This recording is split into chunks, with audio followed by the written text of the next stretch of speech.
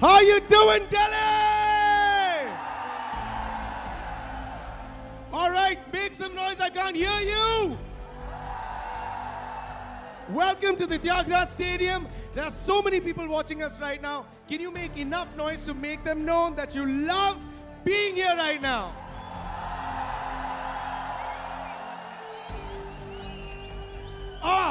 That's amazing. Welcome. Give yourself a round of applause for coming here and watching this experience live. Everybody, welcome to PUBG Mobile Club Open 2019 Spring Split India Finals. Give a round of applause to all the 16 teams that you see right here.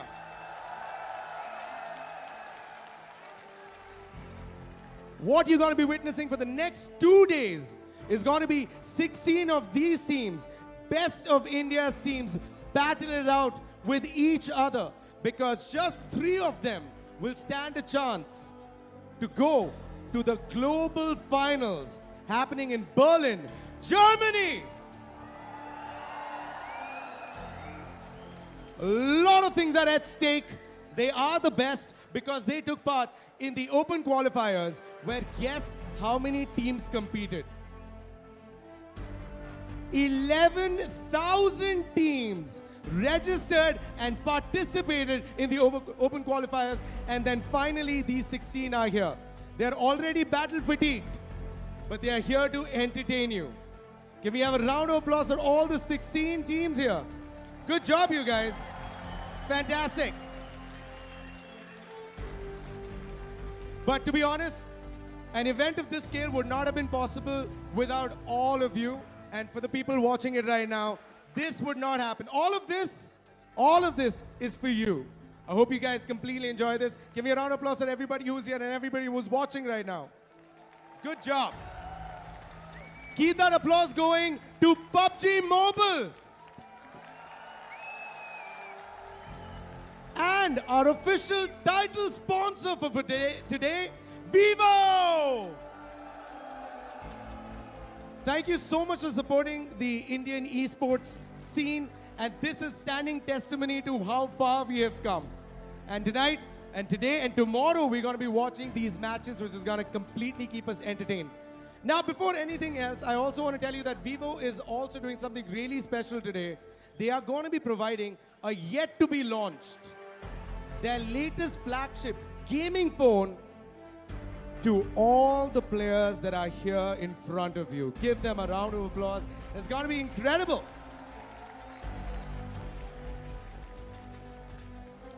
But before anything else, let's take a quick look at the features. Now, why is it amazing to play on the Vivo Z1 Pro? It's because the Vivo Z1 Pro has a Qualcomm Snapdragon of 712 processor, and then also a multi-turbo feature to give you an ultimate experience while playing PUBG. Tag that up with a 5000 milliampere battery, तो रात को आपको charge करके खेलने की ज़रूरत नहीं है. If you're a normal default grip, that's fine. ये claw grip में जब problem होता है ना, I understand. It's no more भाई यार 2 मिनट दे दे यार मेरे को charge करना है, and then पैंट से कोई पेल के चले गया. No more of that's gonna happen. Once again, give it up for Vivo, everybody. They have been really supportive, and thank you so much for making this possible. But now, let's take a look at the all-new Vivo Z1 Pro.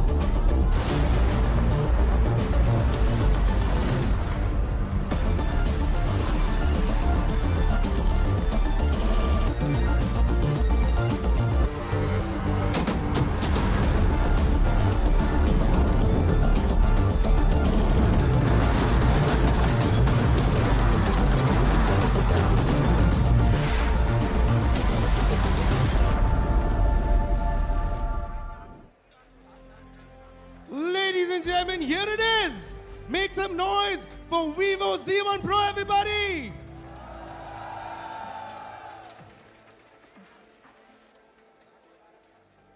Thank you so much for being here. This is going to be an incredible day and 2 incredible days of you watching great PUBG games. Are you guys now ready and excited to get the tournament going? I'm sorry, I'm going to start from the corner. Are you guys ready? Are you guys ready? Are you guys ready? Everybody, are you ready? All right, now throwing it open to our lovely team of casters with Jason Kaplan. Over to you. We're going to show you around for the next 2 days with all the action. Signing off, or do you?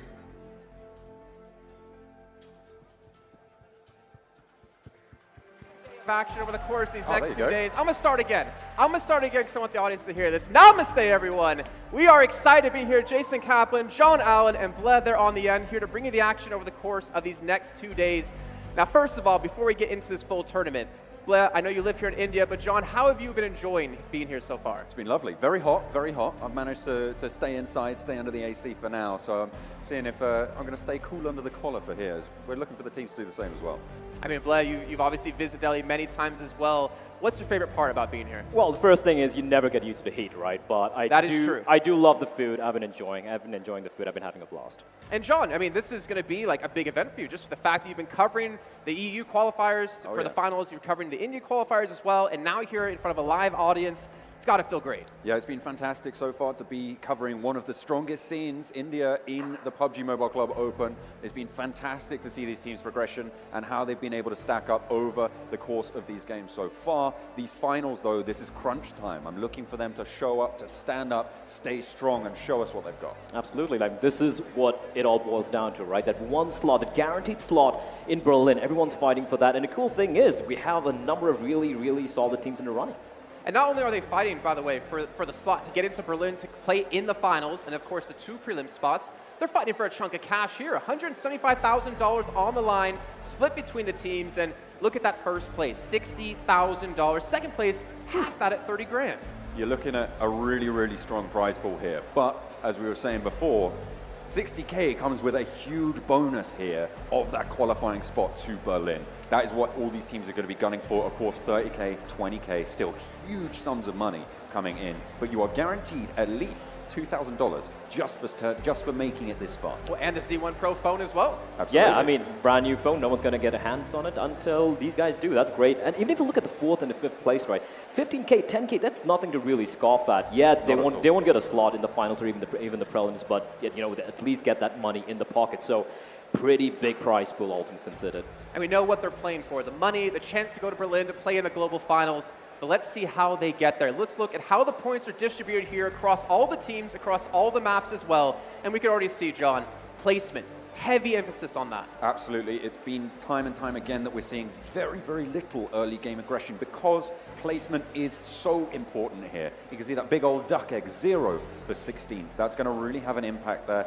30 points for first place. That is a huge bonus. I actually like that. You know, you don't get any participation points over here. It's like, you come 16, you're getting nothing out of this, right? And I appreciate that. But that being said, like, John, we have been talking about the fact that it might be a little slow-paced games coming out because everyone wants to play for placements rather than for kills. But if you're an underdog, you would want to make things a little bit more rough for more of the favorite teams. You might see some aggression coming out from some of the more lower-seeded teams. That's true, although there is a little bit of a shift moving into today's games from the games we've seen before, because, of course, every placement matters. Before, top 16, that's all you had to achieve. Top 24, that's all you had to achieve in the semis and in the group stages. But now we're into the stage where you get one more place, that's an extra couple of grand in your pocket. And the thing is, looking at this, right, these are the 16 best teams in India. You're not playing in a group stage anymore against teams that you can smash, you can completely overwhelm. You're not playing the semifinals anymore where you can still consistently beat these teams. You're against the best of the best. Do you think, John, that's going to change how teams go about playing? I think they're going to stick to their guns. I know a lot of these teams have been practicing. They've been putting in the work. Of course, there's been quite a break since the end of the semi-finals. Indeed. So managing to get those scrims in, get that practice time on board, they should be able to perform, especially on the Z1 Pros. That is true, but here's an interesting fact, right? Many of the teams who are going to be playing today, yes, they've been phenomenal online, but LAN, we all know when it comes to gaming and esports, the holy grail of esports is on LAN. Can you really perform like you did online? And that's when the experience of some of these teams who are like, top placed in the semis, maybe that experience is going to come in handy here. Are they going to choke, or are they really going to step up to the plate? That is a question for the remaining teams. Well, let's actually take a look at the schedule now. The matches we do have coming up today, 6 today, 6 tomorrow, and we're going to be kicking things off on our angle. John, this is going to be an interesting one because if I'm not mistaken, you did say yesterday this was the map most played 50% of the time, and the map that most of the teams out there will be comfortable with. Every day, 2 maps of Erangel. Everybody's going to be super sure of themselves. The question is, who's going to be able to dominate in those important spots? We're looking at Military Camp, we're looking at Pochinki, Yasnaya, all of these hotspots, because that can give you a lot of strength.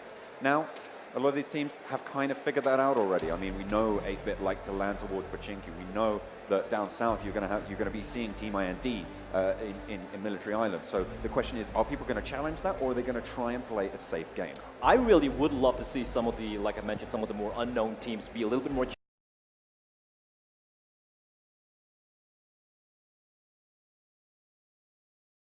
I want to see them kind of throw a curveball, be a little bit more disruptive with the way they play. Because, like you mentioned, some of the more known teams, we know their patterns. We know what.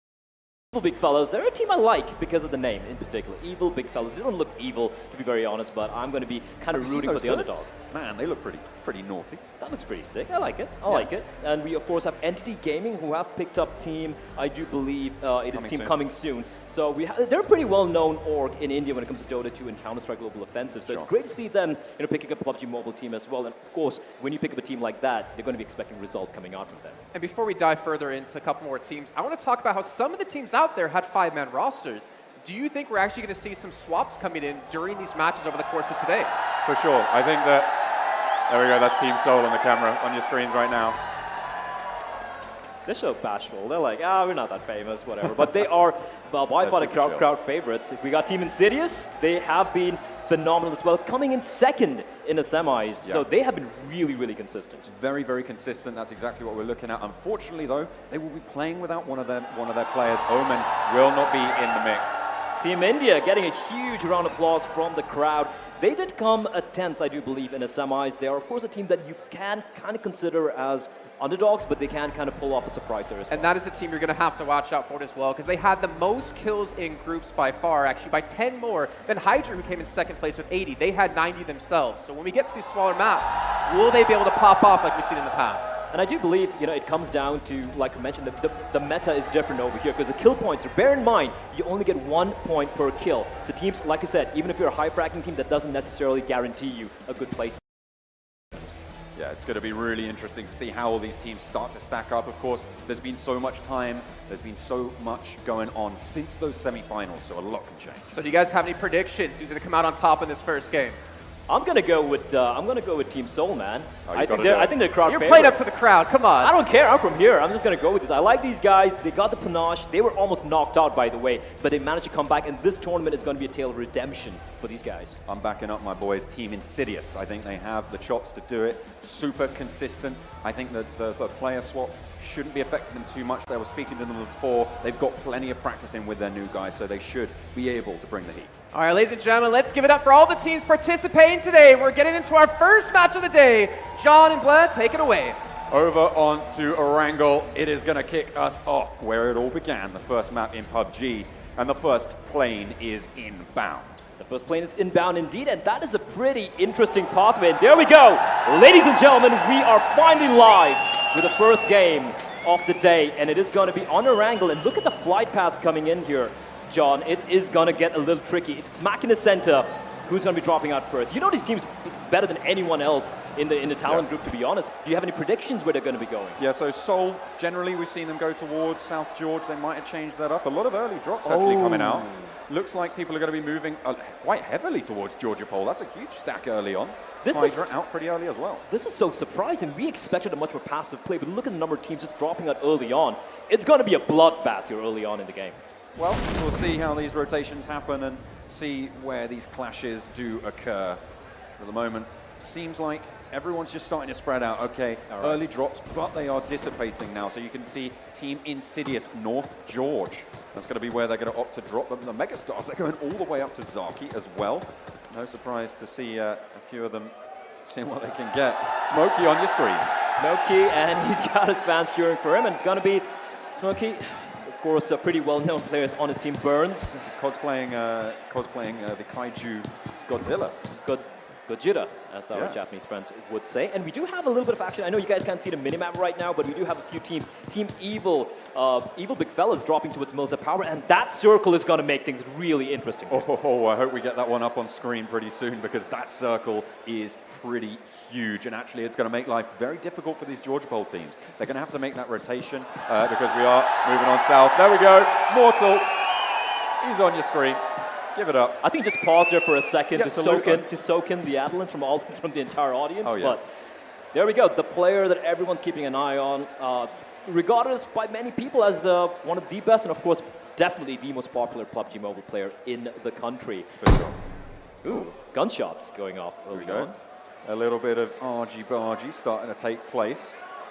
The Tigers, I think they might have just popped off a couple of shots by mistake. Not too sure that one was on purpose. But I really want to take a look at this circle and let you guys see that, because hopefully we'll be able to get that up on screen, because it is a very dramatic shift. It's heavily southern. It's going to be moving over towards the military base. And coincidentally, no one's actually landed there. And no one's really started making their way there. I kind of thought at least one of these teams who are closer to military base, I'm talking about Team RIP or Team India, would probably make their way towards military base, because I'm sure they didn't see anyone drop there. And they are closest to military base right now. They could go there, set up base, get all the loot over there. They're not going to be facing much action, but instead they're going to be playing this a little bit more safe. Yeah, they're going to be just chilling for now. You can see they're looting up just north of the bridge for us at the moment. Everyone still staying very far apart. This was expected. This is what we were looking for. No one wants to go for those early fights at the moment. School very much held down at this stage. These early circles, they do take quite a long time to come in. You can see there's still a minute and 17 seconds left before this first circle even starts to close. That's going to give the teams up in the north some time to rotate, but they do need to be thinking about getting those vehicles and figuring out those rotation paths. I'm a little worried about Team Megastars. So they're way up north towards Zaki. And I hope they have found a vehicle, though it can get a little tricky finding a vehicle in that part of the map. So even if they do find one, they're going to be facing off against a lot of teams who are going to be battling to make their way into the first circle of there. So they're in a rough spot. Yeah, my main thing that I'm looking at the moment is this eastern cluster of players over towards Milta Power. You've got Darku, Team India, Godlike. I think there's there's 4 teams there as well. Who else have you got? You've got Evil Big Fellas. There's 4 teams that are all going to have to make that rotation westward. They're all going to be contesting this bridge and potentially even contesting over on the mainland towards Rip Official. You would kind of favor Indian Tigers in this particular scenario. They're having the top fraggers throughout the group stage and of course semis as well. So they would be the team who these guys would be kind of worried of facing off against. And so far we do see Team India and Godlike, they are within spitting distance. They're very, very close. A lot of these rotations, they've yet to come through, so once they start to come out, then we're going to see some shots start to pop off as the first circle is going to start to close in about, well, right now, as it is going to come through. A really heavily southern circle, though, means that the next circles are going to be pretty easy to predict for a lot of these teams. You're essentially on a 50-50 gamble if you're going to military base or to the mainland. So at this stage, making that cross maybe not the best idea. You might want to secure some of the boats, some of the rafts there so you can make that fast rotation, especially if you're over on the eastern side. I do see Team India slowly moving towards the coast there, towards the bridge. Now, are they going to make a play for this is the question, because like you mentioned earlier, John, there's so many players gathered together. And this could get a little tricky. It looks like we do have a little bit of an issue here. It shouldn't be too long, to be honest. Yeah. Okay. It looks like we're going to have a couple of tech issues. We'll take a breather for now. Not too sure if this game will be continued. I hope it will. But yeah, I really like the circle. I really do enjoy the circle. I don't think they've shown it yet on the main screen, but it's a very interesting circle, and this is going to guarantee a lot of bloodbath happening early on in the game. For sure. I mean, it's gonna maybe push it towards the phase 4 compared to phase 5 where we normally see it, because it does just shrink the effective land inside the circle. The less land mass you have, the more likely it is to get those early fights. Indeed. For now, though, I'm not too sure. I'm not too sure if this game is gonna get restarted. I hope it doesn't, because, like I said, I mean, this is so cool if you look at the way the team is set up, but it looks like we might have a restart because we can see the circles shrinking down right now, John, and no one's really moved yet. So I do believe we might have a restart of the game coming in here. Yeah, it does look that way for now. We'll wait for official word, though, before we call it. Yeah. But it looks like the players are chilling out. Yeah. Megastar's just, lean back. Yeah, I kind of don't think this particular game is going to be counted, but not to worry. I think the restart should be coming in very, very quickly. Let's talk a little bit about the other lesser-known teams here, John. I mean, you do know a lot of these teams who, general public wouldn't be that very well versed with. Yeah, I mean, we're looking at specifically the first team, the top team, the Brawlers coming in from the semi-finals. They are pretty well known, to be fair, but they did have a massive change from the group stages to the semi-finals. Particularly, it's exemplified by one of their players, Frost. 7 kills in the group stages, popped all the way up to 33. That's third place fragger in the semi-finals. That's insane. Huge players. The question is, are they going to be able to step up yet again here at the finals? Speaking of big fraggers, we have Team Hydra as well, who did place a third, if I'm not mistaken, in the semis. And of course, it was all, I would say all thanks to Joker, because if you look at Joker, he came 4th place when it comes to frags in the groups, but in the semis, all the way bottom, and not bottom, but like 23rd, not the best of showing. So he's a player we're going to be having to keep an eye out to kind of perform today if Hydra want to get that coveted spot for Berlin. And one thing we have to keep in mind is when they went from groups to semis, they actually played 4 more matches. So you actually fragged less in more matches, which is a little bit of a hindrance, a little bit kind of scares you maybe when the pressure's on, you can't perform as well, but pressure, this is their moment, right? They have to perform here if they want to make it to Berlin. Yeah, so the thing with Joker as well, very aggressive. We see it time and time again that they are just going to be going for those fast pushes, plays on the flank, plays for position, and is not afraid to take the fight. And that is something that is unique specifically about Hydra, is that they have exemplified that aggression. It was a little bit tempered towards the semi-finals. Maybe the nerves got to them. Maybe they figured out, well, hang on a minute, we actually want to really get to the finals here. We're really going to put in the effort. I actually have a question for you, John, because obviously you obviously watch more NA and EU and the different styles of PUBG mobile meta, so to speak. And do you feel like the Indian meta right now is kind of like a mix and an in-between between a more passive Western meta and the hyper-aggressive Chinese style of PUBG? I think that's a good place to put it. At the moment, certainly towards the start of the tournament, we were looking at India playing heavily around those compounds, playing hard cover to the T. They played it very well, but the problem comes when those circles shift away from you, which meant that teams that got those good rotations more than likely were always going to win out in the end. What that means? That is because outside of those compounds, generally, there's going to be a lot of open space. There's going to be a very difficult cross. So if you need to leave the compound, you are just going to get shot out. You are just going to get plinked away. If you move towards a more terrain-based style of play, using those rolling hills as cover, using the trees, using the rocks and smokes to your advantage, that's where a team can really dominate, because you have so much control over the open space, which is where a lot of the other teams in India have struggled. But now we're at a stage where these teams will have got that advice on board. They'll have been practicing it. They will be able to play that terrain. So I'm really excited to see how the meta has developed towards this game. And the thing is with the circle shifts as well, there's like a term I like to use when talking about this. There's a lot of percentage-based plays you have to make. You have to analyze the situation. Do we try to run by another team within some vehicles to get a good position, or do we take the slower route, go around them with less a chance of getting, firefights, but more of a chance of getting there safely without losing a player? Is that decisions they have to make here in the middle of the game? Yeah, it's really, really impactful.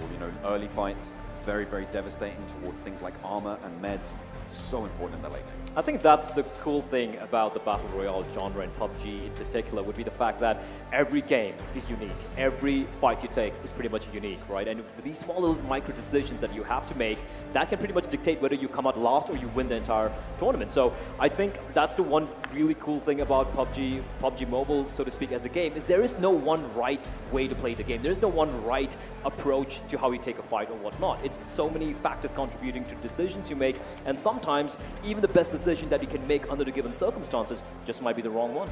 Yeah, it's a game of numbers, and that's exactly why we put 12 games on the board for this final, because you will get in those situations, yes, but if you are consistent, if you can put up those numbers every single game, even if you take a dip, maybe you finish 12th, maybe you finish 13th in a game, you are still in the running for one of those top spots. Well, speaking of consistency, Team Insidious, this is a team that has been the consistency kings over the course of groups and the semis. You look at Smokey, for instance, 25 eliminations, 3rd place overall within the group stage. Then moving into the semis, 29 kills, 4th place. That speaks of consistency. Now, you did mention John Omen obviously is not playing within the team, but everyone across the entire board has been playing at the same kind of level Smokey has. So I feel like this is a team that you're really going to have to watch out for. But I guess it comes down to the online factor, or not the online, the LAN factor, right? Of the pressure, the audience watching you in the crowd cheering for you, rooting against you maybe. It depends, obviously, if they like you or not. But this is a lot of pressure. But I think Insidious is a team we have to really keep an eye out for. Of course, 8-Bit, a team we see on our screens at the moment. They have put in the effort a lot of the time, and they have been able to come up trumps. If they can get that consistency, that's what's going to see them through today. Well, speaking of 8-Bit, we had some time to sit down and look at them a little bit more. So let's actually take a look at 8-Bit.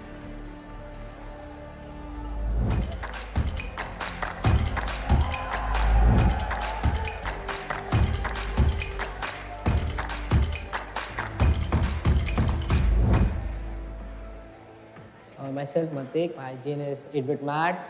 I play for Team 8-Bit and I'm from Mumbai. My name is Satyam Saigal. My in-game name is 8-Bit Ryzen.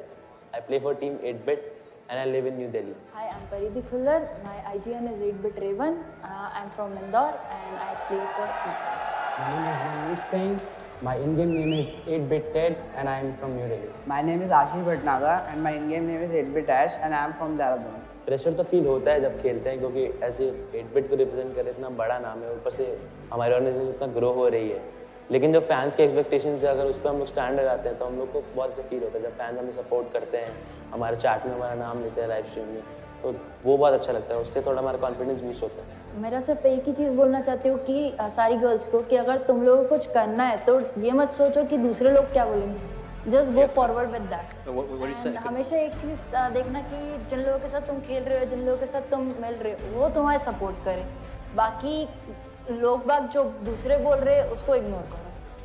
Actually an assaulter and I actually prefer an AK and a DMR like Mini 14 or something. मेरा role assaulter है. मैं basically prefer करता हूँ M416 और AKM, क्योंकि M416 से आप लोग लॉन्ग रेंज में अच्छा स्प्रे कर सकते हो और AKM से क्लोज रेंज में आप लोग अच्छा क्रॉसफायर फाइट कर सकते हो. So I prefer M4 and sniper, mainly AWM या Kar 98.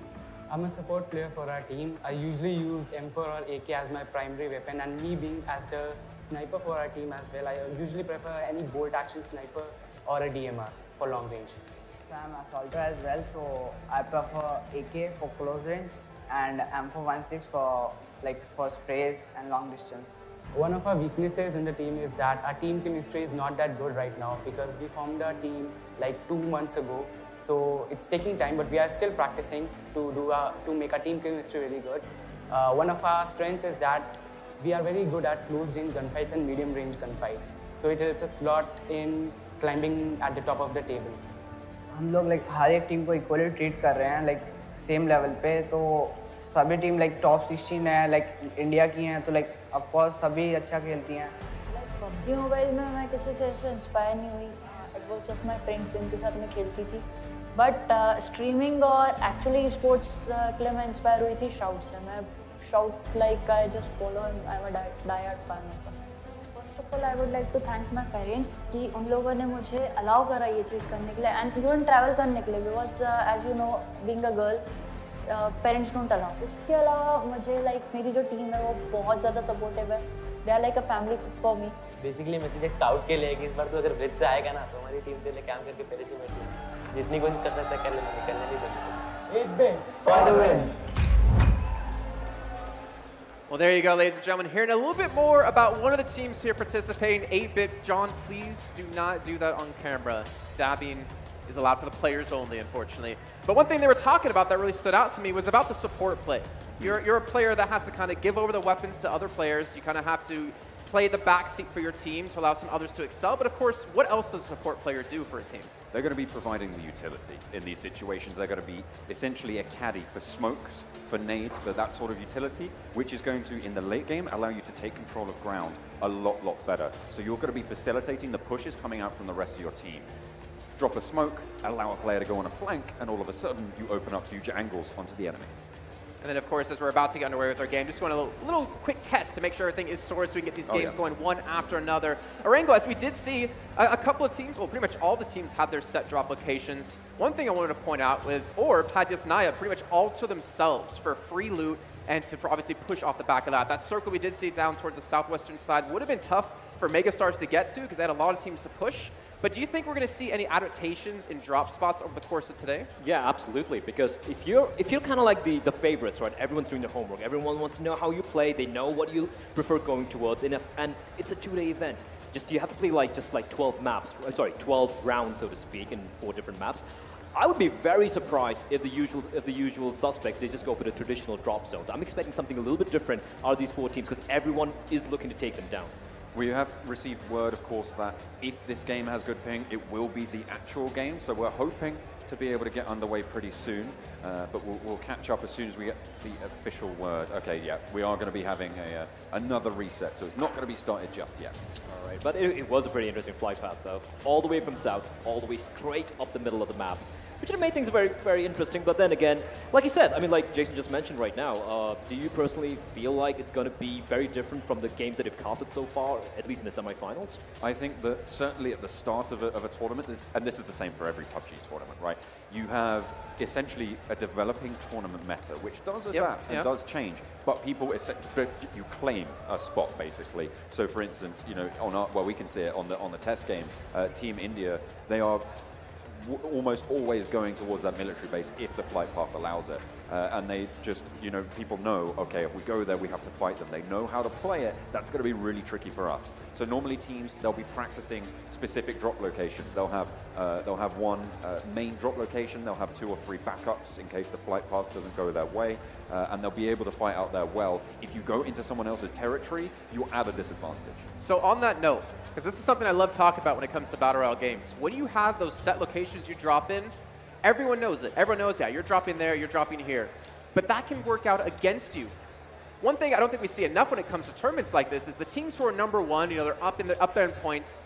If you're a team like in 16th place, or maybe you're a team in 4th place and you have a large gap to overcome, with your drop location being preemptive and being given away by the fact that you consistently go there, will teams start to challenge you? Because we saw before, you get last place, you get nothing. You get 0 points. Absolutely. So that's a good way to close the gap between first and anyone else. Absolutely. And if I was any of the 16th place teams, for example, I'm looking to be as disruptive as possible, right? Like, you know, for example, you know Team India like going towards military base. I'm just going to make life a little uncomfortable for them. And the thing is, it's going to come down to a game of who's going to blink first. Team India is going to be like, oh, we see another team coming down towards base. Do we really go for it? Do we go for the fight because we are the better team, at least on paper? Or do we kind of like go away from there and play it a little bit more safe because we have more to lose? I want to see more of that coming out from this game. But that's the thing. With the point structure as it is, placement is so important. Now, this means that, in general, fighting is a bad idea. Just sort of almost universally. Fighting is generally not a good thing. Exactly. You know, in games and in life. Who needs violence until phase 5? Exactly. But you're looking at all these teams, you know, you might want to play disruptive, but you're taking a fight at a disadvantage, first of all, because it's not your home territory, and second of all, a fight that, even at the best of times, is going to be a 50-50. Do you really want to stake your game on a 50-50 Well, if you're flip? a team that's not even in contention for the top 3 places, Why not? say why not? Absolutely. And the thing is, right, you might be practicing as much as you can in scrims and playing against, amongst yourself or amongst friends or whatnot, but it's a very different ball game when you're actually putting into practice against teams of the caliber you're going to be facing off against today, right? So you might have all the practice in the world, but in a real-life scenario like today, when everything's on the line, it just might fall flat as well. So you just can't rely on practice all the time. You want to go to your comfort zone, your comfort area. But I completely agree with Jason that, if you are kind of the underdog team here, you want to make life uncomfortable for the favorites. I think that we'll see a lot more of that tomorrow. As we see teams isolated towards the bottom end of the table, they'll probably be going for those more aggressive, dynamic, off-the-wall plays. Well, as you are seeing a couple of teams leaving the stage really quickly, we are having some technical issues, which should be sorted very, very quickly. So in the meantime, we're going to head to a short break, and when we come back, we're going to be kicking off our first map.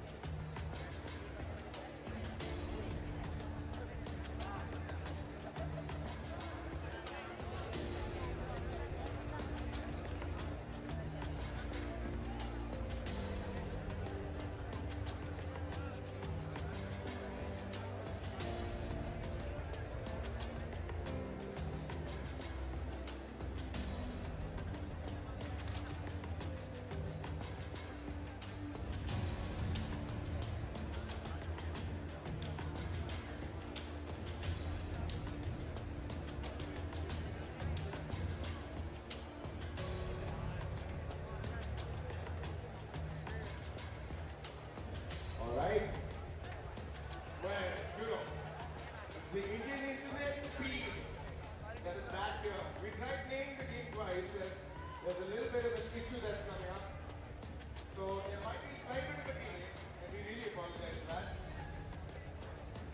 Oh, hi. You said hi to me twice already. One second, 4th time now. That's 5th time now. Hi, what's happening, huh? So sweet, thank you. Hi. I hope you guys are nice and energetic. I mean, we try not to conserve your energy. We would need you to be a little more energetic when the data comes back. And if you want, you can try playing PUBG right now. Just, do you have internet? Is it working? Do you have internet? No net. Does anyone have net here? You have internet. Okay. Awesome. Why don't you tether and then you play here? Oh, you're all so nice. Nice to meet you, man. Thanks for that. Huh? क्या चला?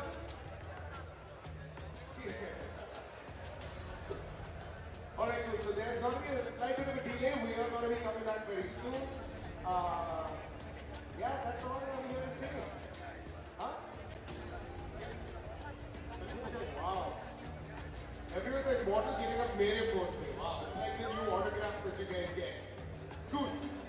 So keep your energy conserved. We're going to come back as soon as possible. Try to figure what's happening. If you want to do, if you want to go to the restroom, I'm sure it's out there somewhere. Alright, we'll see you as soon as possible. I'll come back and tell you when we start the game. Thank you so much for being so supportive and thank you for being very polite and not being rude. Give yourself a very polite round of applause. Polite. How do you do a polite round of applause? Lovely. Very polite. Very good. Very good. I'm going to see you back very soon as we fix this up. See ya.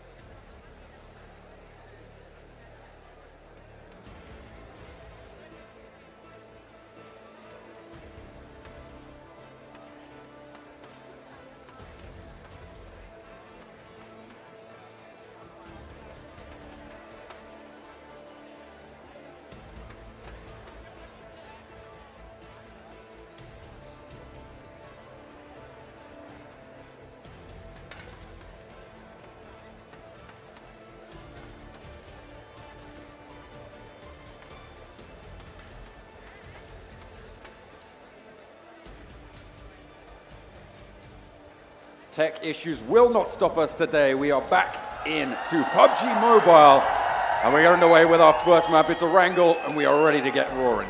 Yeah, jumping it straight into the action. We do have Soul Mortal looting up. He's got a few guns in his backpack. He got a level 2 helmet as well. And there we go. This is what we want to see here, John. We do have the minimap up there. The flight path is all the way from the bottom of Military Island south, all the way up the middle of the map towards north. And we can see Team India. We spoke about this earlier. They like playing towards military base, but they this time around might have some action against Team Pain.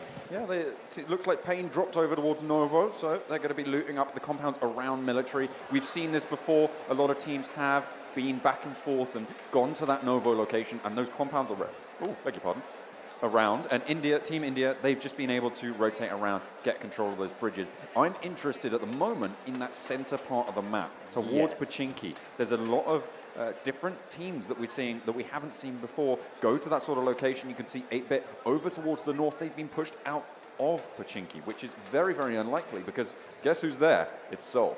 It is Seoul indeed. They're smack in the center of the map, right next to school, if I'm not very much mistaken here. And they would be the one team everyone would be looking to avoid at the moment. There we go, Team India towards military base. We see Trance running around on the rooftop, looking to find some of the tasty loot. His teammates all around him as well. And we can see Ronak, he's on top. He can actually take the shot here. He spots out a player. He's not going to give it away. He's playing the smart. Like we mentioned earlier, John, if you're the favorites here, you don't want to give any information to your opponents. No, certainly not. Would be very, very difficult towards Rosok. Ready he goes. He's going to go for the shot. Going to land it. Already gets the knockdown onto Frost. The Brawlers, they are taking some early casualties. The crowd loves it, and that's going to be Frost down. You see his teammates coming in to try and rest it, but he's all alone, and it is going to be Iconic, who has made his way pretty close by Frost, staying alive here. The question is, where are the rest of the Seoul players? I can't see anyone here in the vicinity, but Ronak, he's in such a great spot. He has got the overwatch. He is pretty isolated from the rest of his team. They're just a little bit southeast for the moment, but with the control of the high ground, with the control of the hill, they can just rotate in if he needs the help. And he's all alone. We can see Doc and Iconic making their way to help their teammate who has been downed. And would you have thought of this? Team Seoul facing off against Brawlers early on, the first fight of the tournament. And we can see Ronak, he's going to reposition himself. That is smart from him, because they do obviously know where he is. And it looks like Doc will be able to res Frost. You still don't see any player from Seoul backing up the teammates. So what this says to me at the moment is that Seoul, they know they've done the damage. They've already got a knock onto one of the top players in the tournament. Remember, Frost, 33 kills in the semi-finals. And he is now, so he's now managed to get up. He will get healed through, but that's going to deplete armor. That's going to deplete meds. And we know how impactful those can be towards the late game. And especially against one of the tournament favorites, Team Brawler. So I think Seoul's going to be pretty happy with the way that one played out. Team 8-Bit, we saw these guys. We saw their interview. A bunch of lovely, well, I think it was a mixture of very young players and some people who were a little bit older than them. I really liked that interview as well. And they're going to be going towards Watertown. But then we have Mr. Cartoons, a pretty popular player in the scene. Yeah, heavy fragger, one of the top scorers in the tournament right now, playing for, of course, Team Insidious. They're going to be making a little bit of a bid towards, they are just moving over towards North George at this point, but everyone on that military island is going to start to have to shift on up. Of course, we've got Seoul straight in the middle, trying to zone out Roshok, but I'm really looking at Team India and Team Pain over on the south there, because they are going to be clashing around this bridge. It should be happening right now, if I'm very much not mistaken. They're looking to cross over to the bridge, and right now, bridge control is with Team India. I don't think anyone else have they been spotted out is the question. We really don't know for sure, but if we look at the minimap, Team India are crossing the bridge right now, and it looks like there won't be any fights taking place here. There we go. They have the UAZs. We have Scout crossing the bridge alongside Kratos. So I love how they're doing this. You can see what they're doing. They're moving their players forwards. They're dropping a player off. They're moving the players up the back. They're caterpillar tracking over the bridge. This gives you perfect cover and the perfect capability to move whilst taking a fight. Indeed, and Team Pain, I do believe they would have spotted Team India crossing the bridge here. And they are instead going to be making their way towards the second bridge, the mini bridge, as some people like to call it. And they will be crossing on over where there isn't really one they're going to be facing off against here. But a few bullets getting rattled off here.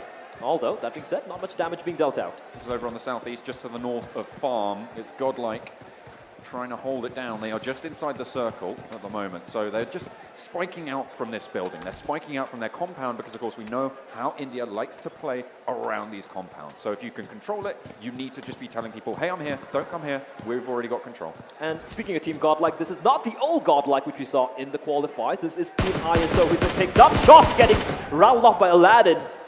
He won't really do much damage there.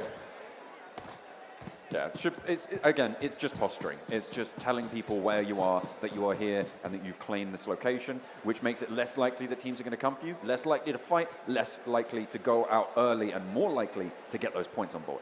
Indeed, and if you look at the south of the first circle, it's looking a little messy. We do have Team Entity Gaming, we have Team India, we have Team RIP, all in each other's vicinity, and things could get very... Look at that, look at the center of the map there. That could get very, very messy indeed. We do see the observers zooming in, and Seoul, they haven't moved, they haven't budged yet so far.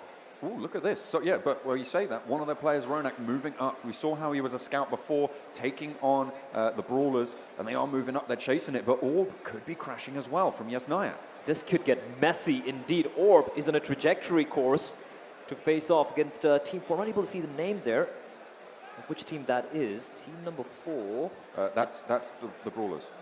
Okay, so Brawlers, and this could get messy. They saw manage to sneak their way through, however, and that's great for them, but this is interesting. Everyone's kind of gathering together, reading the circle, and that's great for them. There's got to be a lot of action taking place at the edge of that circle, and there we go. Shots getting rattled off already. This next circle is actually really huge because it's split right down the middle by the central river. The water, the tip of the lake towards Yasnaya is outside of the next circle. Teams are going to have to make a choice. Do we cross up north? Do we go early and try and find it? Straight slap bang in the middle, very near to 8-bit here. We see the first airdrop coming on in. Of course, MK14, a pretty chunky DMR. Pretty chunky DMR indeed. Meantime, Team India, they're taking the fight here. Long distance duels, and like you mentioned, I do believe this is basically posturing. They don't really have the scopes or the weaponry to really go for the kill shots, but a lot of bullets getting rattled out, and you can see Team Daku in that UAZ, they will manage to not really take too much of damage. Like you said, John, this is about the teams kind of announcing their presence over here. And Team India, like you mentioned, they are a team who love taking the fights. Yeah, and you can see as well, they're playing around terrain. That's exactly what I said I wanted to see from these teams, adapting to a different style of play that can really, really impact here. So not too surprised to not see anyone going down just yet. We're still only in phase 2. We're just having a little bit of a chill out time. 63 players alive. I'm not too sure. I don't think we've seen any kills. Did we see anyone die? I don't think I did. Maybe it was someone didn't load in or someone crapped out. But again, just drive-bys coming through. This is huge south of shooting range. Oh, they're just going for it. Team India, they are chasing down Team RIP. As Kratos, is he going to stick with his teammate? Yes, he is. They're not really go for the full commit, but they will be able to make their way into the circle where they're going to just hold the line here. Make life very, very uncomfortable for Team Daku. Again, people just posturing a lot of the time. That's what we're seeing time and time again. It's not really going for those fights. They're just trying to play that isolation game, play against their meds, play against their armor, and try and shred them down that way. Indeed, we do have Team Soul's Oasis, another very, very popular player in the scene, and then of course Brawlers. They did have to suffer a little bit of casualty early on. This could get very tight indeed. I think they're right next to Insidious here, but with Hydra breathing down their necks as well. They're going to have to go for the fight. Spraying it on down. Iconic looking to land the damage. He's getting some flak chucked back his way, but Hydra managed to scoot on by. Not too much damage found either. That was so risky. That was so risky. That could have been Team Hydra getting wiped out early on right there, or at least losing a couple of players, but they will survive. And now Brawlers, they might have to reposition because now they know where they are as Team INS. They're getting pressurized here. They are being trapped inside those houses. Insidious, they have the look down. They can flush out the back. They do have the vehicles to rotate away, so they should be okay in this situation. But they've got the Indian Tigers as well to worry about coming in terms of this situation. The Brawlers, though, they are a broadside on an open hill. That is pretty ballsy from them, just standing out there in the open. And here's an interesting fact I've noticed so far is the fact that the earliest... Oh, there we go. Daku's Lancer has been taken down. There was a little bit of a mishap there in the vehicles, I think.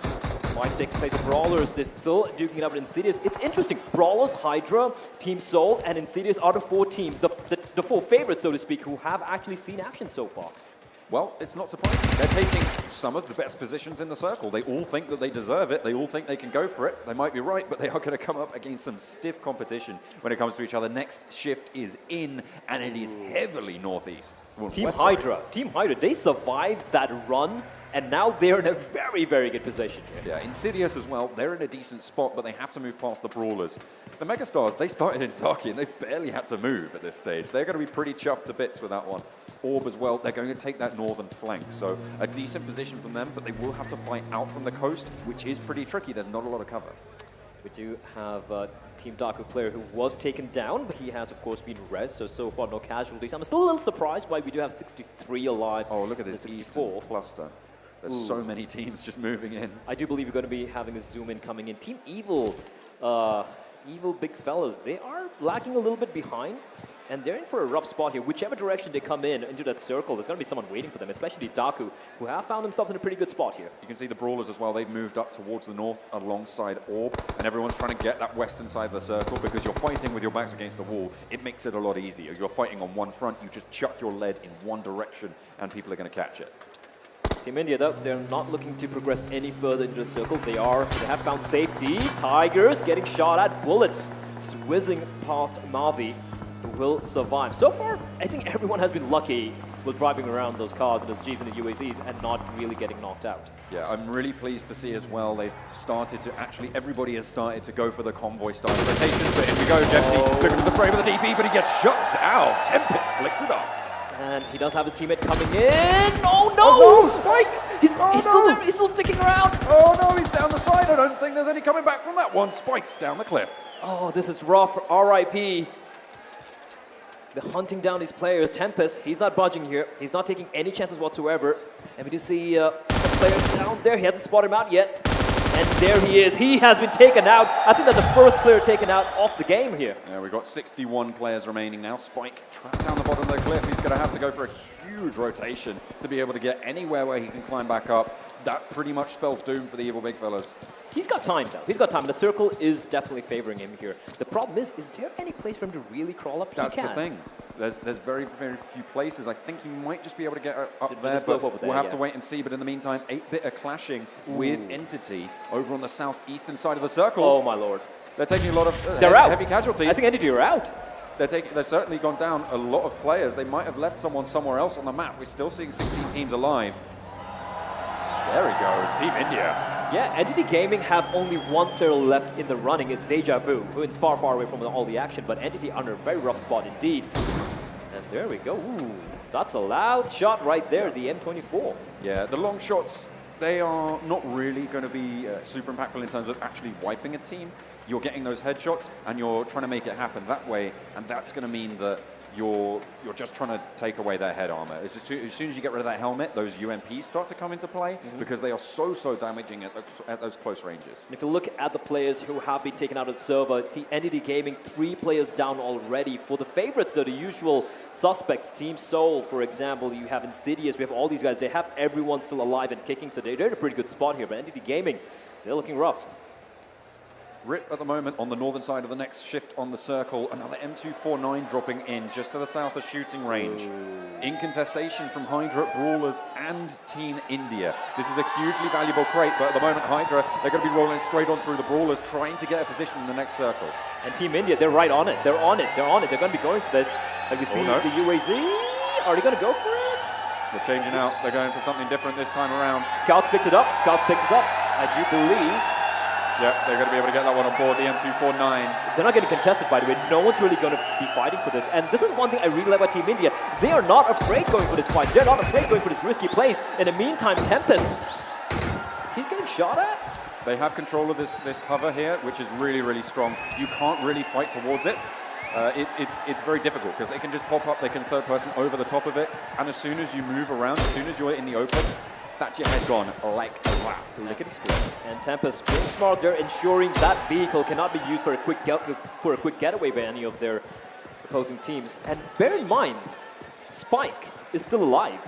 He's still somewhere there on the beach. They are trying to get it done, see how long they can play. 16 teams still remaining. Evil big fellas trying to blow up their vehicles and emptying a whole DP into it. I mean, they got a couple of shots over from Daku as well. as they contest it out. Of course, if you blow up those vehicles first, that means that the enemy won't be able to blow them up whilst you're using them as cover, which will just take you out. Absolutely. So they are already planning and setting up for the end game. It's going to be Aladdin from Godlike getting taken down by Brawlers. Not sure where that's taking place. In the meantime, Team India, they're facing up against Team Pain, and everyone's kind of out in the open. They just have the rocks and those trees to have some cover. We see 2 players from Pain with that smoke to kind of keep Team India at bay, and it's going to be Scout who's going to take down Hitman with that M4 of his. And Team India, they've been doing quite a bit of damage here. Yeah, of course.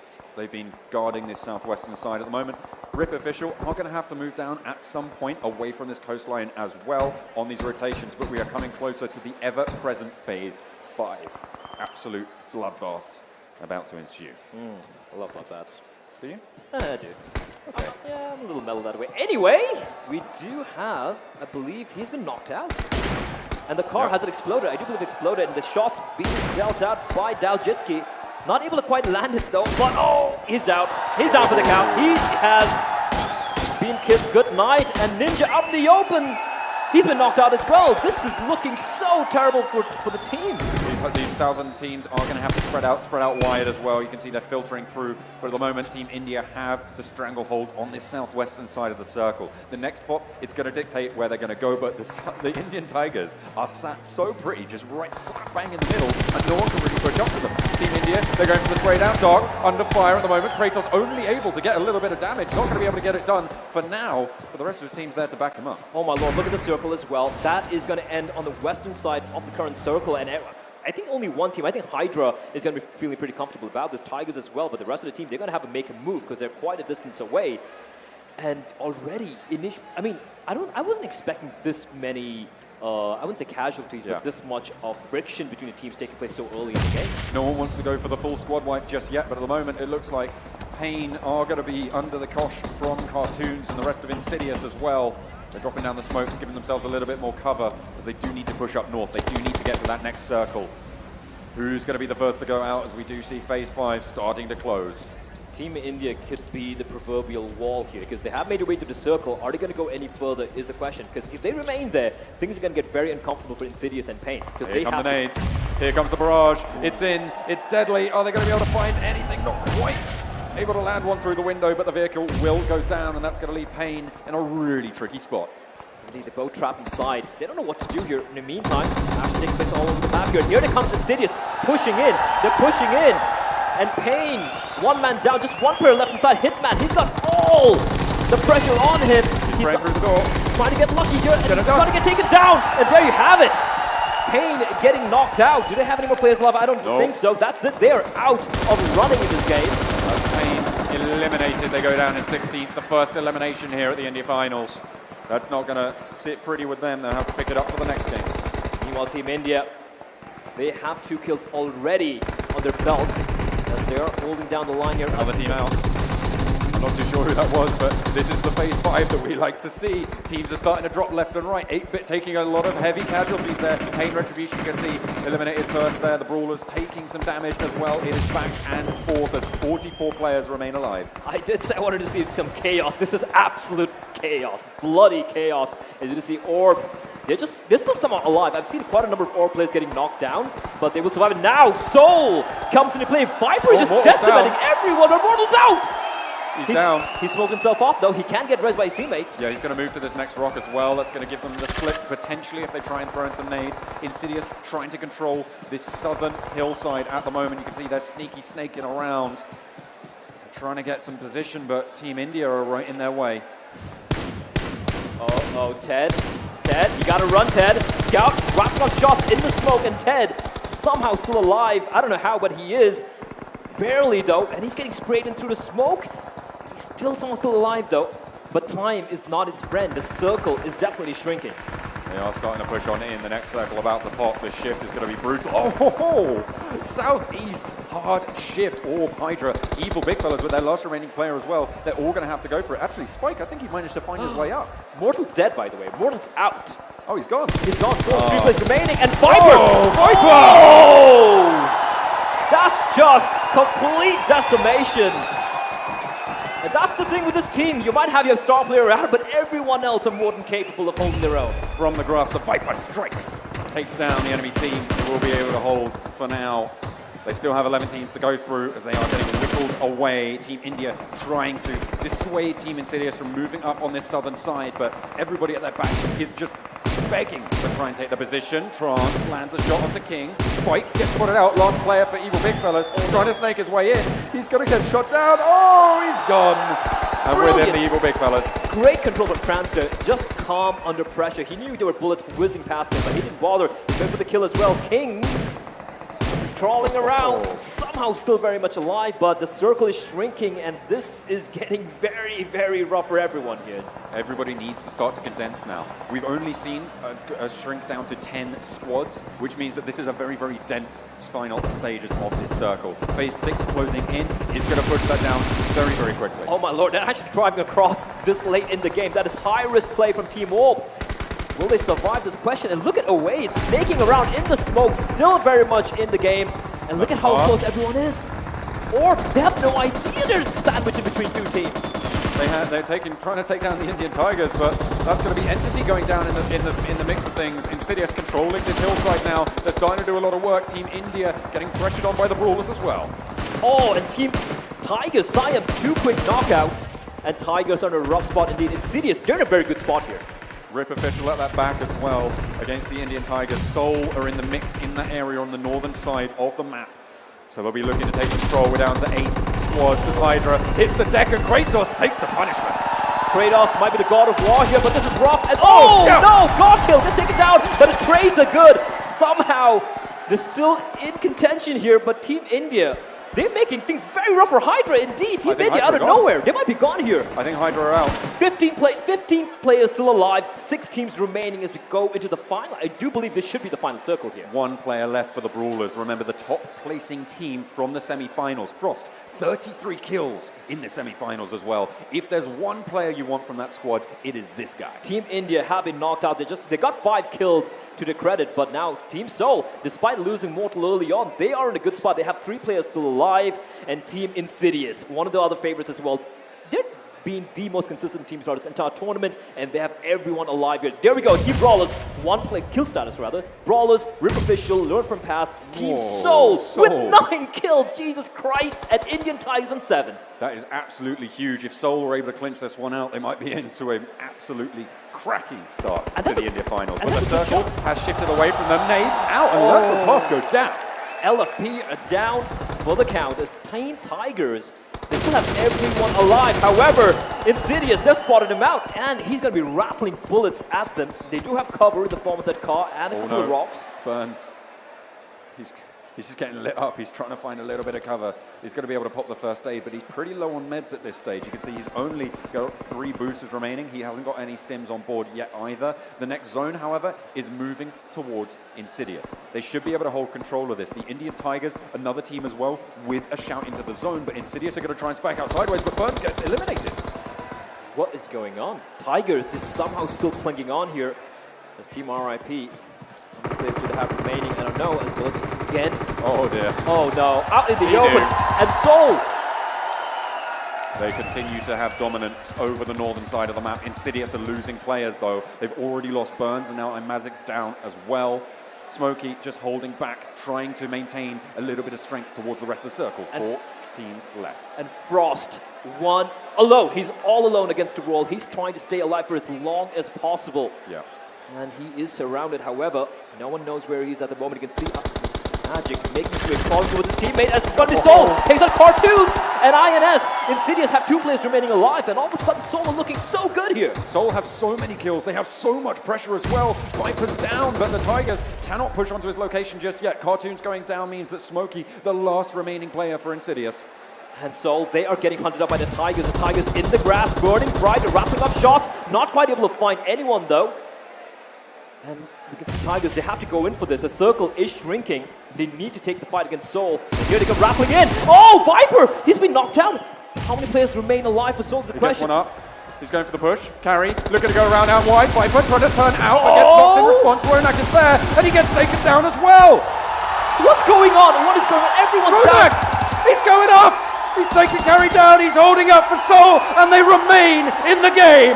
That is insane from Ronak. He's going to res his team as well. Siam, though, is he going to go for the fight here is a question. He can push in right now, but if he delays it any more longer, Seoul's going to have another player up, and it's got to be Siam who's pushing it. He's going for the spray. He finds one, but two more players are barely alive. It's all on Siam for Tigers. In the meantime, there's the Indian Tigers coming in. Seoul under pressure, but Oace and Ronak are there. They have pressure. It's 2 versus 2, but atop the hill, we have the Lone Ranger from the Brawlers. 5 players left alive. 5 players, and there's one guy floating around, not taking any fights. That is That's from Brawlers, Frost. And he's been playing this perfectly so far. He's staying out of it. Don't fight, just win. That's all you need to do. At this stage, everybody's got huge numbers of points on, but at the moment, Seoul, they have so many frags. I'd love to see how many exactly they have, because it's got to be a huge number by now. Double digits, for sure. Here we go, the Tiger Siam. He wants to get that kill. Is he going to be pushing in? He's edging around. Circle shrinking, making life rough for everyone here. Is he going to be going for this? Is the question. They're both just waiting for someone to make a move. Who's going to blink first? This next circle is very, very kind to Frost as well. They're going to have to go up the hill. There we go. The crowd's chanting for Ronak. What's he going to do, though? He's sneaking up in the smoke. Can he edge away? Can he make his way around Tiger's field of vision is a question, but Siam, he has his crosshair trained in a ways. He's ensuring no one escapes here without taking any damage. The thing here for Seoul is they're getting pushed. They're not getting pushed by the circle. The Tigers are. Frost is still in the mix. He's just atop the hill. He doesn't need to go for the fight. This is super smart. The Tigers, they're getting pressured by the blue. They know that they have to breach the ridge, and when they do, Seoul can strike. Look at Prince's positioning. He has the right angle. The second Seoul steps up, stands up to take a fight. They're going to get taken down. And Frost, look at the circle on him. He's got the perfect position. He just doesn't need to show himself. And Frost could pretty much win this all by his lonesome. He doesn't have to participate in this fight. Seoul and Tigers could take care of each other for him. Third party, he comes up, he pops up, Frost goes for the knock, takes Siam down, now it's just Prince, but he's in the blue, he's taking damage, Frost, you need to move forwards, oh, hit the deck, he's right there, oh no, look up, the ball is taken down, it's the fray, it's the fight, Prince is laid down, it's 1 versus 1, Ronak trying to take the fight with Prince pops up, Ronak goes for the spray, and the Tigers take it home! Would you believe it, Tigers, amongst everyone else, they managed to clutch it out. Well played by Frost to come in third there, but my word, Tigers, what a well-played game. That is incredible. They lost so many players early on, and Frost bided his time, but at the moment, Seoul, they went huge numbers of kills, a second place finish as well. I would not be surprised if they came top overall. Insidious, though, they had such a good positioning initially. They had all the 4 players live, unfortunately getting flanked. And Indian Tigers, man, I gotta give credit to these guys. They were taking those fights. They were not cowed down with the big names they're facing up against. What a performance from them, and what a start. Although, that being said, like you mentioned, Team Seoul, how many kills did they have at the end of the game? I think we'll find out in just a moment if we get a look at the scoreboard towards the end there. But if you're Indian Tigers right now, this is how you wanted to start the tournament. Get into that final circle, make it happen. It was not up to them, and the key factor there, Frost. Frost popped up, shot one of the players down, and kicked off. He was the igniting spark that lit the match on the final fight. And one thing I need to bring your attention back to, Frost almost got eliminated as the first kill of the game. Ronak downs him right off the get-go by himself, and he stays alive to the very end, getting them third place, realizing the placement points are so damn important. But as you guys mentioned, the Tigers coming up big, not afraid to fight. What a well-done job by them. Yeah. Some people would probably ask, did Frost really need to go for that fight at the end? Did he need to stand up and take that shot? But then again, in the heat of the moment when everything's on the line, you see that guy is like, okay, I can win this on my own. Sometimes adrenaline just takes on over. You can't blame him for going for that fight. No, not at all. It still amazes me to see him almost be dropped out in the beginning. And the fact that they picked him back up, he got Brawlers on the map. Dropping out at potentially at the 16th place. We don't know what would happen if he did die early on, but getting 0 points, getting that goose egg off the bat, and now guaranteeing the points they did get. Phenomenal job by him. One team I do want to talk about, though, we didn't really get to see much of, was Org. Because throughout the zones, up to like zone, I think it was 5, yeah, zone 5, they had the circle the entire time. And they had, I think, no kills for the most part.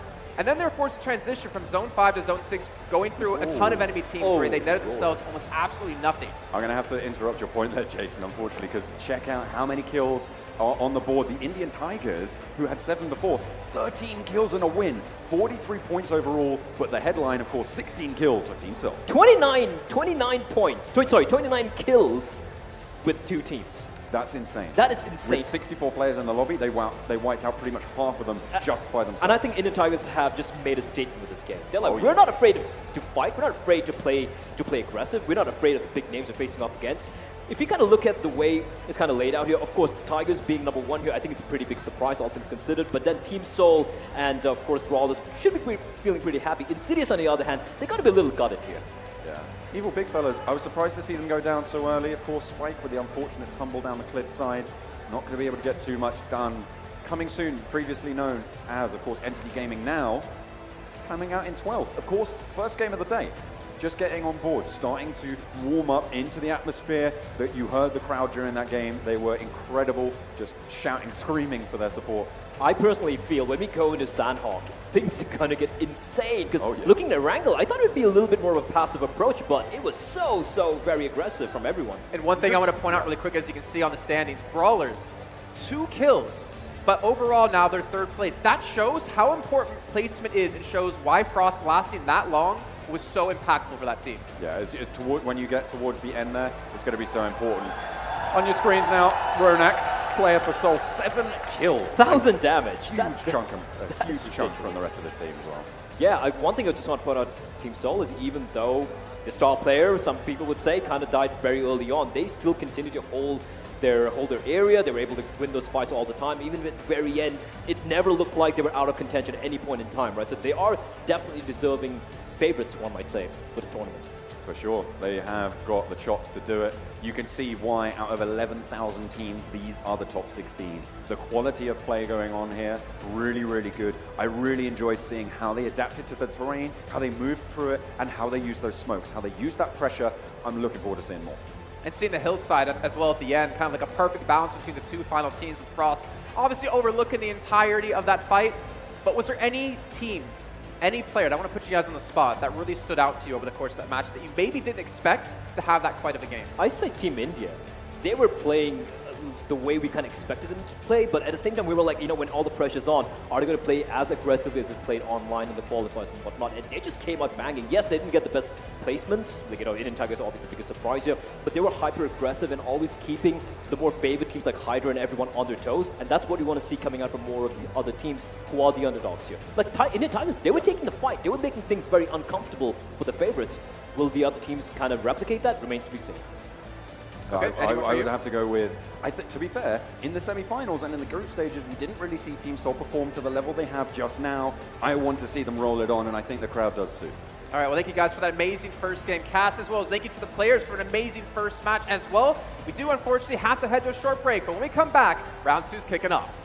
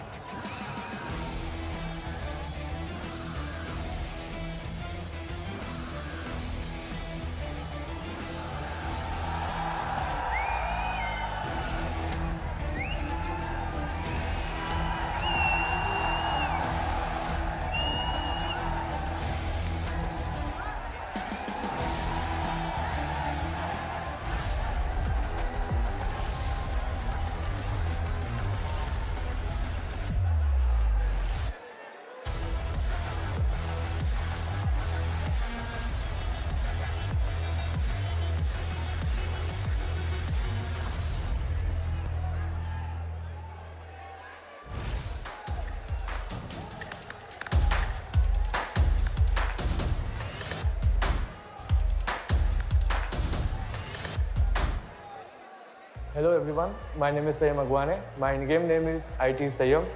I play for team Indian Tigers and I am from Mumbai. मेरा नाम मीत ब्रह्मभट्ट है. मेरा in-game name है IT Prince.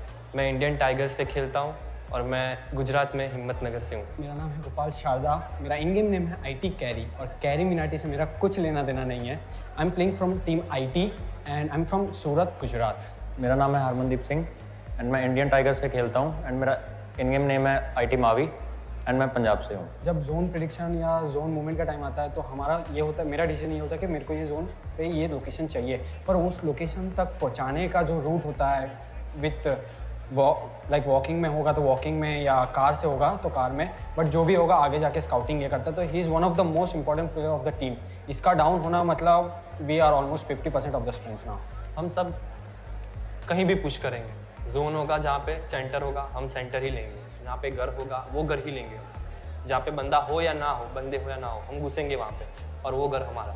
हम बहुत aggressive team में माने जा रहे हैं अभी टॉप 16 में और मेरे ख्याल से वो हमारा स्ट्रेंथ हो सकता है क्योंकि एग्रेसिव गेम प्ले ही हमारा ट्रू गेम प्ले होता है. उसमें से हमारे जो भी चारों प्लेयर हम लोग हैं और जो एग्रेसिवनेस होता है वही हमको स्ट्रेंथ देता है कि like we have the confidence कि हम सामने कोई भी टीम आ जाए, इंडिया की कोई भी टॉप 16 टीम में से कोई भी हो, हम उनको घुस के अंदर मार सकते हैं. पैनिक नहीं हो पाते. The best word to define carriage driving is suicide. If you are gonna sit with him, you are dead. बहुत ही घटिया वाहियात है, बहुत ही वाहियात है. एक्सप्लेनेशन इसकी कुछ नहीं है. आई गेस टीम फाइट्स लेना आसान पड़ता है पर मेरे को ऐसा लगता है गाड़ी चलाना हार्ड है. No comments for anyone.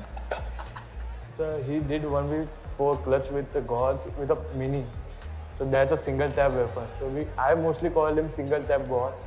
For example, M4 is equal to mini 14 for Prince only. Entity वो भी अच्छी स्क्वाड है, वो भी हमें टक्कर दे सकती है क्योंकि उनमें भी प्लेयर जो है ना ये ले जाओ और ये लोग ये भी बहुत सही प्लेयर्स हैं. ले जाओ, एग्जिस्टेंस, आशिक, वाइट, ये सारे अच्छे player. In game role model is Mavi only. मतलब अगर मावी नहीं होता तो IT यहाँ नहीं होती, गारंटेड. जितने भी मैंने कस्टम्स गेम्स इंडिया में हो रहे थे या प्रैक्टिस मैचेस जो भी थे एयर एंगल्स के, सब में मैंने देखा था तो एक पर्टिकुलर क्राउड एक चीज़ ये बोल रहा था कि लाइक कंटेनर्स, जॉर्जो पुल का जो कंटेनर्स है वो इस टीम का घर है. तो वो घर था, अब नहीं है क्योंकि IT का वो घर है. Georgopol containers is the new house of IT. और जो भी टीम यहाँ आएगी ना बचेगी नहीं क्योंकि यहाँ का चप्पा चप्पा हमको मारेगा.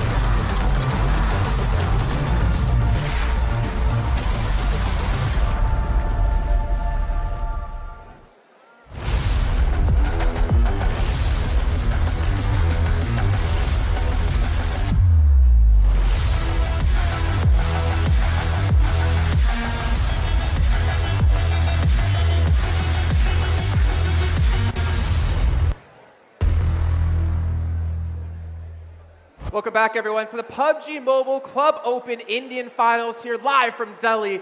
I'm Jason Kaplan once again, joined by a new face here on the desk. Alex, how are you doing today? We haven't gotten to talk to you. Doing very well, better than the last time we spoke. I think the last time we spoke... You couldn't speak was the last time. Yeah, I couldn't speak, tonsillitis. Hopefully this time it goes a little bit better than Jason. It's a little bit taller than Bled we did here have on the desk. He doesn't need a box to be here to see over the desk, luckily for us. But John, what an amazing game one we did have there. Yeah, absolutely incredible. I mean, we knew we weren't going to see too much action until phase 5, but after that, there was still just like tenuous strands of all this fighting going on. It's interesting, one of the things I noted early was the fact that 60 players still alive by the third phase. Typically on these maps, the more open maps, whatever, Wrangle, the most popular ones, where the meta's already formed, you see aggression early. Teams already know where they're going to be dropping and landing, etc., and the formula is pretty much set out. Instead, teams playing so passive, reasons, maybe because of what's on the line, the land pressure, the nerves.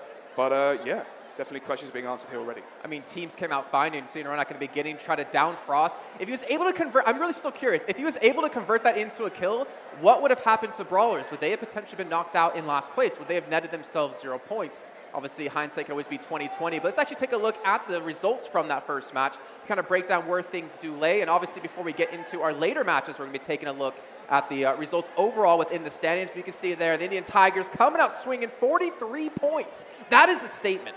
It is indeed. I think for me, the real team that stands out is Rip Official. Coming into the semi-finals, they finished 15th, 13th as well in the group stages, but to have such a strong first map on LAN looks so good and so promising going forward, John. Yeah, 17 points is a very, very good start. We're looking for the top teams to be scoring around that 23-point average. That's what you're sort of looking at in terms of those top 3 spots. So, you know, those top 3, you can see 21, 38, 40, 49, I think it was. Yeah, Huge exactly. numbers obviously coming out on the top end of that. But if you want to be playing with the big boys, you need to be hitting around those 20 marks. Speaking of the big boys, Seoul and Tigers making up 1/3 of all kills in that game. I think 25 kills aggregately together between the two of them.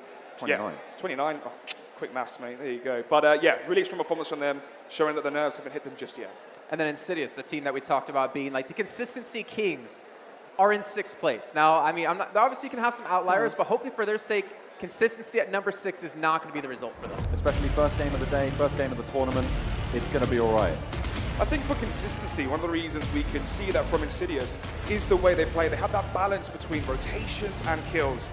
Semi-finals, Cartoons, 40 kills, the most that we saw in the semi-finals. Then you add that with the most placement points as well, 237, Jason. It goes to show they have the balance of skill and the foundations of play. Well, let's now go into Vikendi here. John, before we do fully hop into this game, what do we expect to see maybe differently from what we just had in match 1?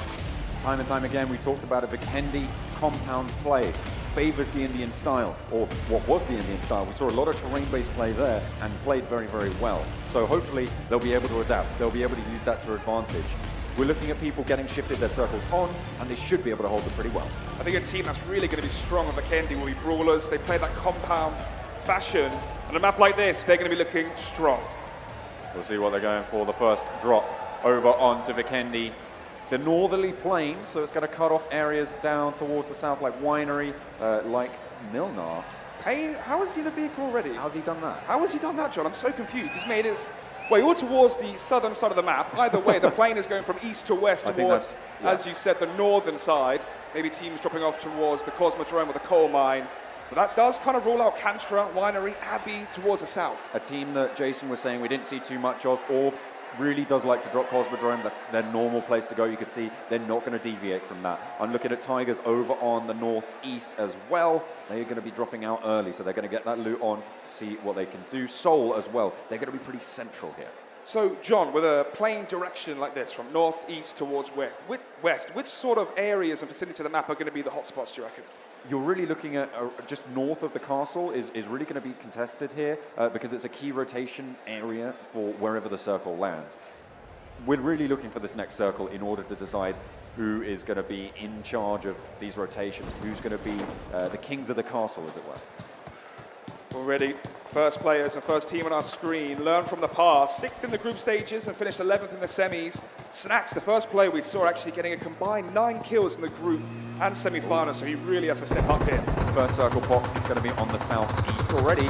Some early compound spiking going on. They're just going to claim their areas and try and, let people know what's going on. Speaking of spike, can't have a same performance as he did on the last one with the car drifting off the edge there. Managed to survive, towards the top 10 at the end. But either way, definitely showing that the land jitter's getting to him.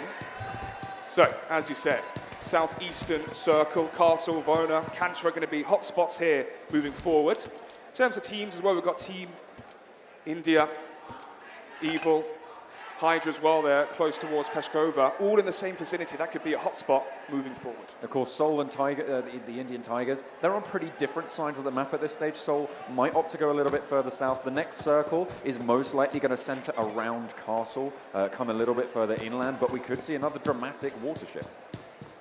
Dark from Team Brawlers on your screens now. As we said, this is a map for Kendi, which should really be playing into favor of this team's play style. Not the most kills, but in terms of the foundations of play, the rotations are strong with this team. And a map like this where compounds are important, getting into good rotational positions, getting compounds, get up, get set up, and ready for the circle to slowly concede. They should be doing very well here. Well, at the moment, 8-bit very, very close to the brawlers on that northwestern side of the circle currently, and Seoul actually rotating towards them to just get a little bit of info as well. We'll see if Seoul are going to be punished for it, but at the moment, learn from past, they're rotating around the south towards Volnova. Still, no teams dying, or no players dying yet. Still 64 alive, 16 teams. It's early days. It's early days, but the pace has been slow so far, John. What do you reckon that is? The map, or maybe just the fact that the circle's landed in such a large space of the map? It's just kind of normal for these early stages. You know, you're only getting 1 point per pickup. Nice little, speaking of pickups, a nice one for Swag. Oh, wow. 2 first aid kits there. Going to be able to get those on board. You're looking to really carry around 3 as a minimum first aid kits, because that's going to give you the power to sustain a little bit more of a fight and potentially drop one over to your chummy if he's a little bit low on the meds himself. Taking a glance now at the minimap, you can see towards the northwest, Entity Gaming, Megastars, and towards the northeast, Orb, Tigers. Obviously, Tigers had such a strong performance in the last one. Currently, after the first game has been done, they are number 1 in the standings. Obviously, it's early days, 11 more games to go, John. Yeah. But yeah, so far, they need to rotate south through Peshkova. Here's some shots going off. I'm not sure if we've seen action so far. Most of the teams at the moment have found their facilities. No, that was just over to the west, over towards Gobramesto. We're hearing the sound, of course, from Ashik. On coming through, but we are going to swap on over Mortal. Hey, it's Mortal. No surprise there as well. The crowd goes wild for it. And the man driving as well. Ronak, MVP in the last map. Obviously, Seoul coming second. They had such a high amount of kills. Maybe they can try and replicate that here again. But they are the crowd favourites. Mortal, Seoul, and there's a lot of pressure riding on them coming into this tournament. Well, they managed to deal with it last time around. 16 kills and a second place finish. That's got to be pretty tasty indeed. Learn from past. Oh, encore. Oh, dear. He's dropped down the side. He's taken a lot of fall damage. Has to get back to cover. Not too happy with that one, Pally. Has got a painkiller, though, so can maybe get above that 75 HP. Evil big fellas had a pretty bad start. Yeah. Maybe they could try to rectify that here. Well, this is the time to do it. They've got a really decent spot here, very close to learn from pass as we saw Encore tumbling down the hill, but they're right slap bang in the middle of the circle, which means they're more than likely just going to be right in the next one as well, and potentially the next few. Yeah, learn from pass as well. Currently have control over towards Volnova in the center of that southeastern circle. So in terms of positioning, John, they're looking very good. What other parts of the map do you reckon would be of use to have right now? I think, well, the main feature of this map is the central river. Around Castle, a huge, huge lake, and so crossing that open terrain, going through that water is very, very difficult to manage. And if you don't have, smokes, you don't have fast vehicles, or you don't have an early rotation, it really becomes crucial if someone's holding it. Oh, speaking of rotations here, John, Mortal and Seoul are going to be coming into contact with Brawlers. 2 of the favourites coming into this tournament. Actually, just a swift drive-by. No shots really going to be sent off just yet. Brawler's going to be going the opposite way as well. Haven't seen the next circle, but it's going to be coming in soon as the blue zone is starting to shift. Megastars are heavily split on their rotation. They've left one of their players out northwest, and the rest of the team are rotating in to try and get a little bit more central. This could come back to bite them. If they go for an open rotation and they lose one of their players, all of a sudden they're fighting a huge disadvantage. Moving into phase 2, still no players have died as of yet. You can see the LAN jitters have shifted out of the first game, and now people are starting to get a bit more reserved and settled into this one. But it could also go down to the map itself. As we keep saying time and time again, you can see now on your screens why the compound-based map, all the buildings teams can set up in, fortify, wait for the circle to come in. Yeah. But then again, it plays into hands to teams with good rotations that can preemptively get into that good spot, get into that good compound, and have the advantage early on. Speaking of good spots, somewhere I'd love to see a finish is Dino Park. I know, it's one of my favourites. It's fantastic. We'd have to see double hard shifts, though, to try and see that sort of a finish. I would love it, of course. Big fan of the... what's your favourite dinosaur? What's your favourite dinosaur, Alex? Oh, God, you know what? I couldn't list names of dinosaurs on the spot. Not really for me. You seem like a dino man. Go on, what's your favourite? I mean... I couldn't do that either. I feel so like why are you asking me that question? I've really run myself up the flagpole on that one, to be honest. But I don't think many of them are going to be looking for their favourite dinosaur. Pretty unlikely we're going to be seeing a finish there. But Seoul, let's thread on towards Daku. Saga able to get away for this, well, just for now. Let's get hit with a few bullets there from Oasis. Thankfully, though, we're into phase 2 shortly. So in terms of med kits and supplies, they should be fine to heal back up to full. As of yet, the action has ceased to come. someone who I want to talk about, a team, Insidious. Well, actually, I'll put that on hold. As left pass, they're clashing with Godlike, and it's Snacks to go down first. Sagar's actually in the wings, but he's not going to be wanting to enter this fight.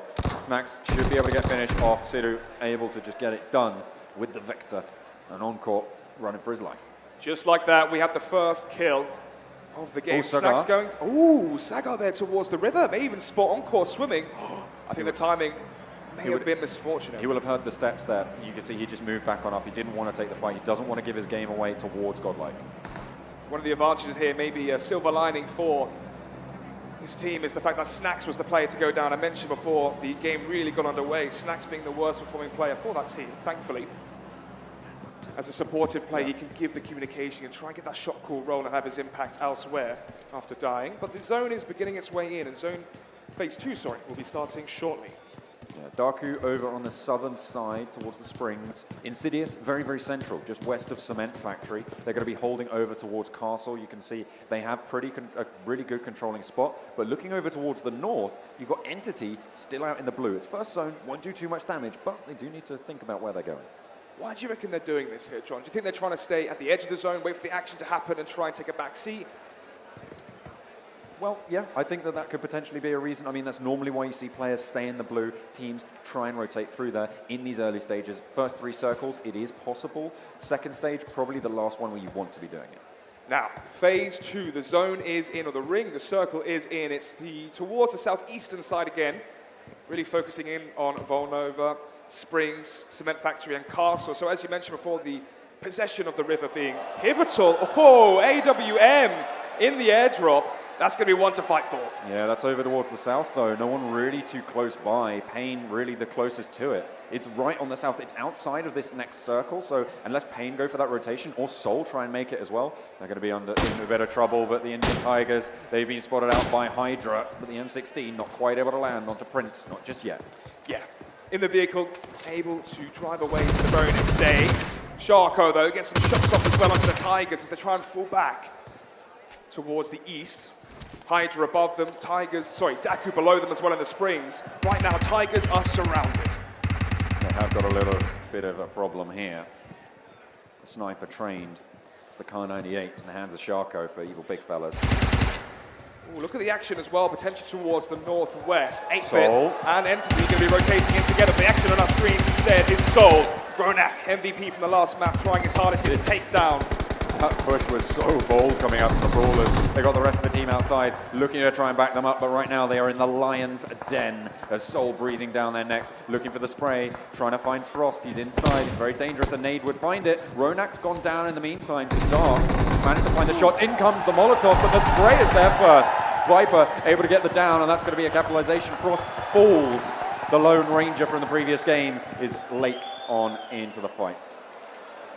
Brawl, though, Nova still inside the compound towards the upper tiers. Has the drop now, the UMP up close. Takes shots down to Mortal, but here he is, Nova King alone in the compound. Low HP there as he comes through. Viper's down, and the spray as well. He gets the kill, but he's downed. Teammates too far away, though, drops a resin. Not going to be able to get on in there. Soul able to hold this compound for now. Really very risky there. What we saw was the Brawlers moving in very, very fast. Soul had the outside positioning, and as soon as they were inside the building, it was siege time, right? It was it was ready for Team IND to, oh sorry, not Team IND. It was the Team Soul to just come in and just pincer them down. Daku, Sega still there underneath the river. Obviously the 16th place team in the semi-finals who's trying to stay alive to get that placing. Still action here between Soul and Brawlers. Top 2 teams coming into this event as well, in terms of which team the fans are anticipating to take the whole event. Well, top 3 teams in the last game as well. Remember, Frost able to stick it out till 3rd place. Oh. Brawlers trying to change their positioning. The flank, they're actually working so effectively. Pain, as you said, from the rear, gets the drop on Soul. Oasis down.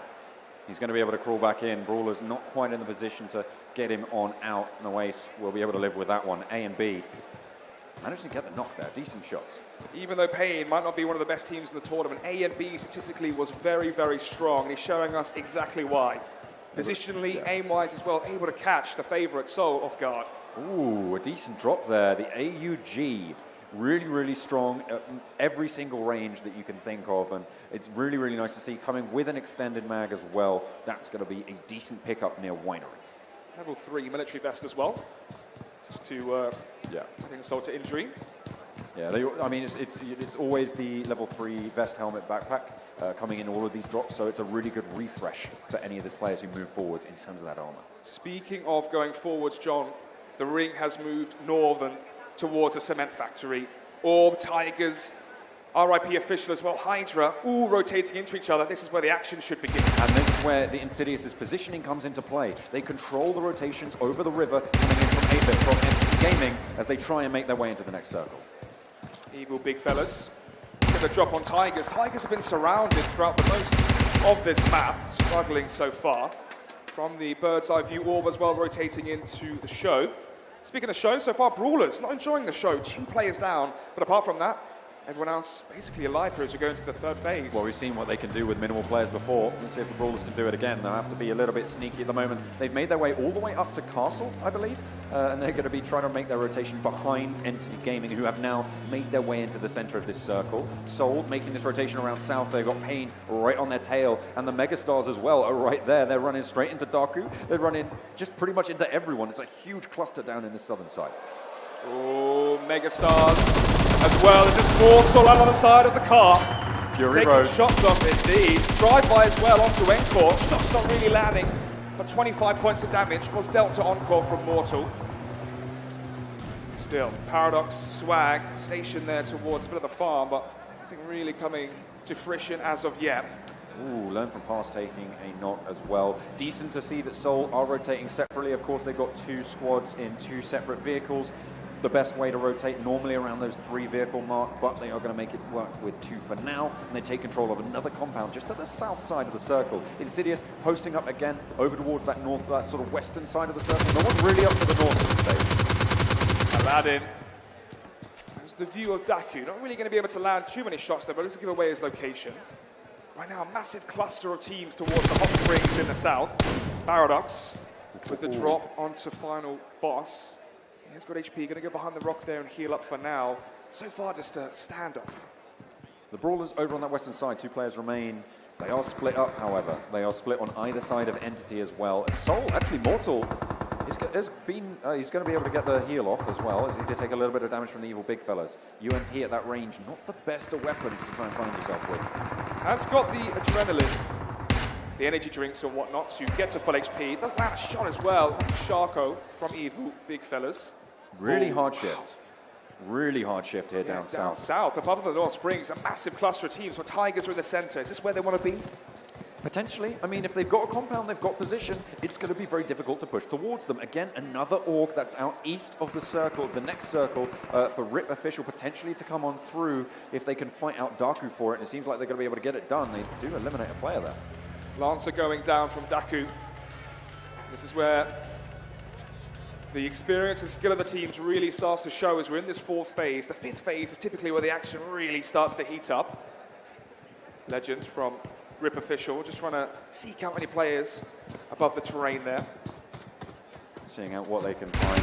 RIP official, they have control of the east, and no one really, again, up to the north, but that's going to change as Insidious do take control to the southern side of the cement factory. Team IND looking to push on through towards the Indian Tigers. Last game's winners, huge kill count coming in, 13 kills for them. They have a really good spot now to do well in this one as well. Mortal spots out a few of the players from Hydra, Joker being one of them.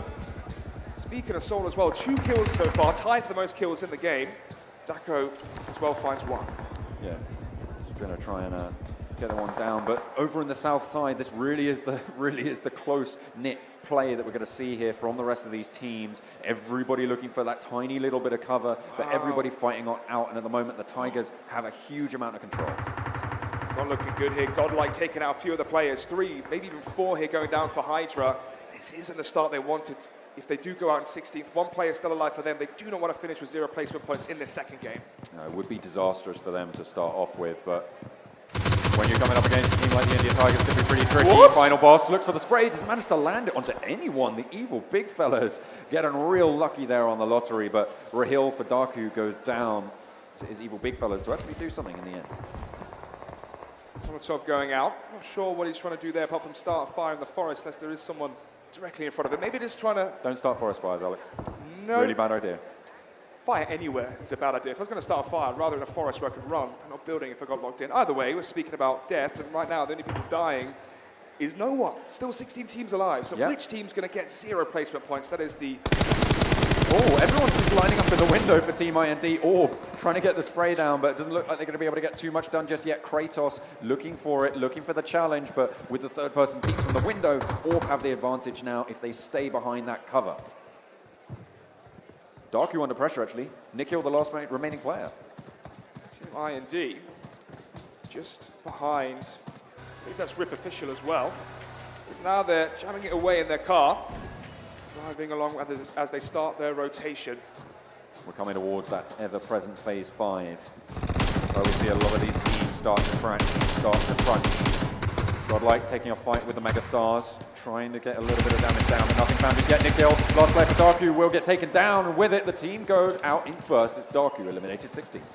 Finished 16th in the semi-finals, and they're going to finish 16th here in the second game here on Vikendi. Obviously, the team that wins this whole event, not only 60K, they also get, or book their ticket into the spring finals championship itself. Look at the shift in the next circle. It's going to zone straight on in towards the Indian Tigers. Yet again, they have position. This is a brilliant start for them. John, do you reckon they can make it 2 for 2 when coming first? We've seen it before. We've seen it happen. See if they're able to do it this time here on Vikendi. As I said, they have the presence. They have the compound. Very, very difficult to dismount them. There we go. Existence. Watch out for the rock. Ooh. Oh, no. Watch out for that one as well. Oh, no. Okay, fine, just People have been struggling today, John, with driving. To be fair, they have just positioned those vehicles in a standard V cover formation around the rock, so that's where they wanted to potentially play to load up. But they're under pressure, very, very close by. It's Hydra, and you can see they're moving their vehicles up to try and leapfrog and split their forces. Insidious from the north, Megastars, Evil Big Fellas, and Godlike from the south. Towards the southeast as well, John. I think there's some action coming up as Pain and their vehicles make their rotations in, but they're going to be met by 3 teams. Team IND again is there. Avi is going very, very low. Bishma gets the spray down, gets the knock. Long range with the UMP and the suppressor as well. Looking for Khan as well. Megastars, they're taking heavy punishment, and they are fighting away with Godlike as well. Aladdin goes down by the Darcia as well, and they are just losing members left and right. Everybody's starting to shoot everyone up. Oh, in the open there, Ash is caught in between the thick of it. Magazine from Entity Gaming raining down hell from above. As Iconic from Brawlers is running in the compound just next to Ash. Oh, no. So he might have the final blow. Oh, but he's taking a lot of damage himself. The Brawlers taking punishment. The Dark is going very, very low. Will get taken out. And it's just Iconic now left for the Brawlers. Oh, Max from 8-Bit still alive as well. A few of the players from 8-Bit really under fire. None of the players are full HP. And it's Iconic in the compound. Brawlers out in 15th place. They're going to go down from 3rd to 15th. What a drop we just saw. They are going to go down early. I'm surprised, though, that Hydra haven't pushed over the hill to take the fight with Entity yet. They heard the shots go off. Surprising, the way that we posted them to do so well on Vikendi as well to finish 15th isn't the best. But Soul. Is that Pain? I think Pain around. Well, yeah, Pain. Actually, I think it is Pain. We'll find out shortly for you guys. Right now, the circle's still closing in. The blue zone getting closer towards RIP official 8-Bit. Pain mega towards the south as well. This is Hydra. Oh no. Bishma through the smoke again at long range. He seems to be so effective with the UMP as well, John. Yeah, shouldn't be able to really get too much damage down at range. The 9mm really not super effective, but seems to be making it work. Aggressive Hydra as well are backing him up. Pain under a lot of pressure right now. But over on the northern side, Insidious as well, taking a lot of punishment. That might have been them out. Insidious are down. This is very, very strange, the results we're seeing here, John. Ash able to get behind the vehicle, but he's got teammates that are downed in that smoke. Hydra going to be happy with this next circle shift. You can see it's zoning straight onto them. They have control of the hillside, very, very close to them. This is going to mean that the Indian Tigers have to move away from this compound that has served them so well up until this point. Prince spots out Tempest, rotating towards the south. Can't quite capitalize off of it just yet. Speaking of going south, Team IND, Orb as well, they have to make their rotation fast as that zone is coming in quick. Orb, actually, we haven't heard too much from them. They've just been chilling around near the edge, trying to see what they can do. All 4 players still remaining. They have that eastern side, but they're behind Seoul. Seoul have sent a scout out into the center of the circle. Awais has made that way forwards, but the rest of the team just hanging back a little bit. Assistance on our screens. Right now trying to work out where the hell the fire's coming from. He's got the Tigers in the north directly in front of him. The red dot of Aid up close. Tigers versus Entity. Which team's going to take this engagement? This is a good smoke coming out from Existence. He knows he's at a massive disadvantage in this fight. He wants to fall back to the rest of his team, so he's lobbing out the smokes, covering his retreat, giving a little bit of a literal smoke screen to be able to go on back, covering himself from the ridge. Nice discipline. 4 kills coming in for Seoul as well. As so far for kills, they've been doing phenomenal in these first games. Mortal as well gets Pain, A and B.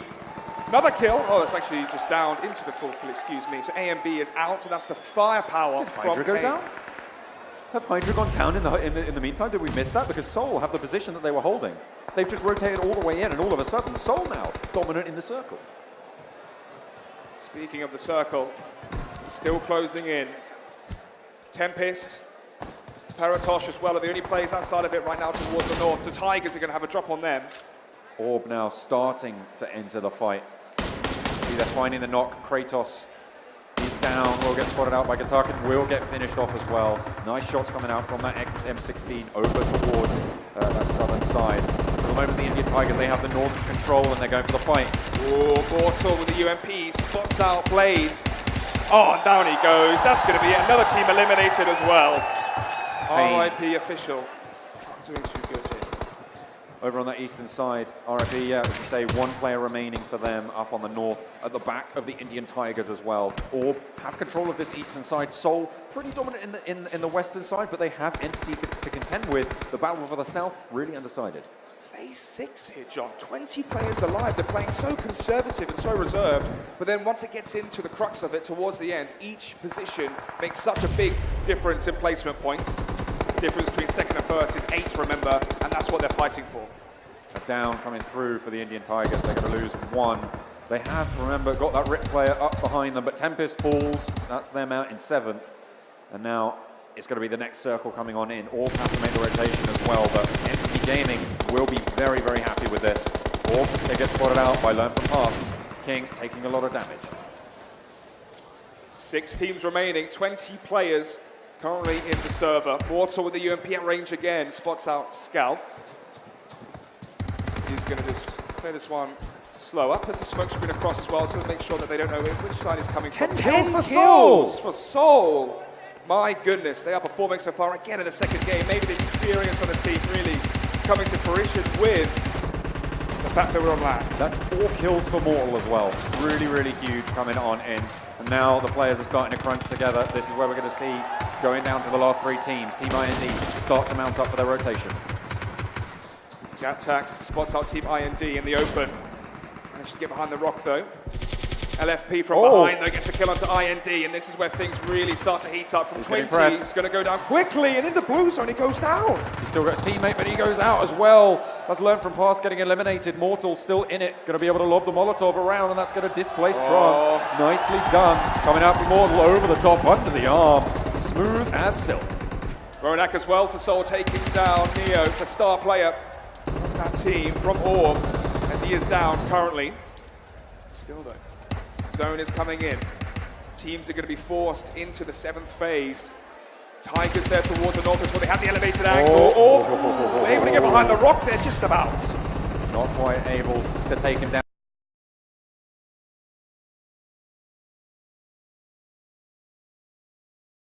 Already Gatar getting taken down by the Indian Tigers, still into very, very strong top place finishes from last game, and they are not done just yet. Orb eliminated in 5th as they get taken down on that rotation from the east. The Tigers now have control of the north. Team IND and Seoul battling out here between the rocks towards the upper terrain, but from behind, this Marvi gets their drop onto Existence, downs him as well.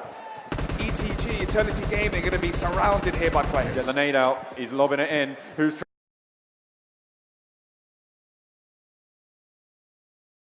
play zone, taking down one of them. They're going to try and burn them down. Seoul picking up so many kills. I think the Tigers managed to nab one of them as well. Molotov kill there for Ronak. maybe fighting for the 14 MVP kills again. now for Seoul. This is incredible so far for them. I'd like to see the kill distribution as well shortly, but 4 currently for Oasis as he comes in from behind onto Trance, spots him out, the spray from behind, good night. 2 teams remaining, 7 players. This is the same Tigers finish. versus Seoul. This is the Indian Tigers versus Team Seoul. We saw it with 2 players remaining on either side before. We're now going to see it with 3 on the Seoul and 4 on the Tigers. But the zone lands directly on top of Tigers. They have the positional advantage here and the high ground. They have the advantage here, John. But the spray is in. Mortal taken very, very low, but there's the black getting chucked on back. Carry takes a lot of damage, but he's going to be able to heal up. Look where Marvi is as well. He has the elevated angle. It might be able to get a drop on the flank onto a few of the players here from Seoul as they lob out their grenades, use their utility to shroud their position and try and move forward above the hill. Unknown quantities devastate teams if they don't know where they're being shot from. They don't know where they're being approached from. It's going to be super, super difficult. Under the arm again, Mortal able to lob out the smokes, trying to just cover them, move them up towards that circle. They have to use their utility now, which could come back to bite them. But they need their utilities. They're down a man. It's 4 players for the Tigers and 3 for Seoul as Mortal in the vehicle. Moves into the smoke. Ooh, Prince as well is going to drop. Mortal's going to be knocked down. Ronak down as well. Seoul on their last legs right now. 1 player remaining. It's Oasis. Let's see what he can do. Spots out 2 of the players towards a tree. Runs out of bullets and the Tigers take it again. 2 in a row. Back to back. These guys are set to be champions. My goodness, John. Really strong positioning coming out. They knew that Seoul had to move towards them. They held their nerve. And once again, give it up for the Indian Tigers. Back-to-back winners here. Vikendi goes their way. Finishing the 4th in the group stages, 9th in the semi-finals, but so far back-to-back, they've taken both of these maps. Narangal and Vikendi, the next one being Sangho. Can they make a 3 for 3 and get that hat-trick? Oh, we'll have to wait and see. I think we've seen it once before, 3 wins in a day, not triple back-to-backs though. Insidious, the closest they've come is 2 in a row with a 3rd win on the day, interrupted by one of those. I think it was about 5th place, but we won't go into that one. Funny thing is, people always talk about, oh, BR games, they're so random. You know what? Say that to the Indian Tigers right now as they've taken 2 games back-to-back. The question now comes, can they continue this pace as the day goes on? But a team we're going to have to talk about is Brawlers. The #1 team coming this entire thing from the semifinals, being demolished across the entire game, being pinched in from behind in multiple zones, losing a man early on. Nova King fell, but he did trade 1 out against Viper. They are having a tough day. They really are. They went out 15th. The Brawlers, you know, they placed 3rd, so they're okay. In these situations, you kind of have one bad luck card that you can play. If you want to still be in a chance with hitting those top 3 spots, they're going to have to use that early on, and that's really not the position you want to be in. Then, John, what was the bad luck for them? We're having a bad game. Okay, so a bad being game, in a not really situation, luck. you know, bad luck bears kind of game. Sometimes you just don't get the zone. Sometimes you just get shut down by something out of your control. But they make me look like an idiot with how much I was, hyping them up as it was for Kendi. Well, you do that perfectly well on your own. Yeah, they didn't try that hard. Yeah, well, okay, well, if you're going to be like that then. Either way, I thought they were going to do so well over Kendi. Compound-based map, a team that is so good at rotation, so smart in the way they play. Don't get too many kills. Instead, they play for smarts. Instead, as you said, they have a bad game and they 16th. Well, on the flip side of that, Seoul, huge Amazing. frags coming out. I think it was 14 frags they ended the game with. Absolutely huge numbers coming in second. They came second previously as well with 16. They've now put themselves up at 30 kills. So they in basically 2 games. got a first place finish on a map without having to even play it, just based off kills alone. Absolutely. It's huge numbers. Yeah, obviously they won the, trying to just remember the name of the tournament, Mortal won India Series and also 2 of the semi-final games in itself. So in terms of recent form, they're looking incredible. So yeah, they've transformed it, transferred it to LAN, and so far, one of the teams to look out for to maybe take the whole thing. Well, let's take a look at the results from match 2 as well, because we saw the Indian Tigers do it back-to-back yet again. One team that's really standing out as not as performing as I hoped to so far is Insidious, as they've been riding the edge of the zones quite a few times. You can see there, 39 alone for Indian Tigers. That puts them up over 70 points now. I think over 80, actually, if I'm not mistaken. And solidly in first place. Yeah, so they had 43 coming out from the first game, so you top that up, and quick maths, what's that? 43, 70, 80 something. Well, I dropped out of school. While you do the math, though, look really quickly, because we can see Seoul second place, 2 points behind. They're 8 points behind in placements, but because of those 15 kills they got, they keep it very close. No one's challenging these people right now for the storylines. It's all about Indian Tigers and Team Seoul. They are just these titans dueling it out at the top, which means that third place is all the more up for grabs. That is true, and a team that's going to be gunning for that, I think, is Orb. I mentioned them in the first game and how they performed. They always seemed to have the zone, but that one zone, I think it was around zone 5, is where they got caught off guard, having to transition from where they were through multiple teams. Again, they had zones every single time, but when it came down to fighting, they seemed to really struggle. But still, 5th place is not a bad place to be. Yeah, obviously 5th place in the last one. They actually finished 5th as well in the semi-finals, 20th in the group, but the standout player for Orb is Neo. I mentioned it as well during the matchup itself. In the group stage, he had more kills than his whole team combined. That's how much of a firepower and piece of the puzzle he is for Team Orb. So when he goes down early, it doesn't look too good, but thankfully he stayed in it and it looked well and he got 5th. And we need to really talk about a big name here. I mean, we already mentioned before, we talked about before, it's not Brawlers. This team, 15th place at the end of that map. At the end of that match. This was the team who was number 1 that came through into this. What do they need to do now? Is it nerves? Is it just maybe teams rising to the occasion? Is it them not performing well? But John, what do they need to change up? We've seen the disparity between their group stage, and their semi-finals, and we were talking about looking for their consistency here. To me, it feels like they just haven't got that on board. They haven't been able to step up in the way that we have seen them do in the past. They need to try and, recollect themselves, take a little bit of a break, take a breather, which they will have been able to do. I mean, you go out early, you get a longer break, right? So you're going to be able to rethink. You're going to be able to watch the rest of the game. I mean, some positive to it, right? True. I mean, you lost really early, but hey, you get more time. You can't spin that. Obviously, they finished 12th in the group stages and then made it all the way to 1st in the semi-finals.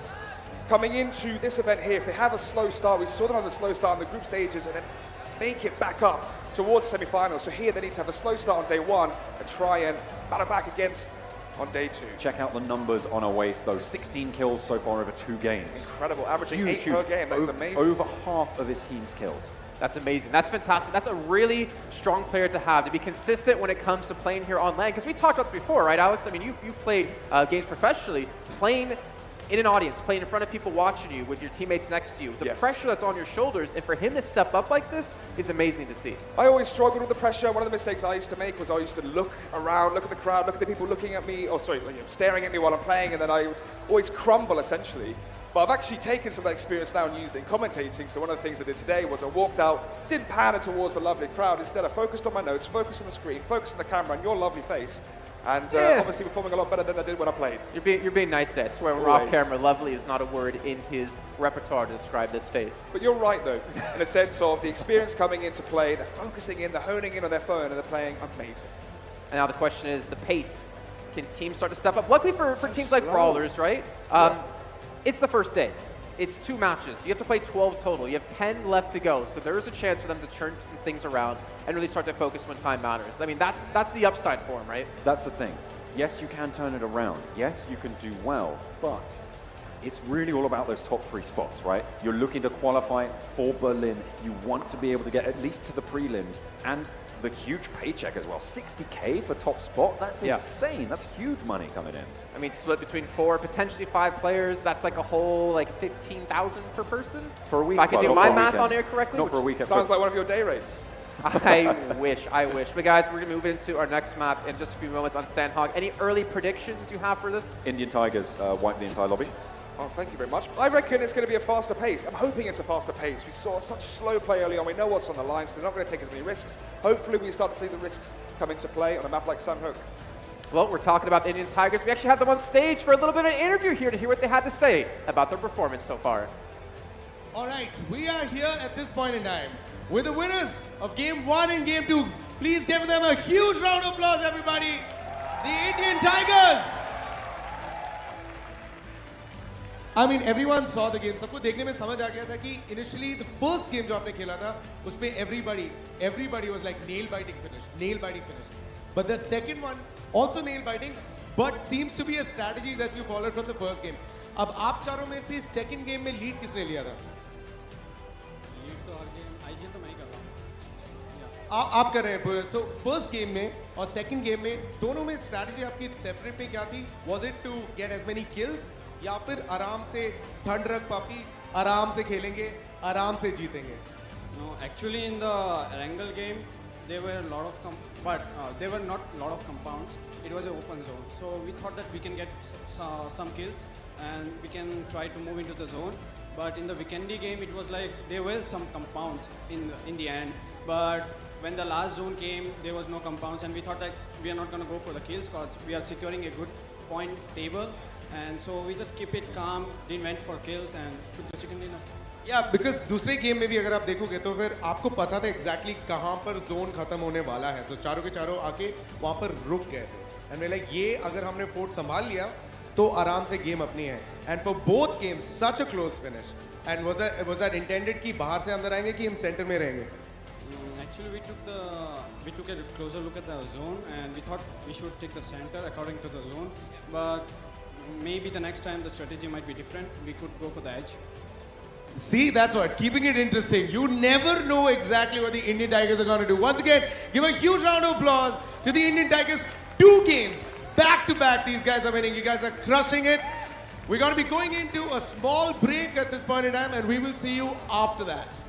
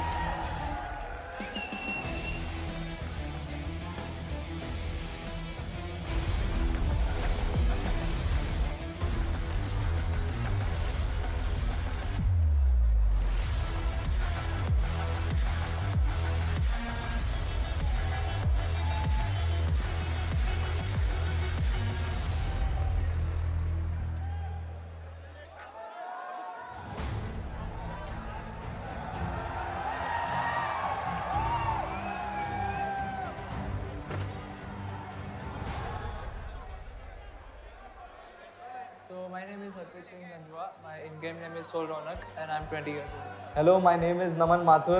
My in-game name is Mortal. I'm from Navi Mumbai. Hello, I'm Yash Soni. My in-game name is Soul Viper, and I'm from Mumbai. Hello, my name is Mohammad Owais Lakhani. My in-game name is Soul Owais, and I'm from Mumbai. So वो PMIS के time पे वो grenade moment तो बहुत अच्छा था, and मैंने भी बाद में जब रिप्ले में देखा खुद ही गूज़बम्स आ गए मुझको खुद को, एंड आई ट्राई इसमें भी कुछ ऐसा ही हो, ग्रेनेड्स को बहुत इस्तेमाल करूँगा. सो जैसे कि सबको पता है कि हम हमेशा जॉजो पुल ही जाते हैं, सो सब हमारे रोटेशन रीड कर लिए सब लोग ने. So this time will come up with new strategies, let's see. या फिर अगर जॉजो पुल भी जा सकते हैं, देखते हैं, वो सरप्राइज रहेगा सबके लिए. तो बेसिकली हम लोग नई नई स्ट्रैटेजीज ट्राई कर रहे थे. सेमीफाइनल्स का टाइम था, वी न्यू कि हम लोग को सिर्फ टॉप 16 में रहना है, तो तभी थोड़ा चिल मार के खेल रहे थे.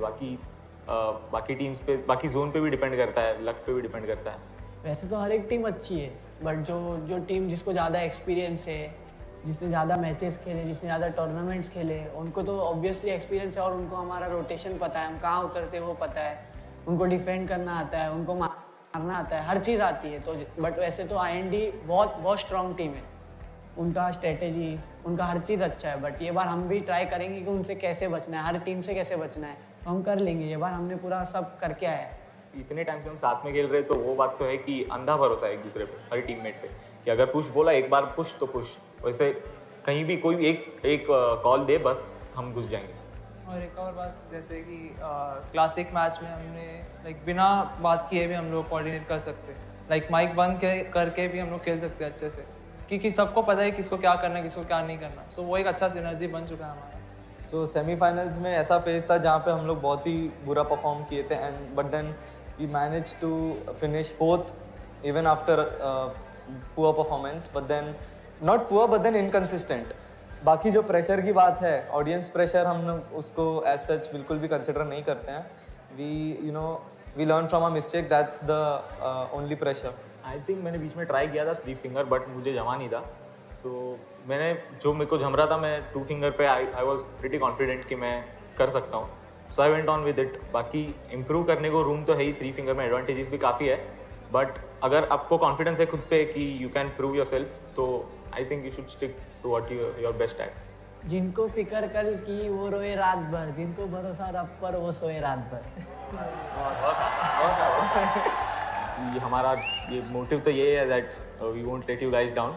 अब तक तो सफ़र सही रहा, बट ऊपर नीचे होता रहता है थोड़ा बहुत. So we need you guys support us, like आप लोग हमें सपोर्ट करते रहे, and we will try to give our best. SAUL Soul! Sub gamers are back, and this time I have a new team, new energy, new excitement. और I can assure you कि इनसे ज़्यादा कलीसी market में कोई भी नहीं. So एक बार देखते हैं.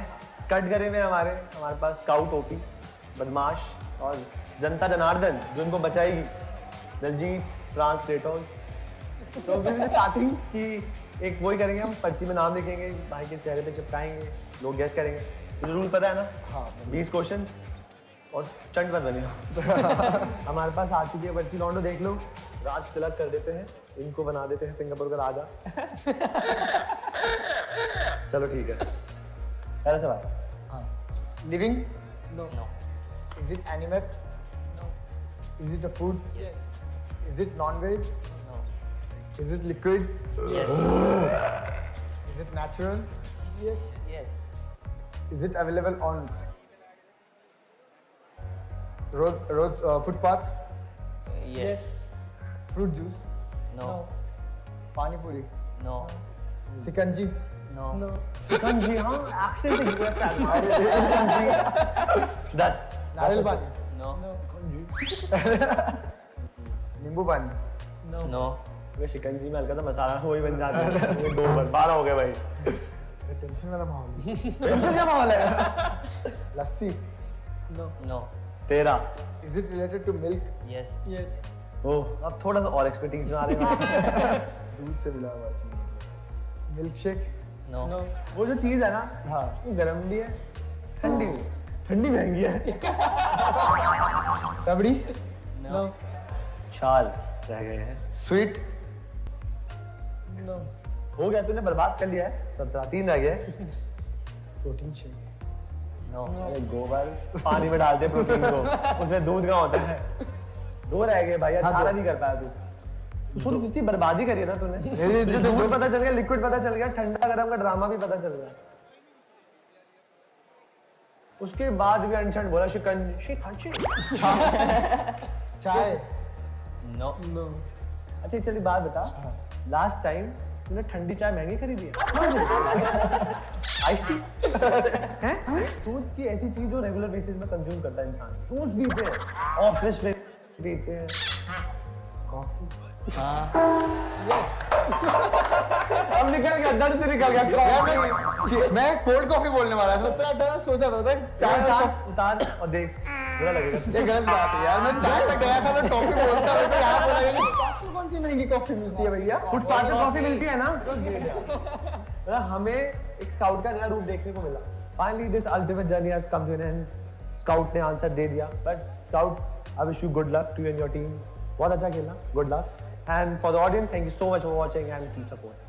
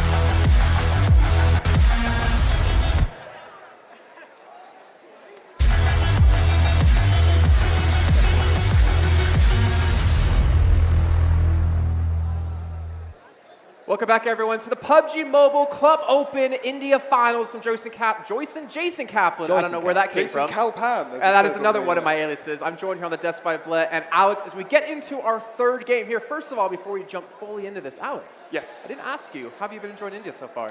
Love it. Do you know what surprised me, Jason, was the buzz around the city right now for this event, for this game in itself, and it's taken me by surprise, but it's a welcome change.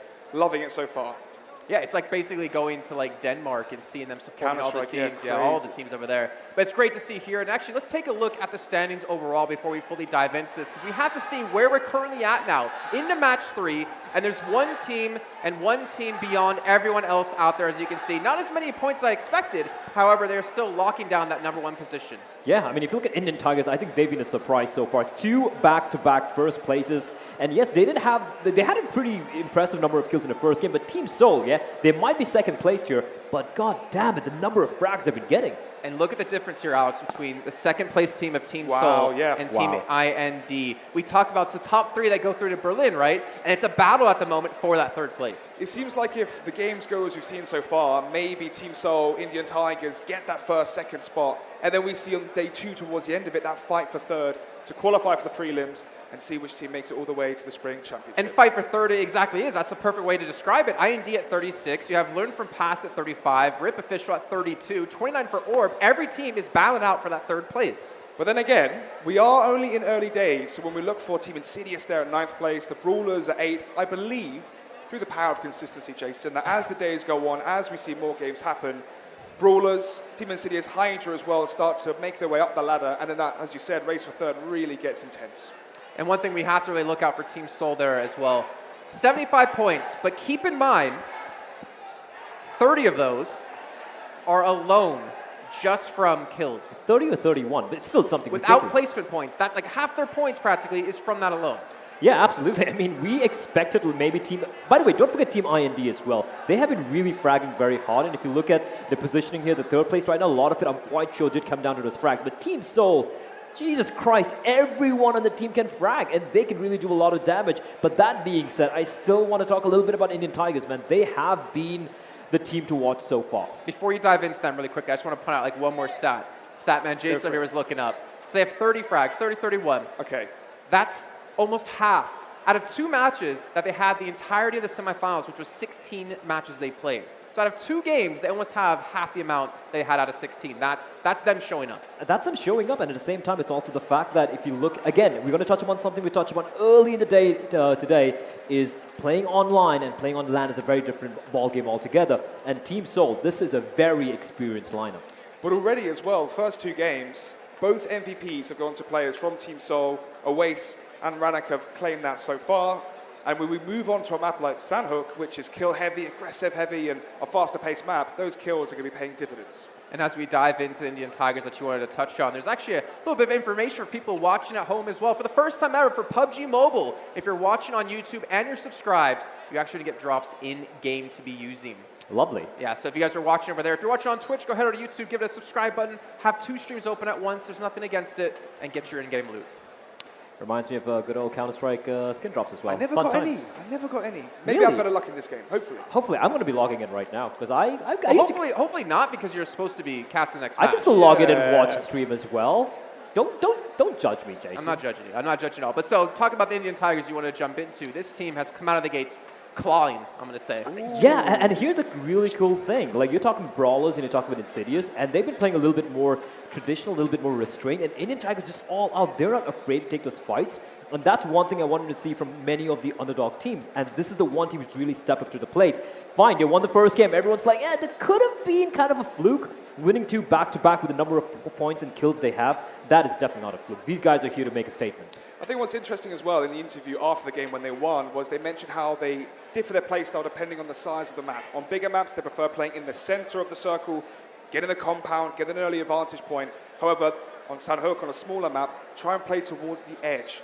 Obviously, Sandhook being more of a terrain-based map, less compounds, play towards the edge, maneuver, rotate around, and try to pick people off at the edge of the center. Absolutely. And that's something that Insidious has been doing actually time and time again those last 2 games. I've been noticing specifically they're playing on the outskirts of those zones. They're playing along the blue, and it seems to be working out for them.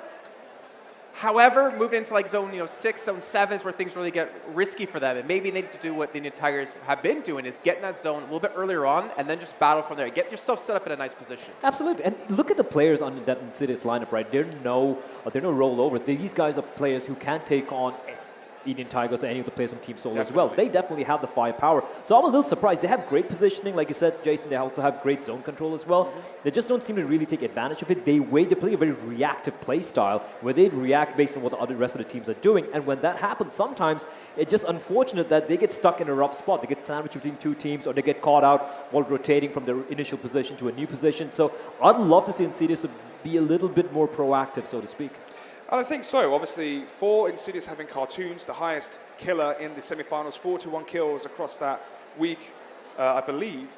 Coming into a map like Sandhook, kills being paramount here. We speak about the fast pace of it. Maybe that's where they can try and get a better placing here. But one of the interesting things as well, speaking of Cartoons, speaking to him literally yesterday, he mentioned how nervous he was coming into this event because of the pressure, the prestige, the money, the placements, what it means going into the spring finals, the prelims, etc. He said there's so much riding on it, and you can see a team that was so amazing online, struggling so far in the first few games here at LAN. Absolutely, and this is it. These are the events where boys turn into men, Jason. Or Cubs turn into Tigers. Yeah. How many of these references are you going to make, Jason? I actually had one more. If they win this third game here on Sandhoff Indian Tigers, are they putting their paw down and letting everyone know they're here to play? They're here to show you. Appalling.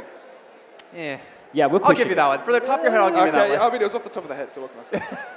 So now, looking at how this tournament's going, right? I mean, you played online, you played on LAN before in other games.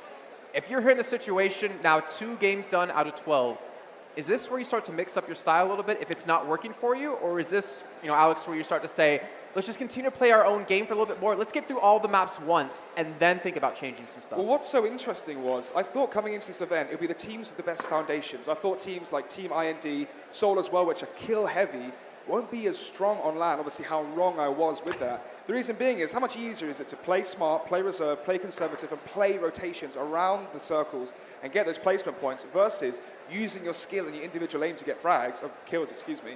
So that's why I initially thought teams like Insidious, Hydra, etc. do so well, as those were the 2 teams with the most placement points overall so far in the tournament. Instead, I was completely wrong. Kills seem to be the salient factor here. I think that has been the biggest difference here. Looking at all the VODs, all the previous games which you saw on the group stage and the semifinals and all that, this is a very different breed of PUBG Mobile that I'm seeing being played here. Much more aggressive mid-round, not mid-round, rather mid-game positioning from many of the teams as well. So this is a big surprise, and to be honest, it's a welcome surprise. I want to see some aggression. I don't want to see everyone playing too very passively. And Team Soul, they're like, yeah, we might be getting just 1 point to kill. Doesn't matter if we kill everyone, we're still going to win the bloody thing. The thing is that maybe we understated how important kills actually are. We talked about placements as being this major factor. 30 points for first place, 30 points for just getting first, or 30 kills. Like, that's a massive discrepancy. But one thing we have to keep in mind is getting a kill not only nets you a point, but it takes a player out of a team. And when you're in a 4-man squad, being down 1 player, it can limit the rotations you want to do. It can limit the amount of firepower you can bring into this, potentially limit some utility they have as well. But you're also making it easier for you to make it further in the placements. Yeah, it's true, but also there's an opportunity cost. You mentioned the kills, what you take away from other teams, but also what you take away from yourself. If you take that risk, lose a player early, I mean, look at we saw I say 1 versus 1, but Tigers versus Soul in the last phase of the last map, it was a 3 versus 4. Tigers having that extra player meant that they did take the second map as well. So it's one of those advantages where if you play it safe, keep 4 players alive, keep your utility strong, it really pays itself back in the later stages. Just to add on to what you just said as well, Frost, Jason, you pointed earlier, he was the first casualty of that game. He got knocked out, he didn't die, but the fact that he survived that initial skirmish, and he was the last player staying alive, and he ensured the Brawlers at least got a 3rd position. So it's all about the small little things, man, the small little difference makers in the game. And he just snaked his way through, right? Sitting in the bush until the final moment he had to stand up and shoot eventually. Hey, it worked. It did. You can't argue with the results, right? The 3rd place finish was exactly what they needed into that match.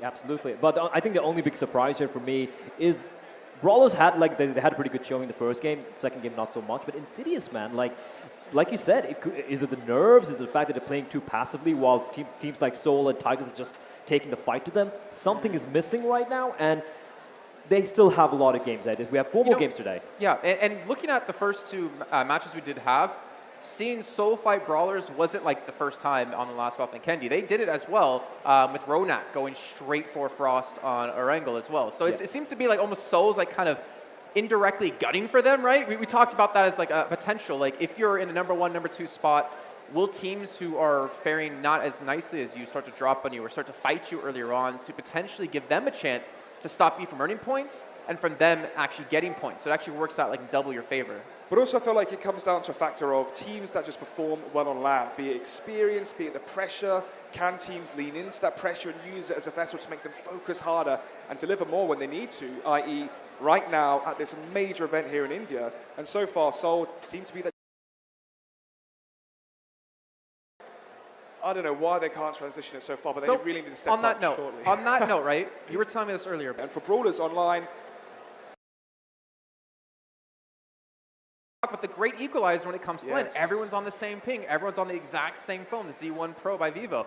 Everyone is playing with the can't transition it so far, but they really need to step up shortly. On that exact same phone, the Z1 Pro by Vivo, everyone is playing with the same setup. So will that make people who were struggling in the past, maybe with a worse phone than the Z1 Pro or higher ping, will they be able to step up and really perform? And that's the thing, though. That's an interesting thing, right? That is something which can be applied. You got to wear clothes. On your boxes. Whichever thing you want to play with, right? But the thing is, when you come on LAN, you need to adapt. Now, here's the thing. We've been saying Seoul and teams like Brawlers, they have experience, having played a few LAN events in the past. But to be honest, though, like PUBG, you name it, Counter-Strike, Dota, League, everything you want to play with, right? But the thing is, when you come on LAN, you need to adapt. Now, here's very few LANs. So 3, I believe. 3, I believe, in total, right? So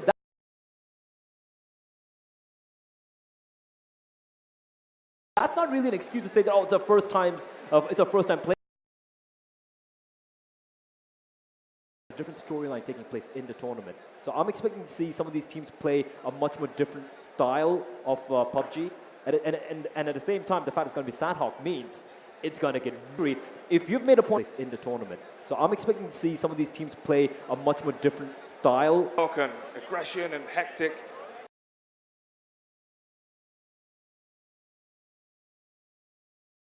Evil big fellas notoriously online on the bigger maps, they were always criticized for being too overly aggressive. They took far... Like, I've just been watching the way they got eliminated early on, but there seems to be lack of cohesion in the way they were approaching it.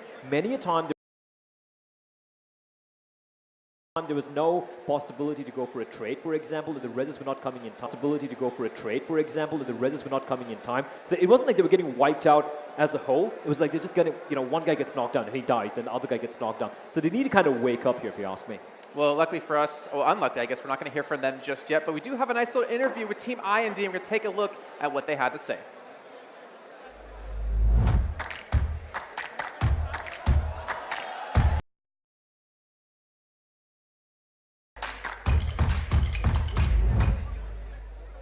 Hi, myself Samir, aka Kratos. I'm representing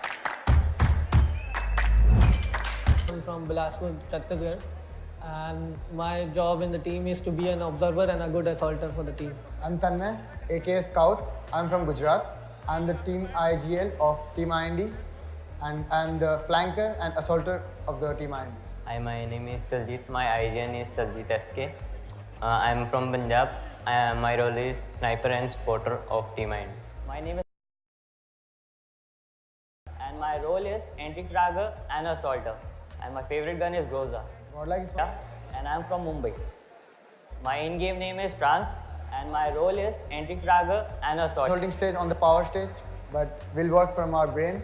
We'll defeat them through stats. So जो main tournaments हो रहे हैं PUBG के, उससे experience wise और जो आने वाले future में जो होंगे tournaments, उसमें e-sports में, mobile e-sports में बहुत ज़्यादा फर्क आने वाला है. हमने क्वालिफायर बहुत अच्छा निकाला था with most amount of the kills and I guess हम सेकंड रैंक में थे ग्लोबली, तो अच्छा था, हमारा कॉन्फिडेंस था. But when we started with semifinals actually I guess teams ने अपना होमवर्क अच्छे से किया and they tried targeting us. Semis में हम लोग को टारगेट किया गया था और काफ़ी टीम्स तो क्वालिफाई नहीं हो पाई है. वो टीम्स उनको पता है कि उनके पॉइंट्स इतने बढ़ने नहीं वाले, तो they targeted on our rotations. मेरे लिए I guess I follow BTR, one of the best Indonesian team. उनका हमेशा से एग्रेसिव प्ले स्टाइल रहा है and we have like chosen to follow them as well. तो उनका भी वही रहता है. वो स्टार्टिंग में H2H खेलते हैं, बट जैसे जोन क्लोज इन होते जाते हैं, दे स्टार्टेड प्लेइंग एग्रेसिव. वो सेंटर लेते हैं, सीधा होल्ड करते हैं, zone to zone, H2H, cover to cover, perfect रहता है. सो आई गेस वो हमारा आइडियल है. For our team BTR is like you can relate most of the stuff. Ideal की बात करें तो मैं बोलूँगा बॉक्स लुइस, वियतनाम का प्लेयर है. He was one of the best assaulters in Asia. आज भी assaulting में उसका नाम. उसके लाइक रिफ्लेक्सिव रिएक्शन टाइम बहुत तेज़ है. उनसे बंदा आया headshot. My ideal player is he's from Indonesia and he's the best assaulter of Indonesia. He carries his team from last like उसके लाइक रिफ्लेक्सिव रिएक्शन टाइम बहुत तेज़ है. From last position to third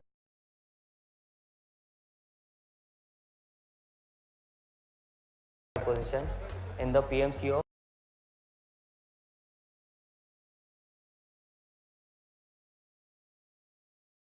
Semi-finals. I have seen it. आज की date पे जो PMC हो रहा है नेशनल, यहाँ से टॉप 3 टीम्स जाएंगे इंटरनेशनल पे. तो कि we are coming back to take the title. हम ट्राई करेंगे पूरा कमबैक करने के लिए या आगे आने के लिए. फर्स्ट आना बस. एक्सपेक्टेशन बहुत है हमसे लोगों की, सो हमें फर्स्ट आके दिखाना ही पड़ेगा. कुछ भी हो, हाइड्रा को मारना ही है, उनका रोटेशन काटना है. Team IND for the win.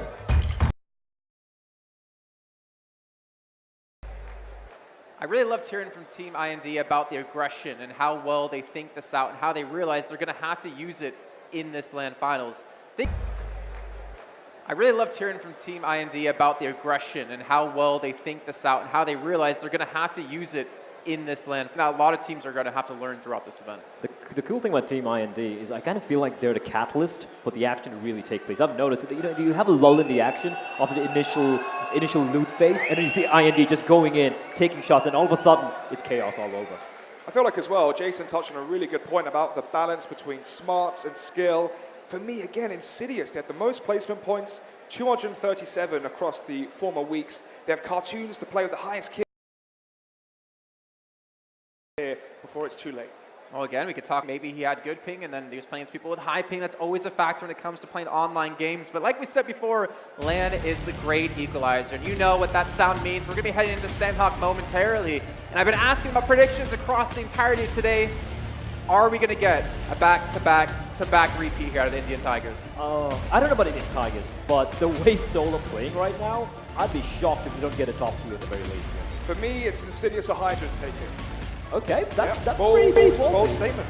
Considering they really haven't done much so far, to be honest. Yeah, well, I'm putting all my eggs in one basket here, Blair. This is what I'm expecting. This is what I'm hoping.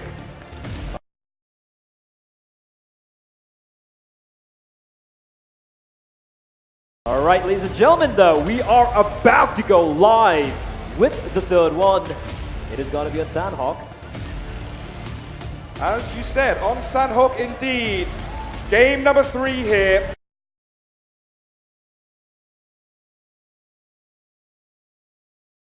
In New Delhi, Sandhawk is going to be the map. Which team's going to take it? Can it be third map, third victory? And Camp Bravo going to be points of contention early towards the southwest Osami, Nakam, Tambang as well. Maybe not going to be seeing too much action. Yeah, but everyone obviously dropping along the more expected side. And we do see Hydra with a pretty late drop. They're going to be taking a sweet time here, but we do see everyone kind of slowly migrating towards a certain side, rather one might say the southwestern side of the map. Bear in mind, it is a very small map. It is the smallest map in the game. A 4x4 map compared to Erangel and Miramar, which are 8x8, and Vikendi, which is 6x6. Exactly that, and as expected, haven't seen too many teams drop off towards the southwest. So far, though, teams spread out fairly evenly here. Megastars towards the north, alongside the Tigers. So far, the favorite in this event, as you've seen in the past 2 games. On their west, 8-bit, Hattin taken in their favor. Further towards the west, Brawlers, one of the teams that we need to see improve. On your screens currently, 2 MVPs in the last 2 maps. That's Seoul. I love the fact that the moment you see Team Seoul on the screen, the crowd just goes mental, and you love to see it. We still don't know what the circle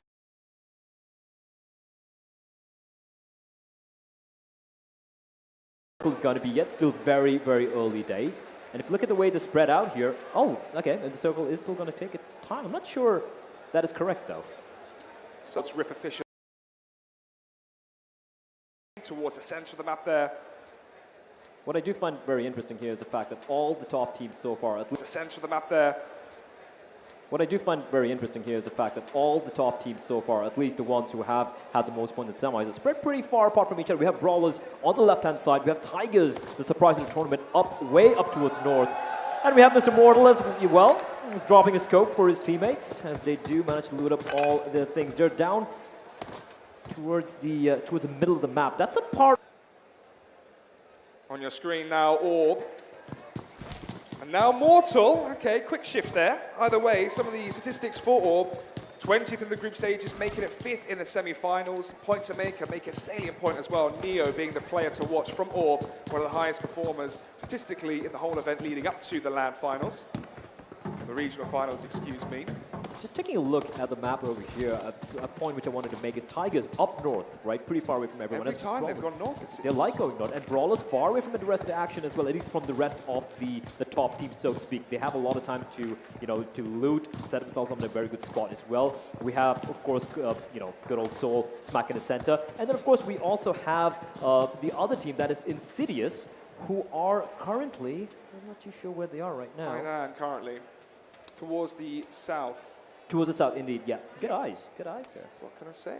I'm kind of blind, to be very honest. But there we go, Team IND, who have been pretty hyper-aggressive, like Jason did point out earlier. Like, aggression is great, but more controlled, refined aggression would be what they'd be looking for in Game 3 of the day. I mean, when we think of moments of refined aggression, we had, obviously, Frost in the first map in that 1 versus 3 against him alone against 2 teams. We had Insidious, if you remember, when they took out Pain, the first team to go down, where they charged into that tiny little confined compound. That was brilliant to see. Maybe some more aggression and some confidence from Insidious, but they need that confidence. Brawlers, Insidious, these are teams that if they get kills, they get high placements, maybe they can start to build up a better performance throughout the day, because they are the heavy favorites coming into this one.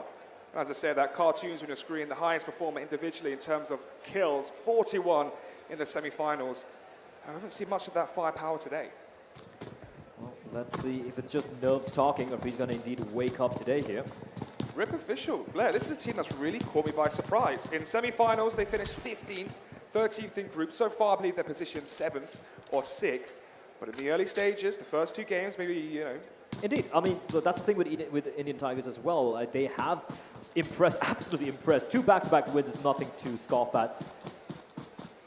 But at the same time, we do have some information coming in from the tournament director. It looks like a couple of teams have timed out. Unfortunately, we might have a restart coming in here, which is why we can see the teams aren't really committing to anything right now, just waiting it out. So this game, ladies and gentlemen, it's unfortunate, but will be restarted very, very quickly. So, as you said, 2 teams falling out the server, which means we will be cancelling this one. But in terms of what you're expecting to see, Blair, you gave your predictions. Did you really think Indian Tigers could do it for a 3rd time? I don't think so. I think they can definitely, the way they're playing right now, it's great. I think they can consistently get up to at least, a top 5 placement at the very least.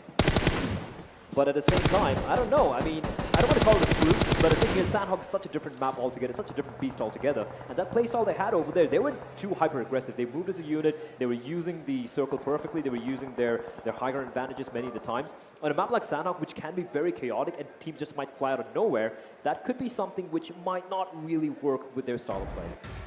Yeah, speaking of style of play, mentioned before in the prelude, before the game actually started, the difference in style of play between the maps that Indian Tigers were going for, from the center towards the edge, trying to play for kills and traverse along the terrain, and try and pick off teams that way, stay alive towards the end, collect those placement points, get those kill points, and stay in the lead, even though it's not by much. Then Team Seoul, 5-10 points between them, if that. However, a giant leap between 2nd and 3rd, which is really the biggest talking point here so far. Yeah, for Team Seoul, this entire story about, I would say, a tale of redemption for them, because they were so very close to getting knocked out during the semis. They managed to win a couple of games back-to-back, ensuring that they would be playing today on LAN. They did manage to get to the 4th position. So for them, the way they're playing right now, they're playing like champs. They're playing like they have a mission in mind. Mission in mind. But yeah, so far Indian Tigers, obviously as you said, playing amazing. They're the 4th in the group stages, 9th in the semi-final. Improving overall. Maybe, I think another point as well to mention here, Blair, is the fact that the teams have had 2 or 3 weeks to scrim heavily. I said before with Cartoons, he mentioned the pressure and prestige on this event. He also said practice has been different this time round. More teams are scrimming, more teams are scrimming for longer. They're taking this event so seriously. And maybe that's where we start to see a massive difference between the 3 weeks, where they've had the time to go back to the drawing board, recalibrate their strategies, recalibrate themselves, and come up with new strategies, new tactics to catch the teams off guard. Indeed, but scrimming is a very different thing altogether from actually putting it into practice as well, right? Like, for example, when you're scrimming a team, let's say, for example, instead of going to be scrimming against the rest of the guys that are going to be playing over here, are you really going to be showing all your cards? Are you really going to be landing in the same place that you're going to be landing in the tournament? You're going to mix things up. You're going to play a game of misinformation as well. At least that's what we see in other esports titles as well. Scrimming is not a guarantee that your performance in your scrim sessions is going to translate directly to a great performance on LAN or in the final event, right? So I wouldn't read too much into that. It's good that they're practicing, that you have something in mind. But if you're an underdog, you need to have some little tips up your sleeves. You need to be a little, you know, if you're not a raw fragging team like, you know, a Team Seoul or Indian Tigers, you need to have something else. You need to have good positioning. You need to outplay your opponent. Sometimes you can win this game, but just by being extremely passive and just by striking at the right moment, right? So the different ways to approach this, scrimming is great, but it's not everything. But it can be an issue in scrims where, as you say, you don't give away your full hand, but you get used to certain habits, certain adjustments, and it can become a major part of your playstyle, even though it wasn't in mind. Orb on your screens here.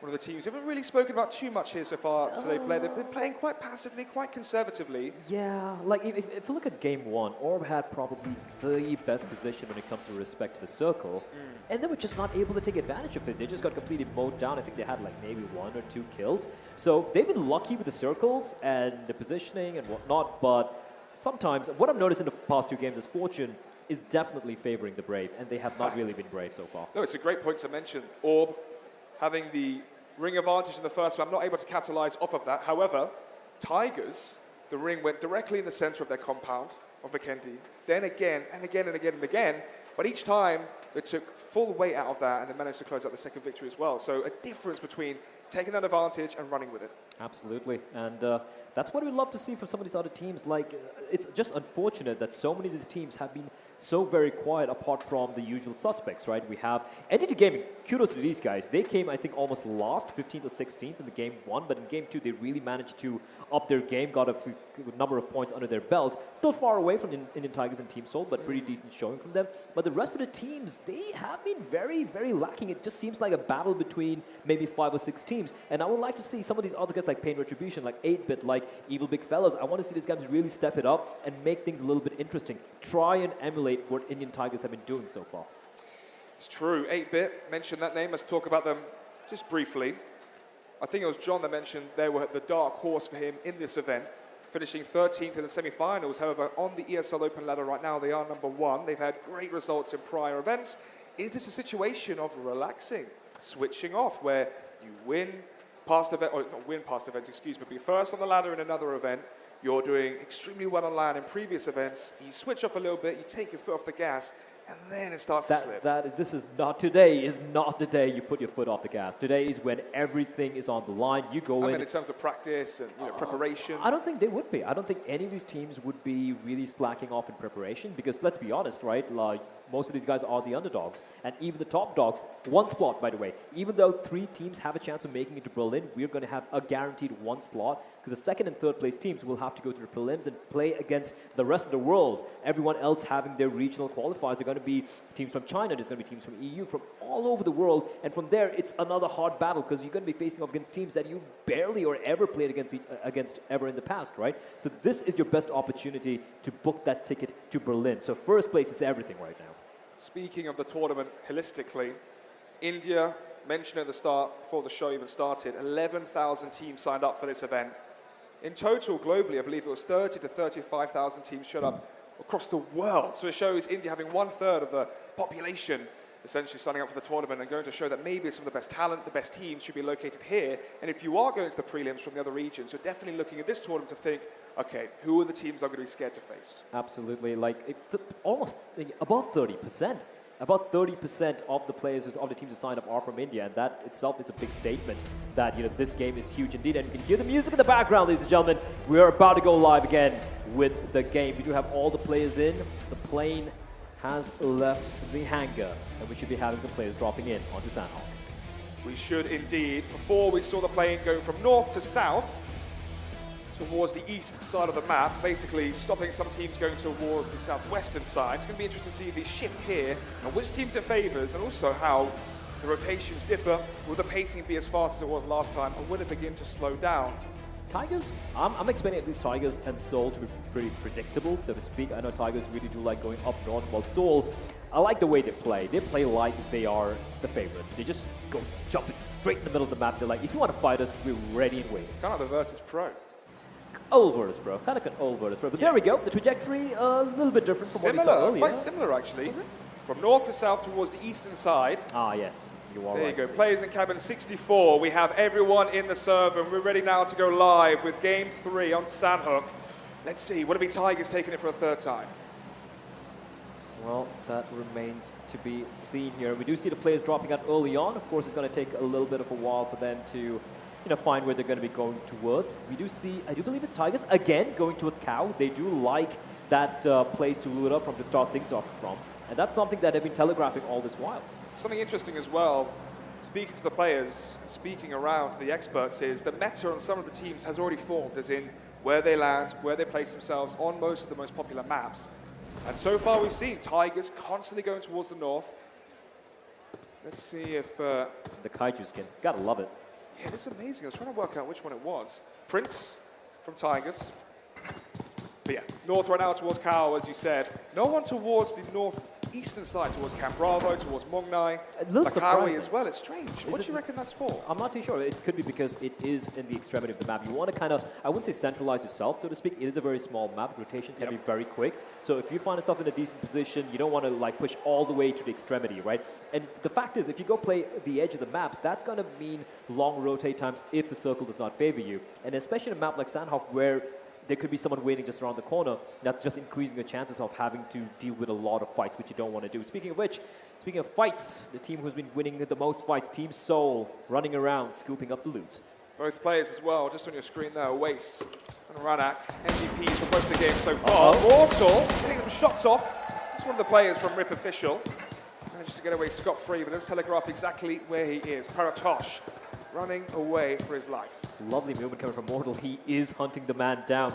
Third personing, he knows exactly where the player is, and he is definitely on the hunt. He's going to take a little bit of time, just picking up a little bit of ammo there. He's got an AK and the M4 as well, and we can see Paratosh. He's running. Don't blame him. 31 kills between a lot of the players from Seoul.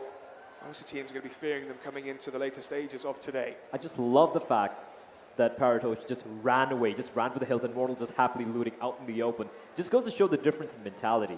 Like, they know, like, when you have a mentality that, okay, we're going to take a fight with Seoul, we're probably going to lose it, and they run away. That's such a difference in the way they're approaching the game. Something interesting as well is 8-Bit currently towards the northwestern side of the map. Are split up into 2 and 2. Ash and Rise are together.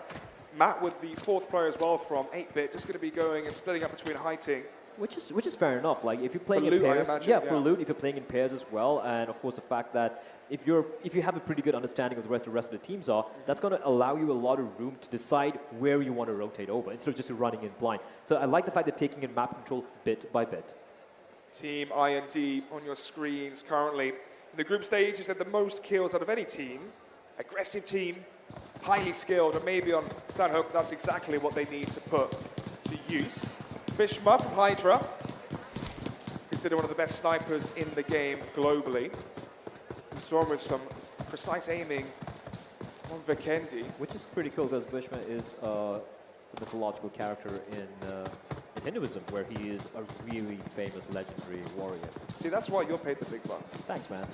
I get paid for this small little tidbits of information. But there we go. Hydra have been comparatively kind of quiet, one might say, considering how consistent they've been throughout all the group stages and the semis.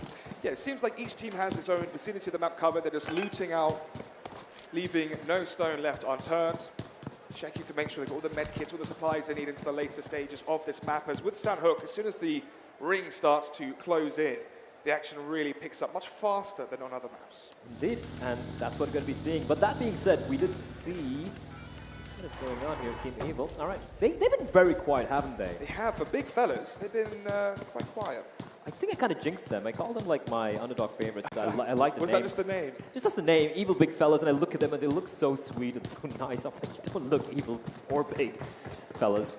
But yeah, right now, no casualties yet, which is a little surprising, I won't lie, but you can see the way the teams are. Everyone's condensed, but I say that, and it's going to be Ronak opening things up, rattling off shots.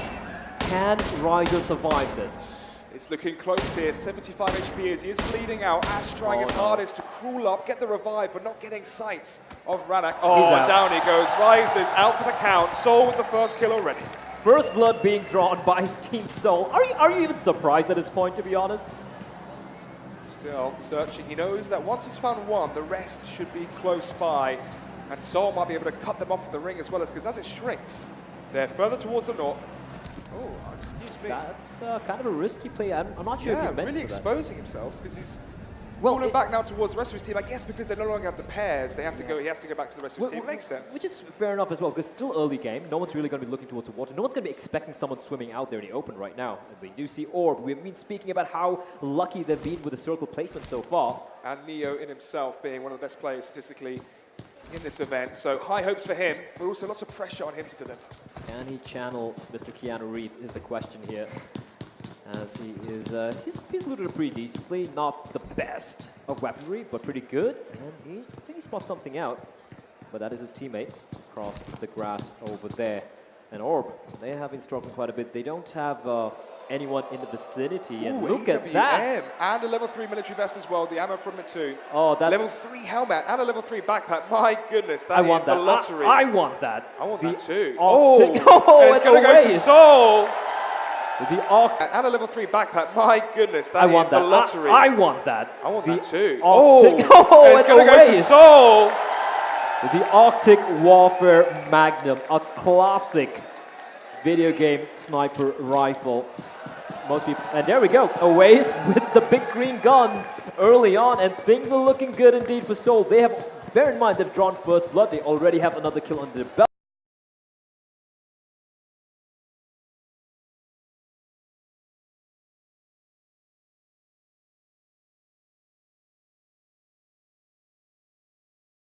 Towards the south is learned from pass, so we might see a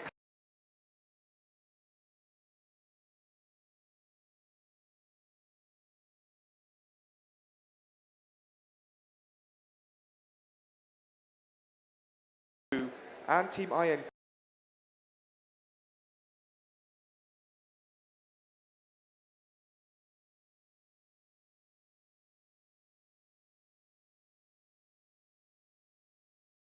Where the second circle is going to be Daku.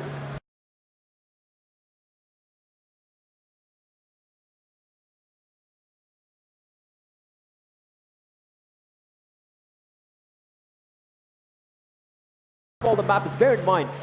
Patiently here for their prey to slowly walk into their trap.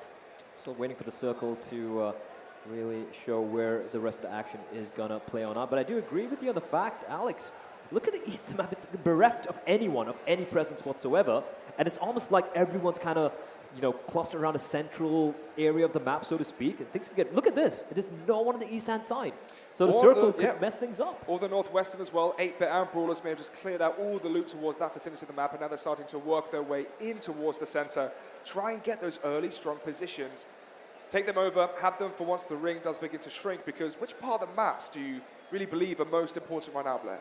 Right now, obviously, it's all about, I would personally say, if you played the periphery of the circle, you're going to have a pretty good chance in this particular map, because when you're playing centralized, you might have the best spot, but you're going to get shot at from every direction possible. And even if you're Team Soul, that's not going to be easy at all, right? What I want to just point out is, I know you guys can't see it right now, but Insidious are on a trajectory with Tigers, because Tigers are moving down south very, very quietly here. And at any point in time, there could be a conflict between Tigers and Insidious. Who's going to come out on top? Tigers have been winning this time and time again the past 2 games. This time around, I don't know. It's looking really, really dangerous here for both the teams. It really depends on the next ring as well. If it goes towards the northern side, then that would mean Insidious have to rotate in towards Tigers, or vice versa. If it goes towards the southern side, Tigers rotate in towards Insidious. And it just depends which team gets the advantage, and the ring has been placed towards the southern western side of the map. Thankfully for most of these teams, they're all inside. Yeah, everyone's in the circle. That is such a rare thing to see, to be very honest here. And they're very lucky. There's no one on the eastern side, so they don't really have to rotate. In fact, no one really has to move here. Even Tigers, they managed to make their way inside a circle. So this is looking very good for everyone, pretty much.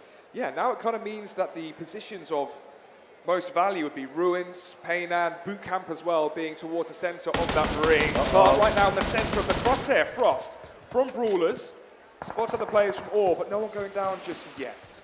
Frost, definitely the MVP for Brawlers in that game one, single-handedly ensuring that his team managed to get a top 3 position. And he spots out a player. He's looking for the fight here. I don't see any of his teammates around. They're quite behind him. And Orb, they've been having a rough time indeed. They need to start taking these fights. I think a player actually has been knocked down. No, he's not. He's just healing himself up. But the fact that they're pinned down is a problem because Brawlers, they're going to be going in for the kill here. They should do.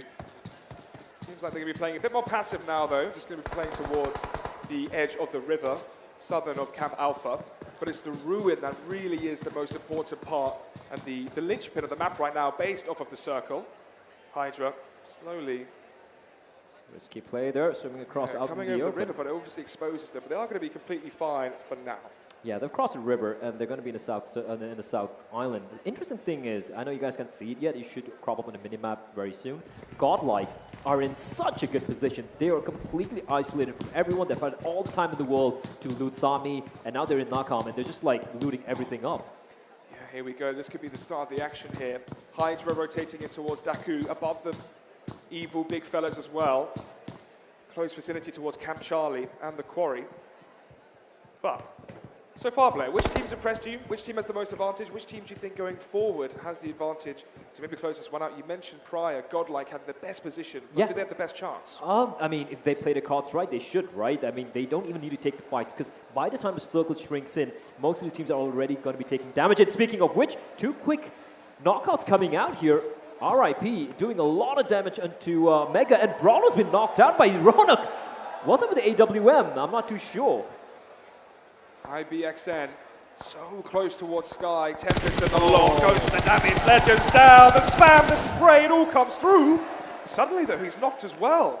Tigers takes him down. That's the thing. You take a shot, absolutely go for it, but that's opening yourself up. In the meantime, Mega's Bixen has been taken out. Tigers, though, everyone's still very much in play. Ted, in the meantime, finding Frost. He's been knocked on twice already, if I'm not mistaken. Has he been taken out of the equation here? Ooh, carry from Tigers, long range here. Oh, actually lands a few of the shots as well as teammate doing damage. Sky goes down, Siam as well, rattling off shots there towards the rocks. Rip official, not looking too strong here prior to what they were doing earlier in the 2 games. Yeah, I mean, they're kind of living up to the name right now. They are getting ripped, and they just get ripped apart. Like, rest in pieces right there. I think they have lost 1 player.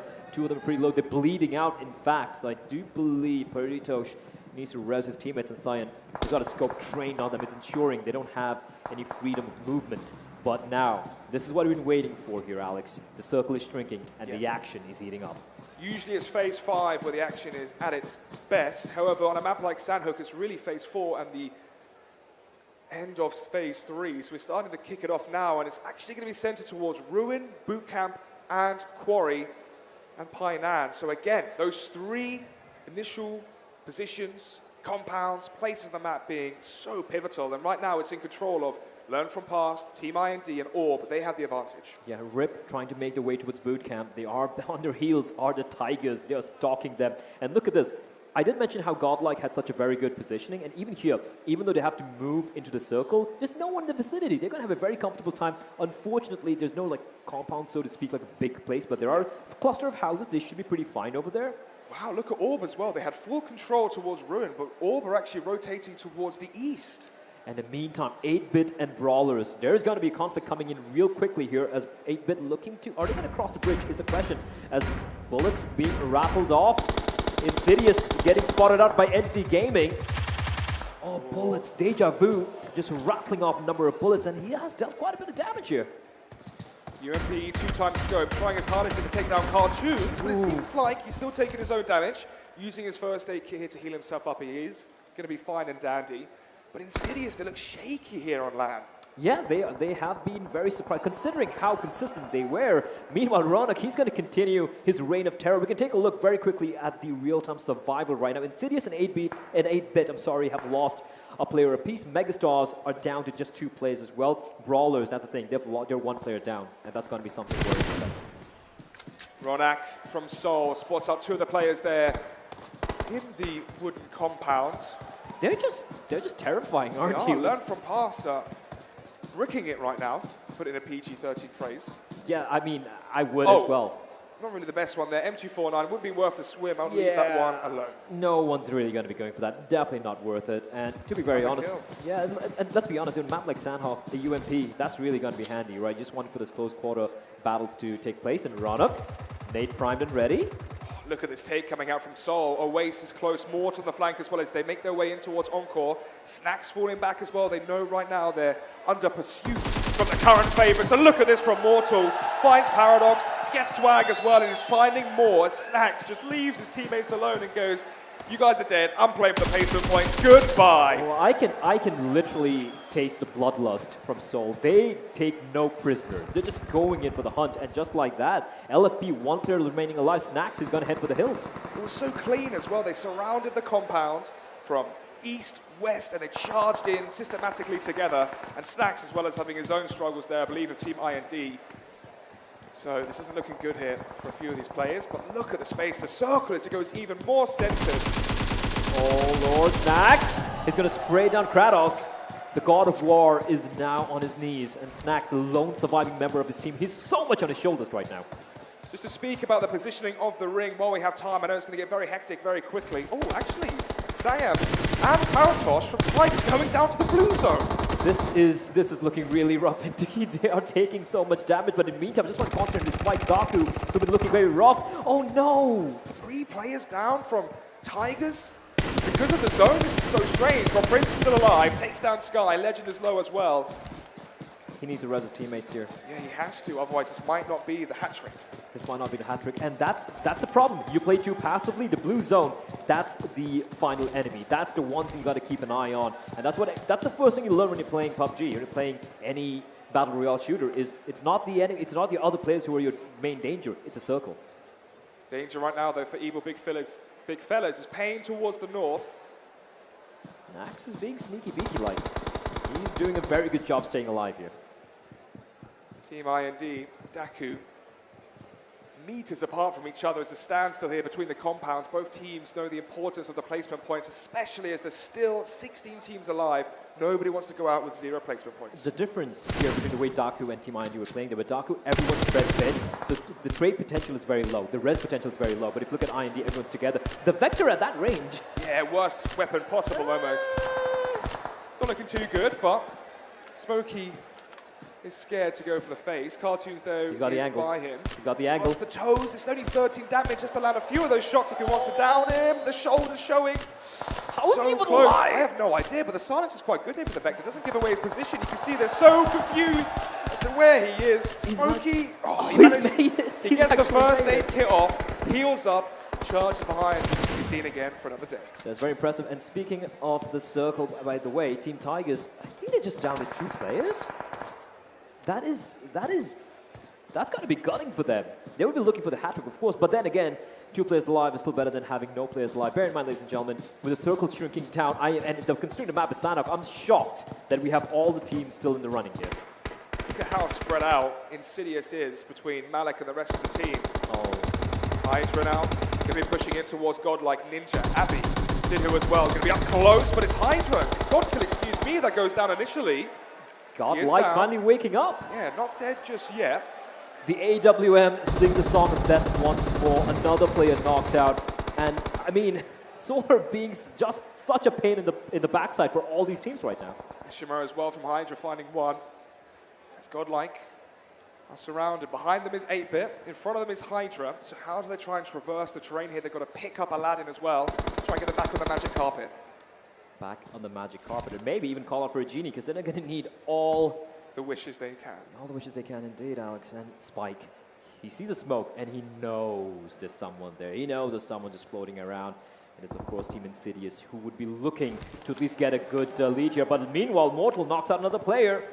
And Nades being sailing in from Godlike, unfortunately. It's not going to find their mark. All of that Nade's actually going to go pretty deep there. Phase 5 on Sandhawk, and still 16 teams surviving here, Blair. This is so uncharacteristic. That is very rare Oh, indeed. cartoons. This might not end very well for him, but he's going to go for the all-out play. Grenade goes in, and now he comes charging into the compound against Evil. Look at his health. He has the Vector, 1 versus 4 essentially, but surely they're going to hear the footsteps here up close. Nerves, man. When you have those nerves going, sometimes you don't hear the footsteps. And I think Sharko, no, he's just going to shut the door. Yeah. They could have got a free kill there, but that's going to allow He's time. going to go down anyway. Not sure if that was the zone or his own grenade. No, I don't think it was the zone, but I think he just got hit by a stray bullet, perhaps.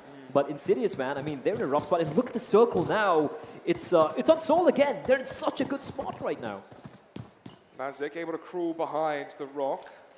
Has 1 painkiller. Not going to be using it just yet. Going to wait for his health just to heal up slowly over time. But look at the map there towards the southern side of Painan.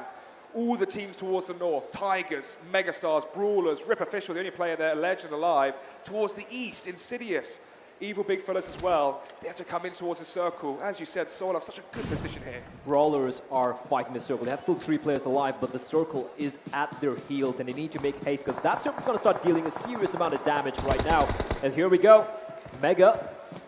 Leo picking up a frag. We have Spike as well. So trades going back and forth right now, but at the moment, everyone's just trying to run for the circle, because time is not their friend. You can see the circle shrinking real quickly here.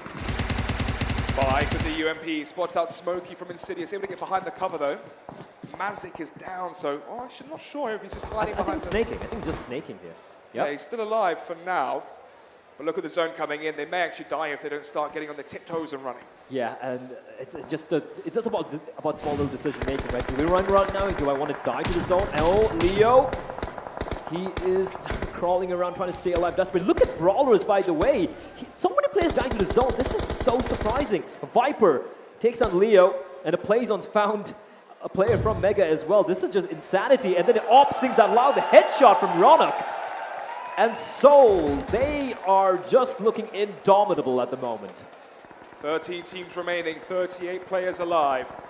Godlike Ninja takes another one. Prince takes down Ronak from Soul, so maybe this is where things start to get a bit dicey. The Team Megastar getting eliminated. Playzone finds Dark from Brawlers as well. Oh no, he was so far away from the circle, and we have such a few number of teams remaining. Considering we had all 16 teams a few seconds back, we're down to just 11 teams here. 11 teams indeed. The ring, where it lands, is so crucial here for both of these teams. Oh my goodness, up close is the spray! And he's going to win it. Spike goes down. Mazik as well from Insidious. Oh, it's bleeding out as well, but he's got his teammates nearby, so he's good. It should be good. Let's see how they try and traverse this one. It's so difficult here for Evil big fellas. They're right up against it. Mortal, though, from Soul, spots out Entity Gaming from across the terrain, up north towards the rocks. Existence has the high ground, but Mortal is the Obi-Wan.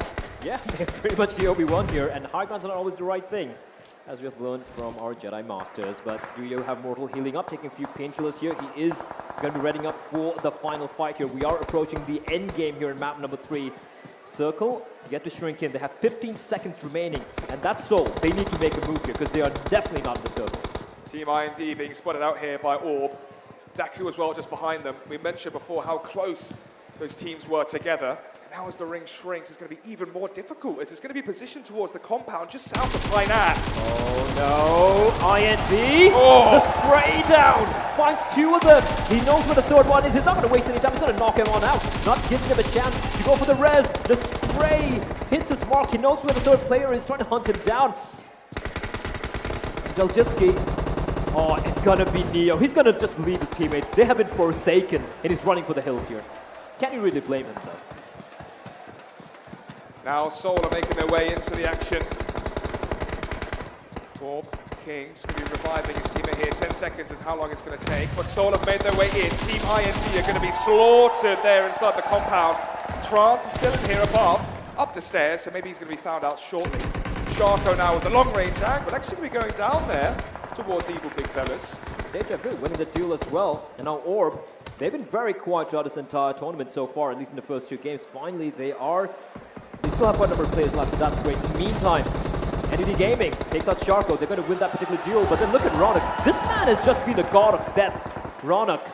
More kills. Trance down as well from Team IND. King finds Scout to IND. There might be IND eliminated very, very shortly. I believe they've got 1 more player alive. ETG have no idea. They have no idea where the 2 players from Evil are.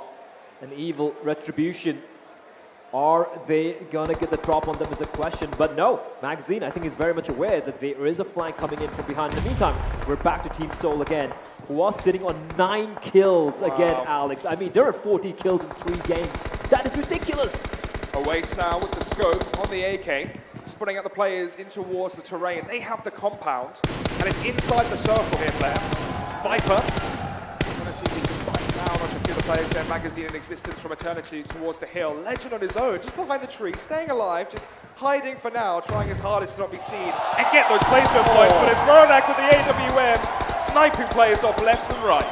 The sound of death ringing out loud and clear as a player knocked on down. And Team Seoul, my lord, they have impressed me. I did say that they're going to win this one. They're looking like they're going to win it pretty convincingly. But I said it too early on. A beautiful nade from Lancer takes on Sidhu. And things are actually looking pretty good for Daku. They were really struggling, one of the big underdogs here. Another kill, another down, sorry, from Ronak. Someone take the gun away from him, because this is unfair for the rest of the teams. Rip official, still alive there. Oh, look at the play coming in from Orb. King trying his hardest to sneak in from behind onto Seoul, but they were ready for it. Aways takes him down. King is dead. The King is dead. Long live the King. That is Team Seoul right now. All 4 players alive. 11 kills on their belt.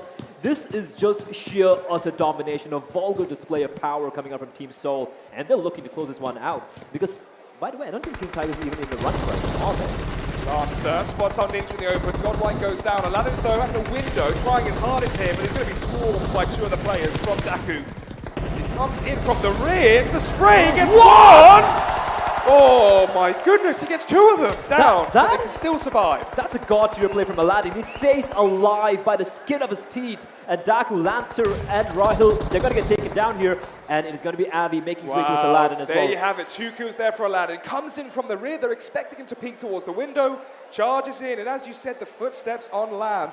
The noise, the atmosphere, the pressure, they're not quite playing as they would online, and it shows. Can I just point out, 7 teams left alive, but 13 players in total. That means, and Seoul has 4 players. That means almost every of the other teams, all the other teams have maybe 1 or 2 players, and it's going to be Mortal again, getting another knockdown. Making it look so easy. Magazine, though, still alive from Eternity Gaming. He's going to be leaving his teammate alone, maybe playing for the placement points here and trying his hardest to get the additional points. Ted from 8-Bit is still in the blue.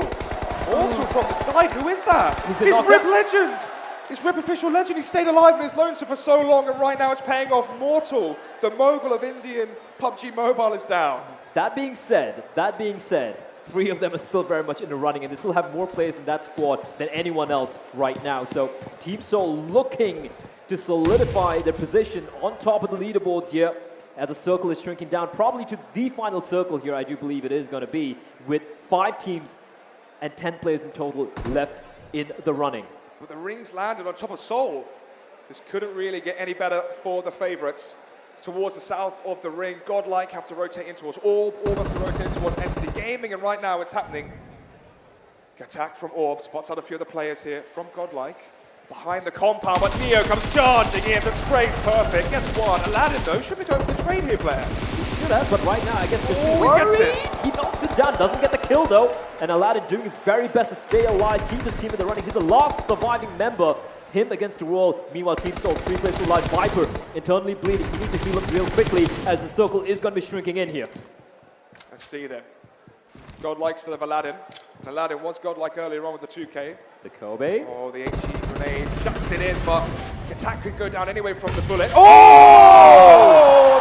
First it was the AWM, now it's the HEs as well. He's working with everything he's been given. Ronak has been an absolute god of war here. Another nade being tossed in this time around by Aladdin. Unfortunately, there's no one nearby, and it is going to be the last player, I do believe. Kratos, the god of war, is out for the count, and his team has been knocked out. 3 teams remaining here, 6 alive. Of those 6 players, 3 of them are from Team Seoul. Half the players remaining, all on the side of Seoul. 1 remaining though for Godlike, it's Aladdin. Eternity Gaming of Deja Vu is pushing from the flank. But in the circle, down goes Aladdin. It's going to be a 2 versus 3 here, but Seoul have the compound. They have the compound. The thing is, though, ETG, Entity Gaming can play the circle. They can play towards the broken walls as well. And you can see the team chanting here. They want Seoul to finally win their first game. Bear in mind, they came in second back-to-back in the first 2 games. And now it's going to be the battle for the crown. Who's going to win this game? Deja Vu left alive, and for Seoul though, 3 players. It is Ronick, it is Viper, and Oasis, and Ronick has just been unstoppable so far. None of the players want to take the risk early on. They know how much is on the line. The difference between first and second is 8 placement points here. Seoul running around, trying to see if they can get the third peripheral vision view of the area, try to spot out a toe, a gun, or anything, as Deja Vu gives his location away, but the Molotov may draw him out. I love what he's doing, though. He's trying to play distraction for his teammate to come in and push in and get a frag, and it's Deja Vu who's getting hunted down. He's very low. The hunt is on. They're going to mow him down, and that's going to be it. Team Seoul are going to take map number 3, and what a performance. Once again, I think, 14, 15 kills? Amazing. The Molotov to draw out the peak as well from the right side. It works so perfectly. Look at the grins on their faces. They know how well they just played. That was just a masterclass performance coming out from Team Seoul. And I mean, it was about time, right? The first 2 games was so very close. And then game number 3, they finally make it happen. They're right now on top of the leaderboards.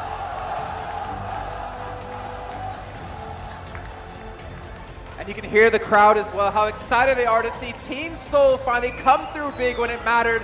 They were in second place going into this match, and hands down going into first place position with that first place finish. They have finally done it here. They've finally broken through and finally got that first chicken dinner. But this time, it's the kills and the placements. Before, it was Tigers who would win, Seoul would get the 14, 15 kills. Instead, this time, Blair, they've got the kills and the placement, the whole shebang. There you have it. They should be at first place, as Jason said. Yeah, I mean, they've been looking the most consistent throughout this entire tournament, and these are 3 games we've seen so far. I'm a little disappointed in Indian Tigers. It kind of felt like after they got the 2 back-to-back wins, they were all right, guys, let's take it slow right now. We're in the lead right here, and they kind of lost themselves. They died in the blue. I think just 1 player survived the blue over there. And that's kind of unfortunate for them. Yeah, I'm pretty sure it was 3 players downed, and then only one of the players that survived could res one of them, and then that meant the 2 survived. They ran down south. That's just too passive, and that's just amateur hour. Yeah, too much on the line, as you said. Wow, all right, big boy Blay here calling him out, calling it amateur hour. But let's be honest. I mean, they took 2 games in a row. Erangel and Vikendi, they took first place. Just because they had a bad showing here does not mean they're going to have a bad showing in the next match. But bear in mind, like I said, it is that 1 guaranteed slot to Berlin. And Seoul right now, compared to every other team, second, first, while top fracking in all the 3 games. True. They're here to make a statement. They are by far the best team here.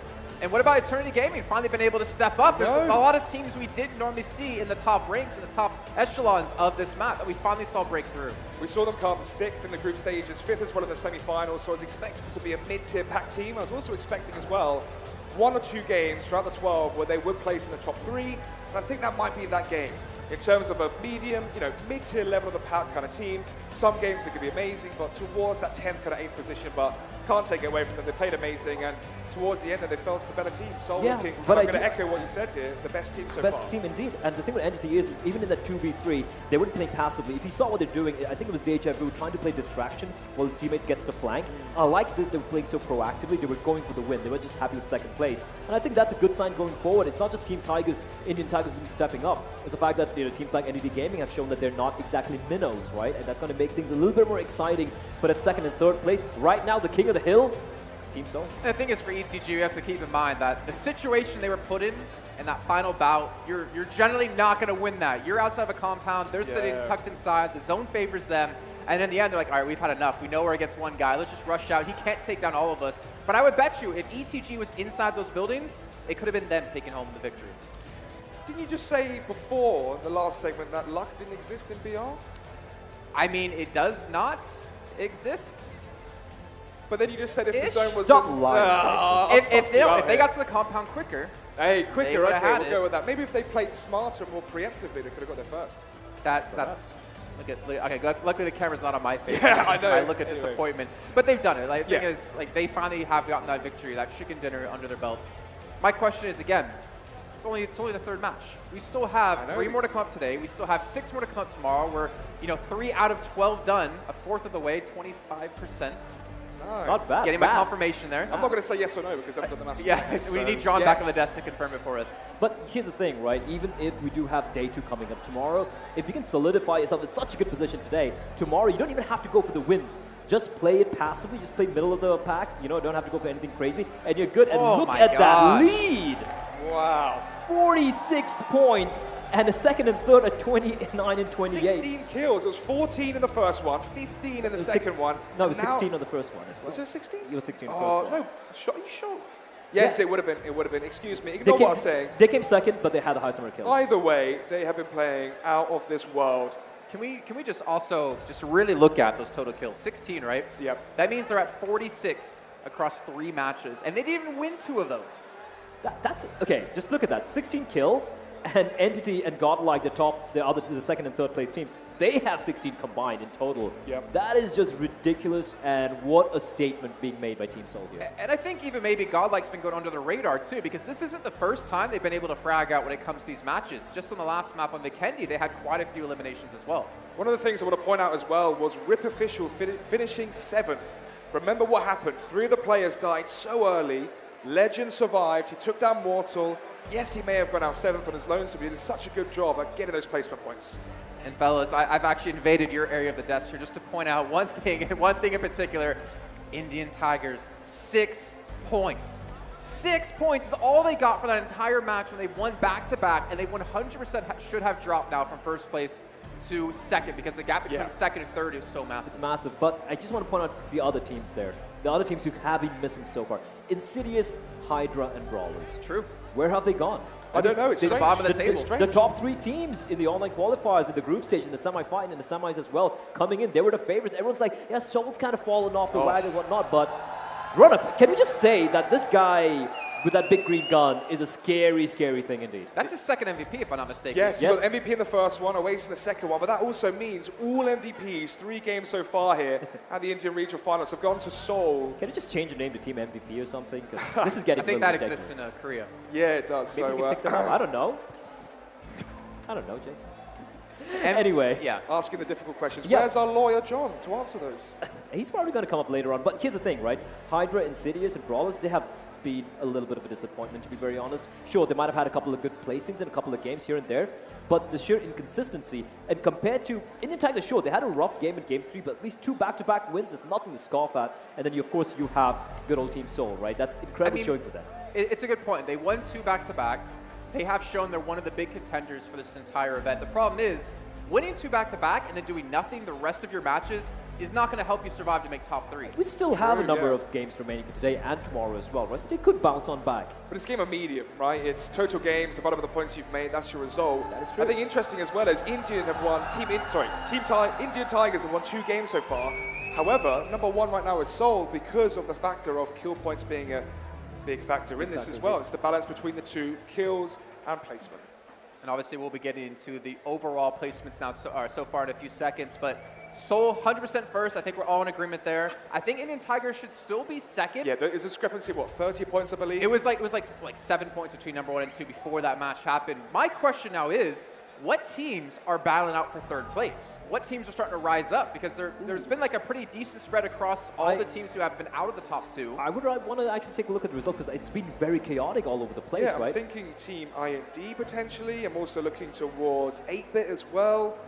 Learn from past and a few good placings there towards the end. Entity, don't count out Entity, right? I think they're going to be top 5 here because they came second over here. Yeah, Previous one, they were 6th place, if I'm not mistaken, although they had a rough game in Game 1. Yep. So I think they're going to be running at least in the top 5 position at the very least. But the thing is now, we're basically going to start to hit replaying on maps very, very shortly. We're going to go into Miramar next, and that's going to be the first time these teams are going to be seeing it here on LAN. I wonder if Seoul can keep this pace up. I feel like I've almost jinxed the Indian Tigers saying, all right, they've done it twice, they put their paw down, can they do it 3 times? I almost don't want to do that for Seoul now, come into this, but they have been, as you said, the most consistent team so far. So let's take a look now at the overall standings and see where everyone does currently lay here on this field. Yeah, there we go. Team Seoul, 122 points. And Indian Tigers, with no surprises, are 92, but look at the difference, 30 points. 30 points of a difference there between the first and the second place. So as we expected as well, towards 3rd, 4th, and 5th position, Team IND, Entity, Orb have been quite a silent killer, haven't they? Haven't spoken too much about Orb. They haven't had most of the action, but they've had maybe amazing foundations and rotation. Yeah, exactly. They've had really good places. They've gotten not the most active, but very good places. smart with where the circle's been. Exactly. And that is something that can get you a long way. I just want to point out here, in the top 10, of the top 3 teams, the top 3 seeded teams who came into this LAN finals, Insidious is the only team in the top 10. They're number 10. Brawlers on 11, And Hydra on 13, that is just sheer disappointment for these guys. It's true. I mean, obviously in a map like Sandhook as well, Hydra have Joker, very aggressive player, very skilled player. Where was he? Where was the team? They went missing. And missing. it could be Just nerves. like Brawlers, it yeah. could be the fact that maybe the ping played a factor, Jason. There could be many reasons why this is the case. But the fact is, when everything's equal, they're on the lamp and everything matters, they haven't shown up yet. I'm still to see anything impressive out of these guys. And what's crazy for me, if you saw the standings right there, you have the difference between second and third place was 30 points, but the difference between third place and eighth place was 15. That shows how middle of the pack things are going right now between all these teams. But ladies and gentlemen, we're going to have to head to a break, but when we come back, match 4 will be kicking off. Don't go anywhere.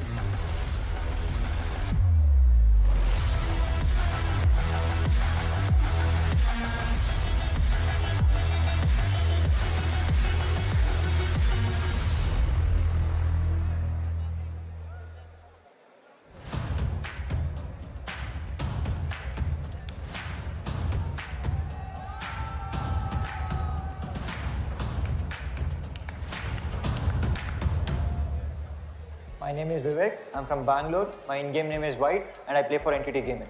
My name is Shadul. My in-game name is Deja Vu. I'm from Pune. I play for Entity. My name is Bilal Said. I'm from Hyderabad. My in-game name is Magazine, and I play for Entity. My name is Mehul. I'm from Mumbai. My in-game name is Torpedo, and I play for Entity Gaming. My name is Shin. I'm from Nagaland. My in-game name is Existence. I play for Entity Gaming. We feel pleasure, and at the same time, we are so honored that we are playing under a very big organization. I'm an assaulter in the team. I love to use M416 because it has very less recoil and the sprays are on point. I'm a middleman in the team, so I prefer M4 instead of AKM. I prefer also 3x instead of 4x or 6x. My first preference would be AKM, and second, like anything, M4, SCAR, UMP, because depending on team, if you are carrying 4, I'll definitely carry M416. If you are lacking, I'll carry Vector, UMP, anything. Being a sniper of the team, I will obviously prefer an AWM because that is the most powerful sniper in the game. But AWM being an item heaven, I don't usually get it in game until unless I find an airdrop. So I have to stick with M24, Car 98 or any sniper. As an assaulter, my first preference would be AK with a red dot, but for my secondary weapon, instead of other people, I would prefer M4 since it's good for sprays and mid-range fight. So I was approached by this amazing team after Crew Challenge. Before that, I had no idea who they were. We just met in a random game when they were playing with randoms. So they recruited me then. So then I came to know about the Entity offer. I was very excited for it because Entity is the biggest gaming organization in India. And now we are in finals. We have maintained the top 6 position. even though we had too many issues in the team, lag issues, like everyone is from different parts, you don't have Wi-Fi, we played on 300 ping and we made it to top 6. So now everybody has equal ping and same devices, now we'll show who we are. हम लोग को किसी से डर नहीं है, but we respect every team, like जो भी top 16 की है, जो बाहर भी हुई है, competition में ऐसे चलता है कि fight करो. हमारी टीम को क्लासिक प्लेयर्स बोला गया था. अब हम दिखाएंगे क्लासिक प्लेयर्स क्या कर सकते हैं रीजनल फाइनल्स में, हम क्या अकॉम्प्लिश कर सकते हैं. एट द सेम टाइम जो भी कोचिंग क्या आएगी उनका देखा जाएगा क्या होगा. तो all the best to all of the teams and good luck to all of. I would like to thank my family and NTT Gaming for supporting us all the way along, and we'll prove who we are in the final. I'd like to thank my family, my teammates, and Entity for supporting me. Thank you, mom, dad, like my family, my teammates, and NTT Gaming as well. To all the NTT fans, thank you so much for supporting. We won't let you all down this time as well. I would like to thank NTT for giving us this opportunity, and I would like to thank my teammates for helping me through every kind of situation. Let's go! NTT!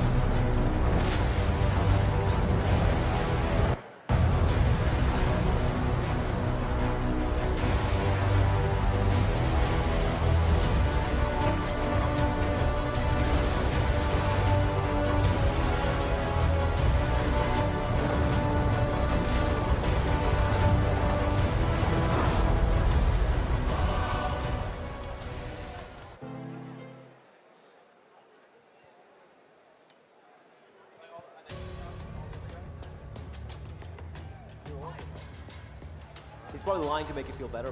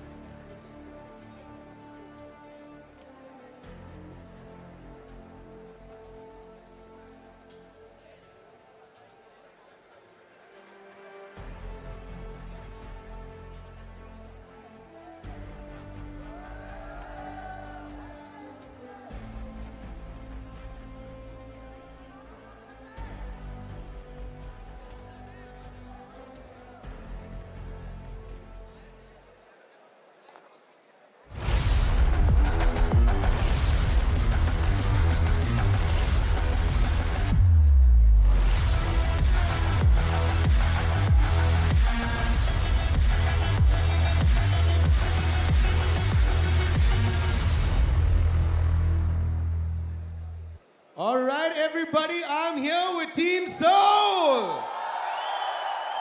Winners of Game 3. Congratulations, really well played. सबसे पहला question मैं आपसे पूछने वाला हूँ Oवेस. आप Iron Sights के साथ क्यों खेलते हैं? Is it a particular reason या scope मिला नहीं? AKM पे आयरन साइड कंफर्टेबल होता है, मतलब रिकॉइल अच्छे से कंट्रोल होता है, बाकी कोई गन पे यूज़ नहीं करता हूँ. Only at AKM. Only at AKM do you go iron sights, you use otherwise for everything else? Yes. Okay, that's a good tip I'm going to use. आज मैं खेलते समय, I'll try it with it, but not as good as you. Slight bit of a gadda, that I am. Now, I'm going to ask none other than Ronak. Oh my God, what a game! Your last 3 kills, you showed us all different kinds of kills. एक तो AWM से, second you fragged someone out, thirdly through the wall. That was insane. That was a great game, man. Give him a round of applause. That was fantastic. All 3 different kinds. Is it a team strategy कि जैसे ही आपको supply drop मिले, आपको पता है उसमें AWM है, रौनक को देना है? Yeah, because I'm the sniper of the team. Yeah. This team really loves you because every time I play with my family, वो एक दूसरे को मारने लग जाते हैं कि मेरे को AWM मिल जाए. You're really good with the AWM, so literally that's a good strategy for the rest of the teams to follow to figure it out. You are the sniper of the team and you always look out for them, and that was a really good game that you had. Also, I'm going to move on to the other 2 players. We got Viper and we've got Mortal here with me. Mortal is the team lead for Seoul. Who came up with this strategy of making sure that everybody gets a different role? So can you tell us what everyone's role here is? Hello everyone. So, as you all know, Ronak is the sniper of the team. He is the DMR specialist, but then DMR आजकल मिल नहीं रहा है तो assaulting भी कर ले रहा है वो. And Oves हमारा assaulter और मैं short calls दे देता हूँ और जल्दी मर जाता हूँ कभी-कभी. लेकिन opponent का position बता देता हूँ इनको. Well, that's the strategy. Ladies and gentlemen, once again, give it up for Team Seoul. That was game 3. All right, it's time for us to go on to game number 4. Don't go anywhere. Throwing it open to our wonderful casters. Take it away, guys. Thank you very much, Abish. And it's great to see Team Seoul having a good time, smiles on their faces, Mortal living it up for the crowd as well, enjoying his moment here. Why not, right? I mean, the crowd loves him. You gotta soak it in. And the cool thing is they have moved under the pressure. Sometimes when you're the favorites, it can get a little bit too much. But the way they played, John, I mean, sorry, that's just been insane. Yeah, I mean, they're pugging in finals. Like, how is this possible? You shouldn't be able to do this. You shouldn't be able to roll up with 16 of the best teams out of 11,000 and just be like, oh, by the way, over 15 kills every game consistently. And that just doesn't happen. That leads to 47 overall, actually, for them over 3 matches. And if it's going to continue this route, I think they almost can win just based off kills alone. I mean, they have more points than a majority of the teams. Actually, they do have... Can I say standings? Can I test our production team here? Because I think out of their 47 kills, they have more points than every team minus the second-place team of Indian Tigers. That is true. Yeah, that is correct. I think that is... Our production is on point. Look at that. Oh, 57. Very close, very close. 57 and 49, 48. Yeah. All right. Bar 5 teams, them included as one of them, they have more points than everyone else based off kills. But if you took away their placement points, they would still be in competition for the top 3. That's crazy, right? Getting second twice and then getting first place in the third game, and you take away all of those points and you just get the kill points, that's still 47, and that places them in the top 5. That is absolutely ridiculous. I'm in awe of this squad right now. If they can keep it rolling, I have no doubt in my mind that they are a force to be feared. I just want to talk about this one. We spoke about it earlier again and again. I'm just going to bring it up again here. Playing on LAN, does the pressure really come into play here? But that looks like it. Not for them, clearly. Not for them. Not for them, because they do have the experience, right? Yeah. But look at Team Hydra, look at Insidious, and look at Brawlers. I think Brawlers is 10th place right now, 10th position, but the rest of them, no one's in the top 10. That is such a surprise for me. Well, looks like we are going to be loading on pretty quickly over into Miramar, which is, of course, a lot more rotation dependent. And speaking of Miramar, it's a completely different map than what we just had previously with Vikendi and Sandhawk. This should obviously favor teams who can rotate quickly, but really fast, guys. Do you think we're going to see Team Seoul take another win? Yeah, I'm just going to say that right now. They have been unstoppable, and I don't see them losing this one either. There is the question, though, because, of course, Sandhawk, highly just chaotic. Yeah. That's the idea, right? You're playing so close to each other, and it is all on that fragging power, which we know that Seoul have. All right. Miramar, it's entirely different. Well, Blair and John, take us underway here with match number 4. Match number 4 indeed, and Team Seoul leading the leaderboards at the moment. And it is going to be the plane heading over here. And here's the thing, though, John. If you look at Miramar, that's a map where Seoul could be proven to be mortal here. Mainly because when it comes to rotations, it's way out in the open. There are a lot of open spaces that you have to traverse. And if the circle's not in your favor, there could be a chance, there is a chance that Seoul can get taken down. The more strategic approach, you know, Seoul, they've been super dynamic, as you say. That could come and bite them back if they're not careful. But we'll see where they end up dropping. Of course, the plane a little bit easterly this time, isolating a lot of that southwestern side. Of course, not super popular to drop over there. I mean, Minas del Sur, you see some people going over that way, but you've still got places like El Pozo, Los Leones, super accessible. You know, one thing I used to keep doing in Miramar would be dropping off right east of Impala and getting on its 2 islands where you just get such good loot. Absolutely. Brilliant loot. But best loot. Does anyone really go for that? Because it's high risk, though, right? I like it, to be honest. If you're playing with, like, you know, a 2-man or something like that. So I'm going to go ahead and disagree with you completely. Why is that? Yeah, as you say, the risk is too much. The loot, fine, whatever. No, I'm just talking about pucks. I am not a professional player whatsoever. Yeah, in a situation like this, absolutely it's super risky because you need to get a boat in order to cross back to the mainland. But then again, you know, if you're a team... Oh, there we go. Mortal flying down with that Godzilla suit of his. I want that suit in real life. Is it a bird? Is it a plane? No, it's Mortal. He's Godzilla. Saiyan just went Super Saiyan there. Just ran in straight into the building. Is the team IND. Who had a pretty quiet game 3, but they have been the catalyst for the action so far in the tournament. So Seoul going very central again, just a little bit further north of Los Leones at the moment as they drop. The circle heading over to the northwestern side of the map. There's a lot of open space here. Of course, everywhere in Miramar has a lot of open space, but you're really looking at the hills around Picado to be a massive barrier to those rotations of the teams coming in from the southeast. I have a question for you here, John. Shoot. Mega, Team Mega, have the 4 players are split apart in pairs, very far from each other, very far from each other. If they face off against a full team, they're going to be in for a world of pain. All of that being said, it looks like they are congregating towards El Pozo. Yeah. And there's no one nearby. But is that something which you would, you know, generally advise, splitting up like that early on? Early game, sure. What they were doing there, they were dropping onto the roads, picking up the vehicles. You can see each of their players have now got a vehicle. This is going to give them a lot of strength, especially on Miramar, having that rotation ability. You want to split your team up into 4 separate vehicles to avoid spray downs, to avoid a vehicle just getting sprayed on and your entire team blows up. You instantly get wiped out. Absolutely. You want to avoid that. So make sure you have those vehicles. Very good early game idea. In the meantime, we do have Team Brawlers. They have been a disappointment so far, man. Trance just getting taken out. But yeah, as you say, Brawlers not having the best of times. There's still time to come back into it, but they do need to pick up the pace, and soon. You can see Team Hydra as well. They dropped out very late towards Puerto Parayo. I think that's how you pronounce the name correctly. I could be very much mistaken here. In Hydra, I think they're sitting on the 14th position, if I'm not very much mistaken. They are sitting in a very rough spot here. And again, if they take too long, they could pretty much fall prey to what Tigers did to themselves in map number 3, getting caught in the blue and getting taken down. Now, Team Tigers, they were phenomenal in the first 2 games. The 3rd game, they played a little too reactive, I kind of felt like. They were just waiting for the action to take place, and then they'd probably sneak in a little later on. But Sandhawk can be very misleading, considering how small the map is. The circle can move surprisingly very quickly, and you can be caught off guard. That's what happened to them early on. This game, though, I'm expecting to see Tigers, which we saw in game number 1 and 2. Yeah, I think they should be on a return to form. You can have a blip, that's going to be fine. They can still maintain their strength in that top 3 spot, hopefully here on Miramar. Over on the eastern coast, you've got 8-Bit, you've got, I believe that's Godlike as well, just chilling out on the east. There's a very heavy cluster of players near water treatment as well.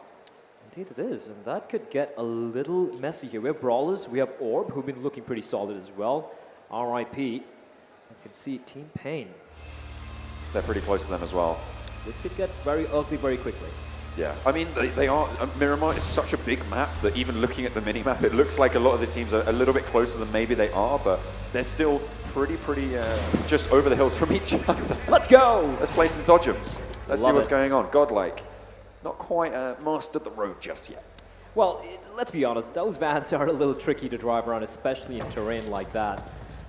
We do see RIP Legend. They've been kind of living up to the name. They've been getting RIP'd very early on. They would obviously be looking to have a much more better game here today.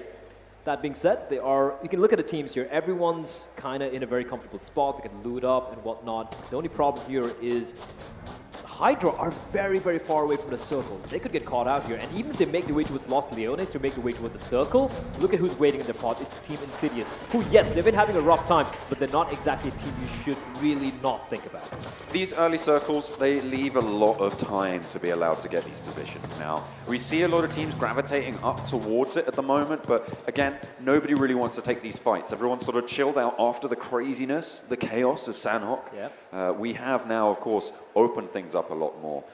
It's all going to be on rotations here, so I wouldn't be surprised, as you mentioned early into the game, we're going to be looking how Seoul can perform. Are they going to be able to step up when this rotational play comes in? Let's see if that happens. And Seoul, I mean, they're the one team. It doesn't matter what map it is. They're like dropping straight in the center of the map and just laying the claim on the land. We do see Hydra on that bike. I really do like riding bikes around the map. Yeah? Yeah. It's very dangerous. It's very dangerous unless you're on a road like these guys are, especially on Miramar. The terrain is so lumpy.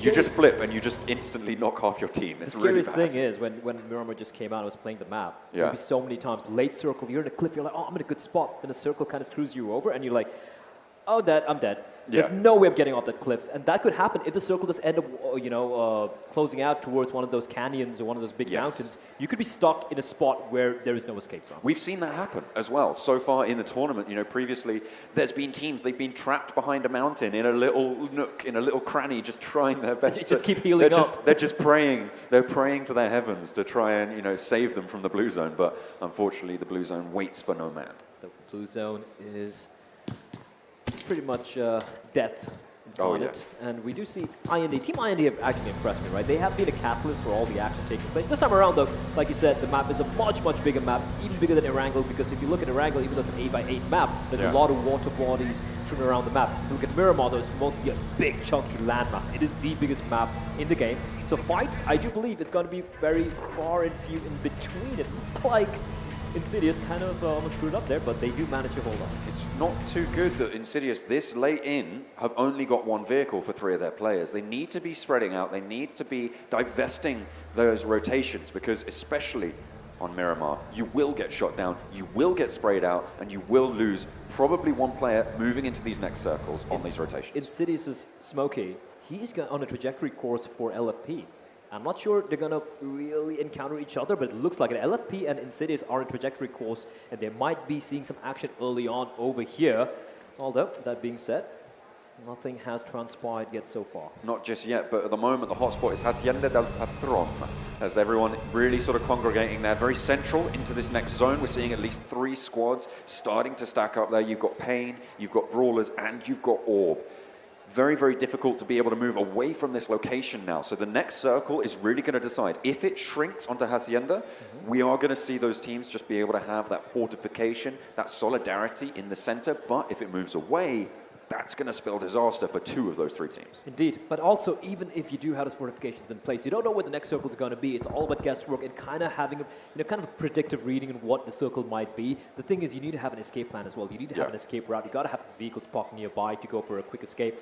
And Brawlers, you're on top of the mountain. They have high ground advantage, and you can see, finally, some shots being rattled off. Oh, they have such a strong position here. They are very close to Hacienda. They have overlook. They have the high ground. They can cover all sides, and you can see that's exactly what they're doing. They've spread out. They've just completely guaranteed themselves at least the next circle's power, as the next circle is just about to pop as the next one closes. It's heading over a little bit west. Hacienda just on the edge. Crater Fields is going to be available as well. Very difficult to navigate. I do believe LFP and Insidious, they might just be battling it out here, and that's information being conveyed over to Team Seoul. Mortal, he's very close by. He's going to be hearing the fights going on here. He knows there's some action taking place towards where Team Insidious are. It's interesting to me that Seoul have split up. They've gone 2 and 2, 2 remaining in Picardo, and 2 moving up towards Power Grid. The rest of Seoul will start to go for that rotation, but they've left 2 and 2 split. If they take the fight with Insidious, they'll be at a disadvantage. Will they, though? That's a good point. Will they, Maybe though? not. 2v4. I think at this point, Team Seoul are happy playing with a handicap. They're like, you know what? 4v4, not fair for you guys. We're gonna split it up. We're gonna make things a little bit more equal, and we're still gonna destroy you. We do see now Evil. This scene just, I don't know why, out of nowhere, just reminded me of Mad Max. I mean, it's Fury Road, right? It's We've Fury seen Road, this pretty much. before. They're rolling through the desert on a horse with no name and seeing what they can come up again. Better keep out of the rain. Well, we do see Hydra. They're still kind of in the blue, but they still have a lot of time. The damage is not going to be that bad, of course, in the first circle. And you can see, like you mentioned, Ronak and Mortal, they have no fear whatsoever, and it is a sheer joy watching this team play. No players gone down just yet. To be expected, the next zone is going to close in the next 5 seconds. It's going to start. That's going to push Daku over into the territory of Tigers, of Evil big fellas, of Pain as well. Godel making that same rotation, so that eastern flank, very, very dangerous. But also, on that southern side, you've got Soul starting to guard out against Team IND and Hydra.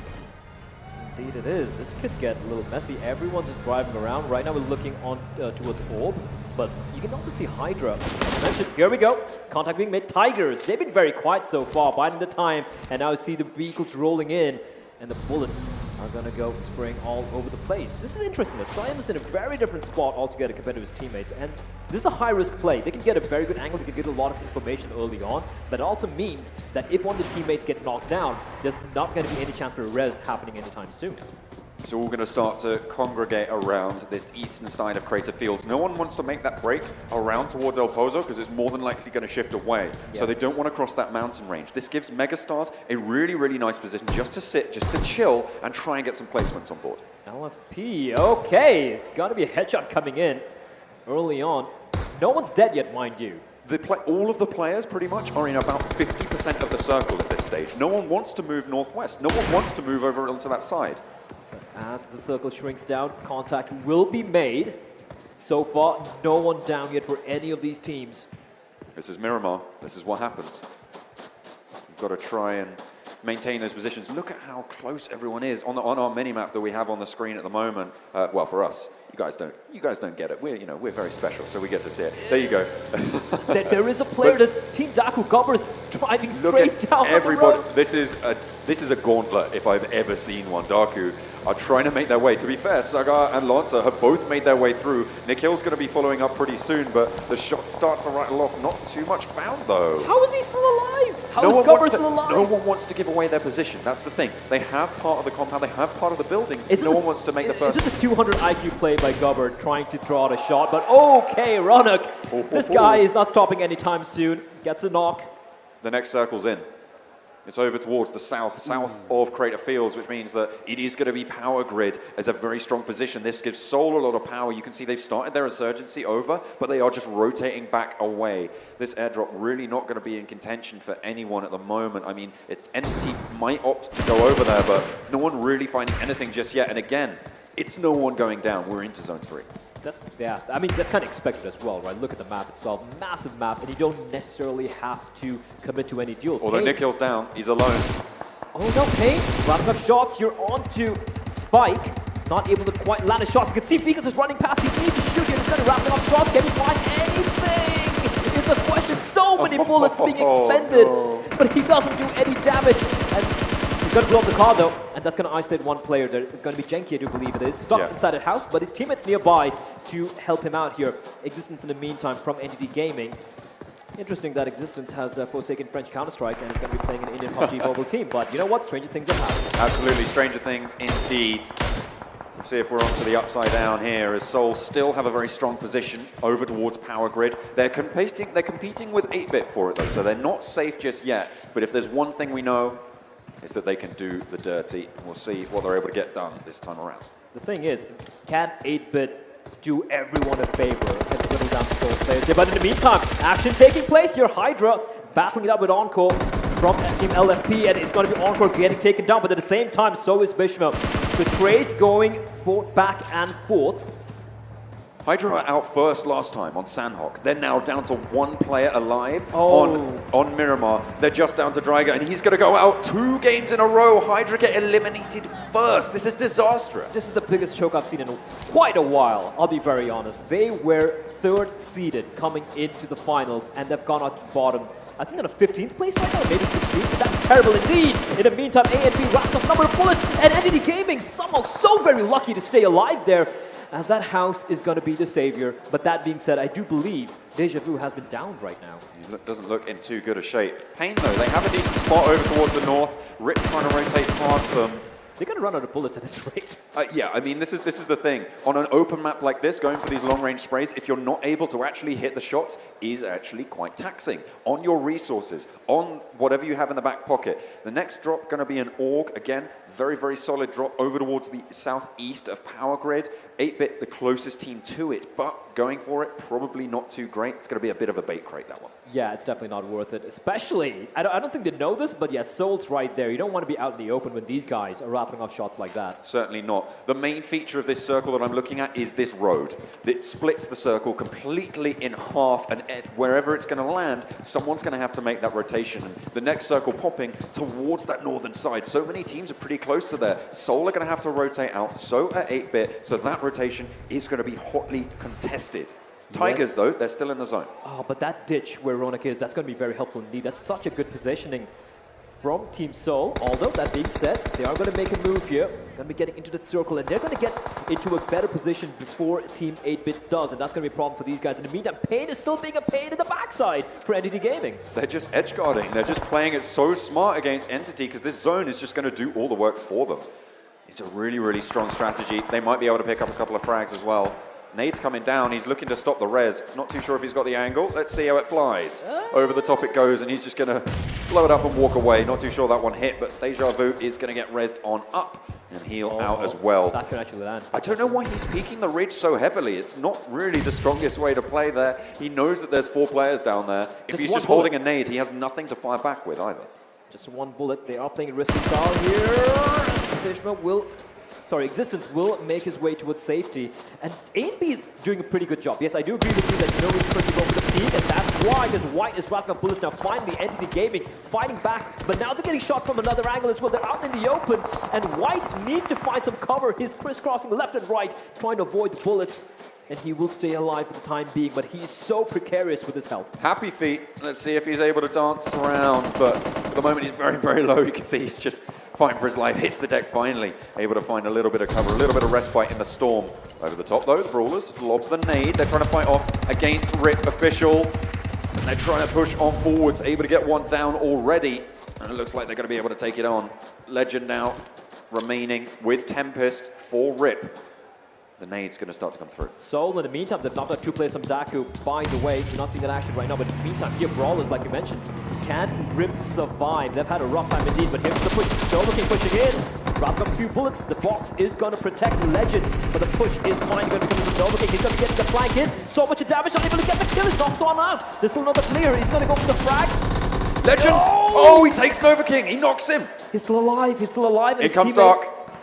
This is huge. Legend trying to peek, trying to get to the finish, but Dark's there. He's going to push it back straight into Iconic, and it's Rip to go down. And Brawlers surviving a scare there.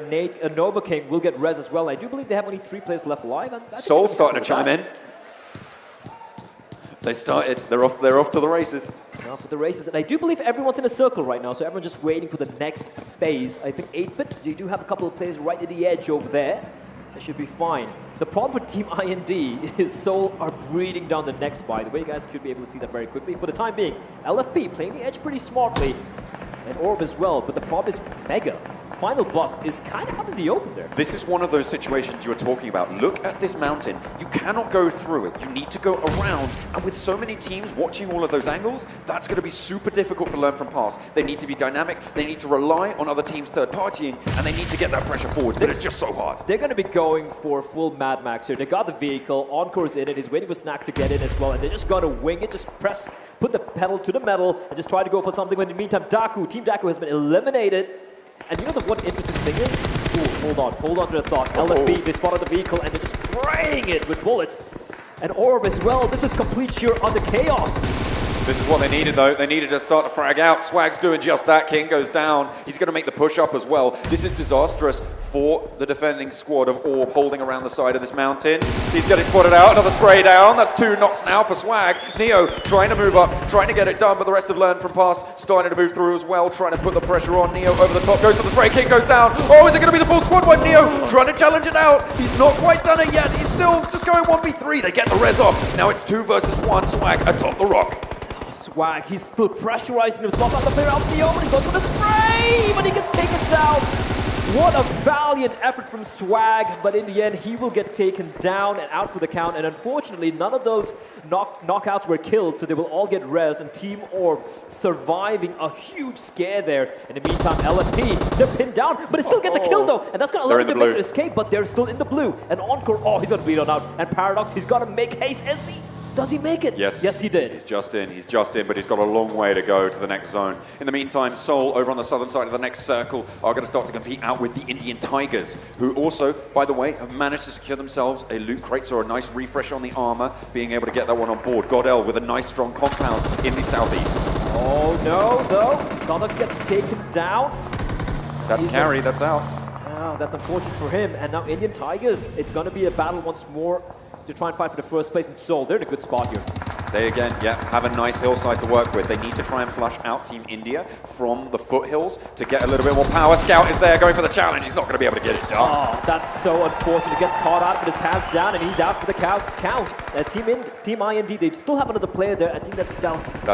That's Daljit. Daljit's still hiding in the smoke. They have no idea where they are. And Seoul right now, they've just thrown caution to the winds. They know it's getting to the end game. They're looking for the fight. And Team Evil should be worried that they are kind of exposed on top of that hill. Viper did get knocked just there, so Mortal's going to have to res that one up. They do have smokes out. They should be okay, but Insidious and Evil Big Fellas both breathing down their neck. Northeast of the circle as well, a lot of competition. The Megastars are out in the meantime, but over on Orb, we're looking at him just blowing up, trying to stay alive. It's just Neo left alive for his squad. I got to give credit to Orb though. They might not have got top 3 any of the games, but they've been so very consistent. That's what they're trying to do. They try to get to the top by placing. It's going to be Spike out in the open. Mavi. You've got to hit those shots, Mavi. You can't miss those, indeed. And now they've announced a presence, and you can see Pain sneaking in. And as the moment they go over the hill, Tigers are going to be out in the open, and they're going to get completely slaughtered here. Viper knocked again as well. That might have been confirmed, actually. We'll have to wait and see, but Seoul still going strong. Evil Big Fellas, they're challenging them out right in the sightlines of Seoul. That's not where you want to be, but at the moment they're preoccupied. They're not going for the challenge. Okay, there's some smoke there. I didn't see that one before, so they aren't just sat in the smoke. They're just chilling out. The Brawlers and 8-Bit challenging for one of the few remaining compounds in the next circle, but God L come up huge with the next shift. Meantime, Ronak is continuing his reign of terror in the server. It's just been just unstoppable so far. Although just one kill, it's been a kind of a low kill game so far for these guys, but This is the rotations that we were going to try and see punishing Seoul. There are 2 players remaining. They have 5 kills. They're doing pretty well. They're top 10 already, so, you know, they're not out of it just yet. But at the moment, Godlike, very, very strong. But you can see from the north, there's the inklings of rotation starting to form in the minds of Brawlers, in 8-Bit, in Tigers as well. Oh, Ronak down, just Mortal now. Mortal, how much longer can he stay alive? The circle is shrinking. Medkit's being used by Sharko. He's got to make haste here, and Mortal knows there's a player there. He's ready, waiting, looking for the fight. He's going to actually go out in the blue. He spotted him. What a madman! And he gets the kill. And he makes his way into the safety of the zone as well. What a play by Mortal, and he's got time here. Not only that, he's a solo player, but he has a suppressor on his Mini 14. That is really, really important because it's going to stop people from knowing where he's shooting from knowing his position, unless they've been keeping super, hardcore track of that kill feed, of those positions as well. It's a 1v1 over here near Seoul. In the meantime, though, it is going to be A and B wrapping up shots with the AK-47. 8-Bit punishing them, though. It's only A and B left for Pain. He needs to get those reses off, and quick. Tigers, though, they're right next to him over the ridge. They should be pushing in here. Mortal somehow still alive. This guy is unstoppable. How did he get there? But he finally gets taken down by Tiger. Good trade coming in, as it is finally Team Seoul getting knocked out. It looked like they were never going to die. But now, Tigers have a very good chance here. 2 players still alive. And Siam doing a great job staying alive and also getting the trade very quickly onto Mortal. But I'll say it again, Godlike, they've been in this building for so long. Their meds are going to be strong. Their armor is going to be there. Everybody else has been fighting, has been moving around and taking punishment for it. Godlike, they've been sat pretty. We'll see what they're able to do with this advantage. We do have 5 teams remaining, ladies and gentlemen. 14 alive. For 8-Bit, it is all down to these 2 players, Ted and Ryza. will get taken up. Brawlers, no one's dead yet. That's the thing. This is Brawler's time to shine. They need a really good performance. This could be where they're able to get it. But the Indian Tigers, they're on 7 frags. They have plenty of troops left as well. They have some strength moving forwards. 8-bit, they have to push down a really vast open wasteland, but look at them right in front. Is he? Does he not? What? He sees him. Oh, okay. In the butt. He shoots him in the butt, but the trade comes in real quickly. Tyre Mavi. Will he have time to res his teammate, though, is the question. And he's going in for the kill. Smart play from him. Is he going to go for the res? He has time. The circle, though, are they in the circle is the question, because they're so tiny right now. It's going to have to push them in. This is going to make Godlike force them to move away. Team IND still have Dalji still in the wings. He's going to have to do a really big, bold cross at this next one. But in they go. Ted looking for the spray down, looking to try and take out the Indian Tigers. One goes out, but it's just Ted remaining. He's on a bare hillside. He's pushing down. There's no cover whatsoever, and he's going to go down. It's Godlike Sidhu finds the shot. What a save for Mavi there. Is he even still alive? Yeah, he's going. There he is. Wow. He needs to buy Sidhu something later on for the tournament. He got saved there by his enemy. Buy him an in-game skin. But just get him a little bit of a cosmetic thank you, but we're down to 4 teams, 10 players. The Brawlers, 4 alive. Really, really strong position. Godlike, 4 alive as well. Then there's just 2 solo players on the wings and waiting to see what happens. Indian Tigers, the fact that he's still alive, he doesn't even need to take a fight. Mavi, I do believe the player is, and he's nowhere to be seen right now. It's the fight. This is the main fight. 4v4. Brawls versus Godlike, and Godlike's gonna win the initial brawl. Frost is gonna get taken down. Aladdin gets taken down, however, by IND. Oh my lord, that is huge. Solo player, Dalji, able to get the spray down, holding his ridge at the moment, but he's now running into so much danger. Mavi out. Indian Tigers are out for the count now. It's 3 teams remaining. There's still a solo player running around, somehow still alive from Team IND. Trying to get the spray. Oh, into the smoke. It's Dalji. He's going low. He hits the deck, but he's down. He's out. 2 teams remain. 2 teams remain, and who's going to come out of the Brawlers? Can they make it happen? Brawlers won it. They got it out. They got it out finally. After such a very long time, Brawlers managing to get the win. And yeah, I think they're kind of getting on back to the path of redemption here. Very, very nice to see. This is exactly where they needed to step up. Only 3 games down, and now they have shone. They have shown us why they were one of the top teams moving in. Here's the thing, though. The fact that Indian Tigers stayed alive for so very long means, even though I do believe Team Soul is still going to be on top, that's a very good chance for Team Tigers to kind of catch up to Team Soul going to game number 5, I do believe, for the time.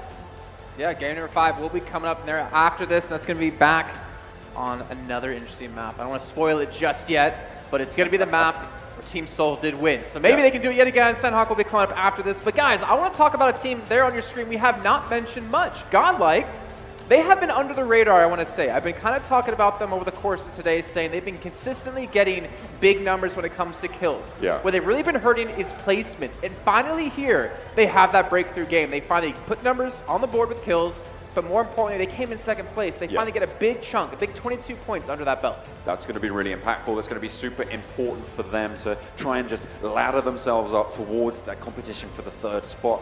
At the moment, of course, it's still kind of isolated between Seoul and Indian Tigers for the 1st and 2nd, so we'll see how this is going to impact that. But for now, that 3rd spot really all that's up for grabs for the rest of it. So I'm excited to see how that's going to put everyone in the running. And let's talk about Brawlers. I mean, they finally had a game where I feel like they changed their mindset going into this. They're more like, let's play passive. Let's play for placements like we had Frost do in game number 1. They finally got a little bit more of a comfortable game sitting more towards the edge of the zones, but they finally had that breakthrough game they were looking for, and we've been asking, where have they been? Where's Hydra been? And speaking of Hydra, they got knocked out in 16th place. Again, Hydra, the question, where have Hydra been? They've been nowhere. They haven't shown up at all whatsoever. They've been extremely disappointing. And again, Insidious, even though Hydra have been terrible so far, Insidious as well, they've really been so lucky with some of the circles, some of the positioning. For sure. But they're just not able to capitalize on it. Maybe it's the land nerves. Maybe they're a little bit off their game, but here come the match results. And we do see, well, it's a very low fragging game here, and the surprising thing is LFP, learned from past 9 frags for them. They had a pretty good game frag-wise, and Team Soul, finally, the rate of terror has been kind of stopped, at least temporarily, 6 frags for them. But looking at those points over there, 35 points for Brawlers, and Indian Tigers coming in 4th on 24. And the important part is, looking at rank 1 and 2, Team Soul currently in 1st place, 14 to 24. That's only 10 points. They're still ahead of Indian Tigers by 20 points. They had a nice 30-point gap. So they, even though they didn't have as great of a game as they've had previously, they didn't do what Indian Tigers did of dropping out really early on in this match. For sure. It's been really, really good to see how they've been impacted. Moving down to the second half of the table, as you were saying, for Hydra, you cut off one head and it just falls over. Yeah, it's supposed to grow back, right? Yeah, it's supposed to grow back and twice as strong, right? I think the Wolverine genes have kind of been negated here. They've been kind of very disappointing, to be honest. NDT Gaming, again, very up and down, right? They either come bottom of the board or they have a very good game, again, struggling over here. RIP Official, they looked a little promising over here, but again, nothing really panned out. Even big fellas, though, they were looking very rough in the first couple of games, but now they were showing that they can still do a little bit of damage here. But to be very honest, I think the story right now is Indian Tigers and, of course, Team Seoul. And if anyone else can make it to that third position. That's really, the fight for third is kind of what everyone's thinking about. First and second actually is a big difference. That's $30,000 in between those two spots when it comes down to it. That's a huge amount of money. That's the same amount of money you get for second, just again. And not to mention, the qualifying spot for Berlin, just straight there. No having to worry, no having to figure out all the other regions straight away. You just go straight there through on the qualifying spot. So I want to look at Miramar a little bit more, too, because this was the map we saw Brawlers finally come through, Godlike as well. But it's only in the pool once per day. Do you feel like this map is so drastically different than all the other maps at the moment in the pool that teams can't rely on just getting a good placement here? Like, obviously, we saw a complete mix-up in our top three. Yeah, I think that's accurate. I think that we're looking at Miramar as kind of this outsider, like, decider map for small tiebreakers. So if your team is really, really strong in there, that's great. That's fantastic. You're going to be able to ladder up 1 or 2 places. If you're good at Erangel, you're going to be able to jet up at 5 to 6 places. If you're good at Sandhawk, you're going to be able to do the same because, of course, you're playing 2 of those per day. And the MVP of the match, it is going to be Dulcet, SKL, Dulcet as we call him. He was actually really, really impressive considering he was pretty much all alone for such a long time. The fact that he got so many crucial kills, and every kill he got against some of the teams who had just one player staying alive, ensured that his team had a higher placing right there. So Team IND, that aggression really panning out this time around. Yeah, that's what we said as well. It's all about placements. Everybody is looking to ladder up, and that's exactly what they're able to do. So Team IND, going to be chuffed to bits with that one. Chuffed to bits. I have not heard that term ever used, but I like it. I like it. I might use it. What you've heard of this? Yes. I've heard of chuffed, but chuffed to bits is a new one for me. Chuffed to bits. It's like really happy. It's like a Cheeky Nando's. It's not like a Cheeky Nando's, but moving on. Have you heard of Cheeky Nando's?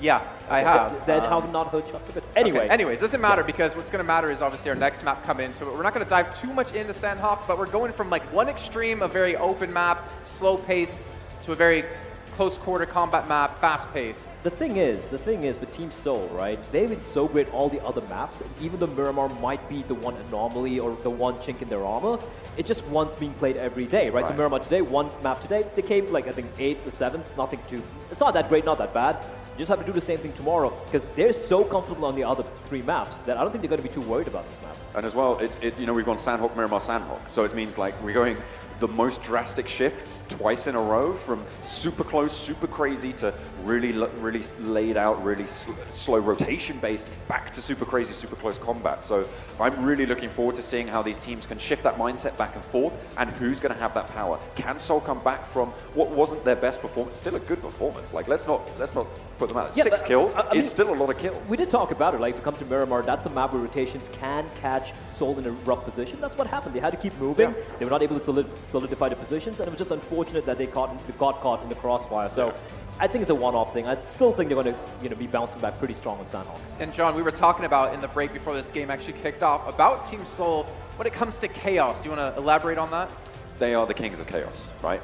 When you give them that reign, when you unleash them like that, when you take Indian Tigers out of the mix as well, who's one of the few teams that have been able to stand up to them in those situations, they're just going to completely wipe your squad. They're just going to, pull your pants down and give you a spanking. That's not going to be good. All right, well, let's take a look at the overall settings now. We've had so many games played today. Let's see how things are shaping up. You can see Team League. That's pretty crazy. But looking at this third place, hang on a minute, look at this. Team IND, they're starting to streak out. They're starting to open a gap. And that's the thing, right? This is a team who've been playing very aggressively. They also had the highest number of kills, I do believe, in the group stage or the semi stage as well. And that's really paying out for them. It's really working out for them. But then Brawlers, right? We kind of counted them out at one point in time, but that one's really making them really content for the third spot. But that being said, Team IND with almost 20-point lead is going to make things very comfortable for them. And going into Sandhawk, they'll be looking to do the same thing. And I think they should continue doing what they're doing. They're not doing anything crazy. They're playing aggressively, they're playing to their strengths, and it's working out for them. Yes, not winning the games, but at least they're coming close and trying to solidify the third placing. I think that's good enough for them. A 20-point differential, though, very, very much surmountable in the remaining games. True. We've only played 4 so far. We've got plenty more to come. So it's going to be really interesting to see how they're going to, if they're going to be able to bridge that gap. Are they going to continue to perform, or was it just a one-off?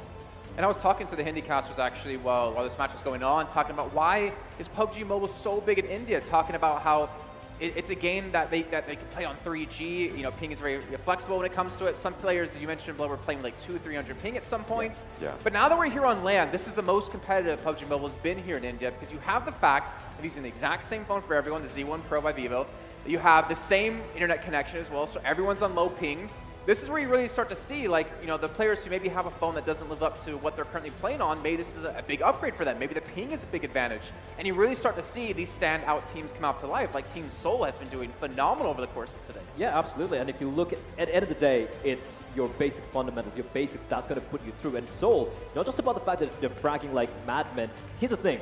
If other teams try to replicate what Seoul are doing right now here, they would probably fail miserably. It's just the fact that it's so confident in the way they're taking fights, right? So if you're watching this tournament, don't try to replicate what Seoul are doing. It is not going to work out for you. It only works for them because they're that damn good. That's fair enough. I think that having that natural talent, that natural flair for aggression and taking those hypey plays is really what is pushing them through. Did you say hypey or hypey? Both. Okay. Hyphy. That's a term I've not heard in a long time, and I'm very, very old. But unfortunately, it's lit, fam. We're going to be heading to a short break here. But when we come back, we're going to be kicking off match 5, and it's going to be on Sandhawk, so don't go anywhere.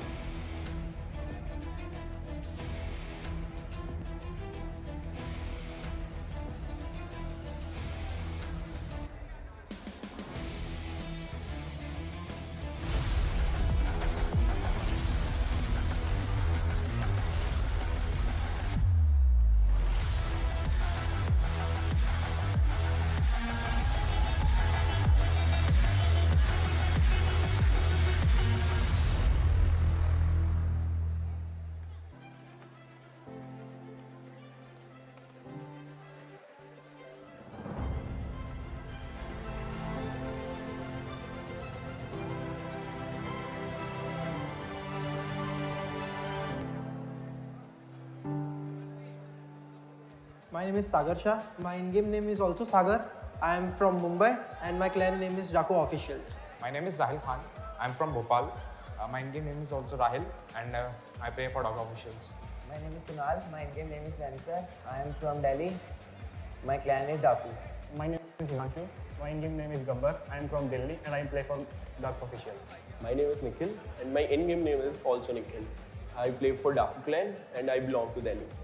PUBG mobile India series से PUBG club open में हमारी बहुत लंबी journey थी, तो बहुत सारे changes हुए। हमने राहिल खान को अपनी टीम में लिया, जो कि अच्छा हमारा कोऑर्डिनेशन बना, और डे बाय डे हमारी गेम बेटर होती गई। तो हमें एक ऐसे प्लेयर की जरूरत थी जो हमें आगे तक ले जा सके, तो PMCO हमारा अच्छा होगा आगे। हाँ, PMCO इंटरनेशनल है, बट हम देश में खेले विदेश में खेले हमें फ़र्क नहीं पड़ता, हम वही गेम प्ले दिखाएंगे वहाँ पे। मैं डाको ऑफिशियल का सपोर्टर हूँ। मैं मोस्टली AKM प्रीफर करता हूँ, बिकॉज वो आयरन साइट में विद नो रिकॉयल रहती है, एकदम ज़रा भी नहीं हिलती है, तो मुझे वो प्रीफर करना ज़्यादा अच्छा लगता है। I'm an executioner and I use barrel because it gives us stability and more damage than AKM. I'm close encounter specialist, so I prefer Groza because it has firing speed and damage. I'm an assaulter of my team. I use M4 the most, but I love playing with MK14 because it has the most damage in all the guns. It can easily knock player with 2 or 3 bullets. I am the sniper of the team and I am weekend specialist for them. And my favorite weapon is M24 because of its highest firing speed and damage. हम एक दूसरे को पहले से जानते थे। ये मेरा दोस्त था बहुत अच्छा, 6th क्लास से हम साथ पढ़ते थे, और ये मेरा भाई है। तो हम बहुत पहले साथ, जब सीजन स्टार्ट हुआ है, PUBG स्टार्ट हुआ है, तब से हम साथ खेलते आ रहे हैं। तो थोड़ी सी बहुत सारा स्टार्टिंग से हमारा। फिर जब हमें जरूरत पड़ी अच्छे प्लेयर के PMS के लिए, तो हमने राहिल सागर को ऐड किया। फिर जब हमें और अच्छा प्लेयर की जरूरत पड़ी, तो हमने राहिल को भी ऐड किया बाद में, उन्हें कोऑर्डिनेशन इंक्रीज करने के लिए। तो हम प्रैक्टिस तो करेंगे, बट जो होता है वो होने देंगे, और हम लोग अंतिम में थोड़े चेंजेस देखेंगे, आगे का आगे देखा जाएगा बाद में जो होता है वो। इस PMCO में अभी जो चल रही है, अच्छी खासी ट्रेनिंग चल रही है, सबकी प्रैक्टिस बराबर कर रहे हैं सब, बट थोड़ा पीछे रह रहे हैं सबसे। अब नेक्स्ट PMCO के लिए हम लोग ने जो तैयारी कर रहे हैं, मे बी टीम में डिफरेंस, कुछ चेंजेस लाने पड़े और प्रैक्टिस करनी पड़े, तो फ्यूचर के लिए थोड़ा करना पड़ेगा। और सारे प्लेयर्स को पता है कि उनको क्या दिक्कत है, क्या चेंज करना है, सब एग्री हैं उस चीज़ के लिए, आगे के लिए, फ्यूचर के लिए देखें। टीम IND जो है वो काफ़ी अच्छा खेल रही है, काफ़ी अच्छा उन्होंने किल्स लिए हैं, काफ़ी स्किल्स उन्होंने अपनी दिखाई हैं उसमें। अब सोचा तो है शुरू में उनको अगर किल कर सकते हैं तो उनको वाइप करना ज़रूरी समझेंगे, ताकि आगे मैच काम आए। हमारे सपोर्टर्स बहुत कम हैं, बट जो है वो ट्रूली सपोर्ट करते हैं, और हम उनके लिए बहुत बड़ा थैंक्स देना चाहते हैं, क्योंकि वो कंटिन्यू सपोर्ट करते रह रहे हैं हम लोग को। डाको official.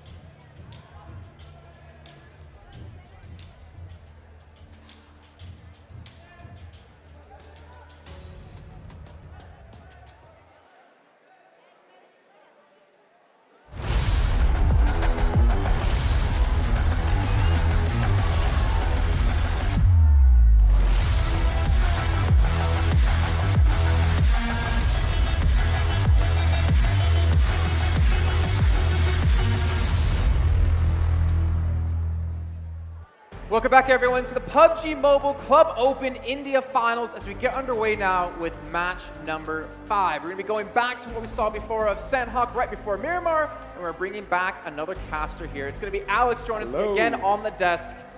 Even closer to you this time, so people at home are going to be jealous of me. I think in my contract I have You're like royalty around, so away. people are asking for your picture, asking about what your events are next. You are the talk of the town right Pretty now. sure it was just you, actually. Maybe it was just me. So I'll take it. As long as someone's doing it. But John, we're moving out into game 5. I'm gonna just brush over that because now we're going back to Sandhawk, and this is where Seoul finally had their breakthrough game. Right, they finally won their first match. I would say I would disagree with the word breakthrough on that. Well, they just come second and second with Right. 16 and 15 kills. So yeah, okay, but they did win their first match. I'll give you that. But I think that Chaos is where they shine, as I highlighted before. They weren't coming up against Indian Tigers, who were the team who were taking them down in those situations towards the end. And we're looking at another potential repetition there. What they like to do is drop central. We saw them drop boot camp before. They spread out from there. They moved away from that pretty early on, which is pretty smart because a lot of teams are going to be looking to rotate and maybe take a look towards boot camp. So leaving that early, pretty smart on their part. But I'm expecting them again across all the maps, dropping central, spreading out from there. It's not just that, but also coming, second, first, having all the MVPs. The confidence is already here for tomorrow. The points they managed to already get on aggregate is going to be great for tomorrow's game as well. It's going to take some pressure off of their shoulders. And towards the last 2 games here, they can have an 8th, a 6th, a 5th finish and still be good. Well, one thing we haven't seen much of is Hydra having a performance they're not going to be too happy with. Do you guys think this might be the map? They had some time to think some things over. Finally going into our first replay of the day. Maybe this is their chance? Maybe it is, but remember last time on Sandhawk, they went out first as well. I'm really looking for them to stand up. Hopefully, they're going to have a little bit more presence here because we've seen better from them, and they can do better. They just need to pull it out here. We were looking at Hydra, Team Insidious, Brawlers as well, being the teams where were they on land? And thankfully, Brawlers had the last one. Can they continue that form here on Sandhawk? Well, here we go into our penultimate game of the day. It's game 5 on Sandhawk. Alex and John, take it away. Oh yeah, let's get into it. Let's get underway. The plane is going to be heading over. It's straight down the center, a little bit westerly, but of course Sandhawk's so small, generally you're always going to be able to go to pretty much anywhere you want. We've had so many planes go directly central through the map. Haven't had too many center towards the west or the east, so it's been very, very even. Well, John, initially, when you're looking at the pathway of the plane, which sorts of terrains, you mentioned boot camp prior, we see Seoul drop off there, but which ones are taking your fancy as to which should be the best to look out for? Yeah, I mean, it's pretty early days at the moment, but we see early drops again coming out from Tigers. They like to go over towards Cal, towards just a little bit north of Tapmock as well. They've claimed that one as well. Again, Seoul going to be out over that boot camp, and Insidious heading over to Paradise Resort yet again. These are the hot spaces at the moment, and Hydra as well. This time they're heading a little bit further south as well. I'm going to be moving over towards potentially Cave, or maybe looking even to go as far as Docks. Haven't seen any teams towards the east as well, northern or southern. Lakawi, Kampong, Docks, Camp Bravo, Mongnai, no one being there currently, so an eastern side ring would mean a lot of rotation from teams like Orb and Brawlers. Oh, hang on a minute. Over in the south, near towards Sami, you've got both Evil Big Fellas and Godlike as well, but already a clash going on, a couple of knocks coming through. Sandhawk's off to a crazy start already. Is indeed. Just knocked so far, still 64 players alive. Right now the first ring has come in, but obviously on Sandhawk, because of the size of the map, it's just going to be a ring around the whole map, so it's not going to make any alterations as of now. Actually, no. There's a tiny little bit of land cut off on that western side. That's going to that's really going to hamper the Brawlers. You must be so fun at parties. Absolutely. I mean, if I ever got invited to any, maybe. God bless you. So initially, Payne starting to rotate now towards the east. Maybe going to be looting towards Lakawi, try and get some more inventory and utility going forward into the later stages of Sandhawk. Pace of this one here, John, a bit slower than the last Sandhawk we saw. Yeah, I mean, it's going to start off, we're still in the first 2 minutes of the game, so it's very much still the looting phase. Everybody's going to start to have these meds on board now, start to have these weapons. Obviously, that spawn rate has been boosted just to give everyone a faster looting phase. You don't want to be watching people run around with a single energy drink, just trying to find a micro Uzi or something else that they can even have a fight with. But at the moment, it's Evil Big Fellas. I was talking about this before, down in the south, posturing off against Godlike.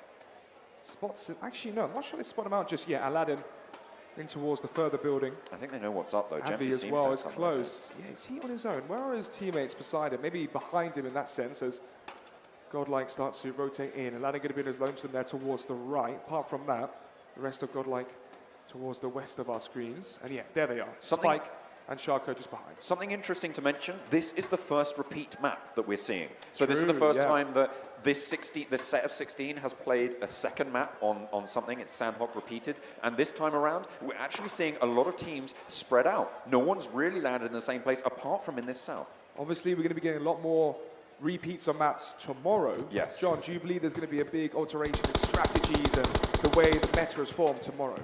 Potentially. I think that over the evening, they're going to be able to sit down, they're going to be able to watch back the VODs and really think about how they've rotated, how they've rotated and how they've positioned themselves for those circles. They can come up with a couple of new strategies. Obviously, it's a little bit difficult to do that on the fly. You've only got, these 15, 20-minute breaks in between, unless, of course, you go out very early, in which case you get a little bit longer, but it's still very difficult to plan and execute a new strategy in those times. We spoke about Godlike, Aladdin on our screens right now. Having kills, being loud, we're not quite getting as many points as we expected towards, well, once the tables were shown. And in that last one on Miramar, they finally had the combination of kills and placement, so they're currently sitting at 4th. And this could be one of the dark horses for the tournament we weren't expecting. Seoul, actually, this is the second time. Okay, so what happened last game? 8-Bit tried to cross this river towards Boot Camp. Seoul managed to get a very early kill onto one of their players, and that meant that 8-Bit were playing with 3. They're going for this same rotation again, but this time Seoul doesn't seem to have stopped them from going for it. Actually, 8-Bit very split on their rotation, and again, they did this last time. I wrote it down actually in my notes. 8-Bit split rotations. I mean, you can check if you want. Okay, that's very good to hear. But 8-Bit, again, they're split 2 and 2. Early game, it's kind of a little bit more viable. Towards the late game, it's not recommended, but if you go in the early games, try and scout out these locations, it's a little bit more sensible. Seoul here, once again, dropping down towards Boot Camp. 8-Bit, though, starting to make that southern rotation in the vicinity of Seoul. Rise are getting very close here from the north of Boot Camp. Yeah, and that's what I was talking about, right? Like, this is exactly the same rotation that kind of happened at the start of the game in the last round of Sandhawk. But again, people very, very far apart. Godlike in the south have managed to extricate themselves from that engagement, or that little bit of a standoff with Evil Big Fellas, but Darku seem to have a little bit of a different idea on that. They're rotating away over to that west. See the bridge as well, just south of Boot Camp. Orb on one side, Learn from Past on the other. Team IND as well, just below it. That might be a big area of contention later on, as that could be the center of the next ring. We'll be finding out fairly shortly. Still, though, very vacant towards the east side of the map. The airdrop has landed. There's no point. Nobody's near that. That's out east of Kampong. And we were saying before, nobody even dropped east. The closest team is Pain, and they're all the way over in Quarry. There's no way that they're going to be going for that. So that's pretty much a dead crate. No one's going to be able to pick that one. In terms of the standings then, John, which team really has to have an amazing performance in this one when we're looking at the overall standings towards tomorrow, where they want to position themselves? No team wants to be in towards the bottom 10 going into tomorrow because of how much they'd have to perform. Well, the two teams on that respect, I'm looking at Hydra and Brawlers. I think that Brawlers, they're positioning themselves to be in contestation for the top 3, so they do need a really strong performance. Hydra, they just need something on the board because they've had a really disastrous set of games. Interesting as well in terms of rotation. Even though the circle hasn't closed in just yet, most of the teams centered towards the southern center of the map, towards Quarry, Sami, and towards the boot camp itself. Some shots going through, but no kills or downs as of yet. Actually, excuse me, 1 kill has happened. 63 players alive in the server. Not sure which player that was from which team, but we'll find out shortly. Still very slow pacing here. This is probably the slowest game we've had so far. Well, I mean, we're still only 7 minutes in. We're still in phase 1. Of course, the circle not putting any pressure on anyone means that it's just very unlikely that anyone's actually going to be going for a fight, except for, of course, Darku and Godlike over in this southern side. I was talking about Darku making that western rotation. They are going to start to clash. In the meantime, Evil Big Fellas, they went out and they're going up a little bit further north towards Narkam. But the fight still goes on. So, coming in now towards Learn from Past. Ronak. Oh, wow. One of the Seoul players, Ronak, actually being knocked down there. That is out in the open, so they will be able to get that res off, and Ronak will be able to have a little bit of cover. The smoke, you can see Mortal's just going to chuck that one over. Will be able to cover that rotation. Swag has gone down, and that's going to isolate them into the orbs. Learn from past, though. They're the players and the team that have the compound currently. Oasis, though, look at this flank from the rear, or the side, should I say. Swag Paradox in the closest building towards him, but he's going to be getting cold. Watch out for Orb. back. I've just spotted them on the map, and then on the mini-map they're starting to come in. Watch out for these guys. They are starting to rotate in, and this is going to give Seoul a lot more to worry about. Yeah, they're going to be quarantined now from Swag and the compound in front of them, then Orb from behind them, as the shots are still going through. Swag will get rezzed on up, but Ronak is still down. And there's Oasis, able to get one, pops up, able to finish it off as well, and Orb think twice about pushing on to Seoul. Oasis there. First frag, first kill for him. It's from the rear. He's able to get behind the rock just about. Neo nearly finishing him off. Oasis now can use his med kits, but the grenade, let's see if it lands. He's looking to try and get the arc on. Oasis is going to be able to, he's got the heal off and he's got away as well. Using the cover of that nade, they fall back and nicely done. Seoul able to heal up now. Not only the Orb have the flank onto Seoul, but they also have the high ground as well. They're able to see Seoul when they're laying down behind the trees, behind the rocks. Such an awkward position to be left in. Learn from past, they've just extricated themselves from this. This is really smart from them. They just don't want to fight this at all. They know they're against Seoul, who is one of the best fragging teams, right? Especially on Sandhawk. Also not risking the inventory, risking losing a player early, deciding to play it safer. And speaking of safe, this ring, the next ring in phase 2 is safe for everyone. We'll have to see where it pops. And again, yeah, it's just going to be pretty chill. It's going to be really next circle that we're looking towards to try and get something done. But Viper looking at a strike over onto Gatak. Raining down shots. Gatak can just revive, or excuse me, just heal up behind the rock there. Neo as well, firing shots back. Viper is fairly low, has his health kit to use. He's popping the adrenaline shot there, so he's just going to be a little bit faster. Will heal up over time, but his helmet was very, very damaged there. This is going to be really tricky for him to move on forwards, and the damage on it is going to be crucial moving out. I'm not too sure you can get on this roof. There are some roofs in PUBG Mobile, of course, you can climb up onto, but I don't think this is one of them. And it's not really going to be able to get there. It's over towards Barn, and it's not really in anyone's rotation line. There we go. So, speaking of rotations, once again, Tigers towards the north. It seems like they tried to dominate towards that northern hemisphere of the map, and then slowly rotate down towards the edge of the circle and basically limit the angles they can be flanked from. Nice and simple. Hydra are very central as well. They're just a little bit southwest of Quarry, and this is one of the teams as well we were mentioning. They need good performances right now. The Brawlers as well, they're over on that western side. They've still to cross the river towards that mainland, but they've got 8-Bit to contend with, who of course made that cross towards Bootcamp earlier. Daku, godlike, in some exchange there towards the southern part of the map. As well, though, Seoul have found the drop onto Orb. Maybe the times have turned here. So far, it's just a knock. King should be able to be revived if Neo has a smoke grenade, which I'm not sure okay, he does. So yeah, they can smoke it off, shroud the vision, walk over, rev him. He should be fine. They'll be okay for now, but of course, one down is, and it's just another one under the belt, right? You're doing more damage than a lot of these other teams at the moment. Oasis is just going to keep on putting the pressure down. 8-Bit as well in the hills behind them. They do need to be worried about that, but Ash is going to get taken down by Megastars. Brawlers as well, looking to push on through. This is going to be a really weird fight for the top of the hill as everybody's trying to fight for it. Sky going down from Rip Official. So far, 61 players remaining. All 16 teams are alive. Indian Tigers. Oh, look at this as well. Rip Official up close. Tempest being flanked right now by Prince, but he's going to be losing the duel. Tempest still trying to go for the fight. Carries there, able to win this time around. Paratosh now the last man standing for Rip Official, looking to get some shots on through, but there's still 4 members of... Whoa, okay. There's Insidious starting to chime in.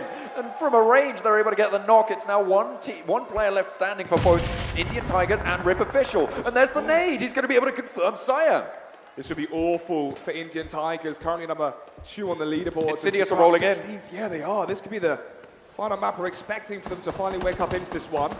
They are still surviving just for now, though. But look at this. Cartoon's the highest performer in terms of kills in the semi-final. He's got Tigers in his sights.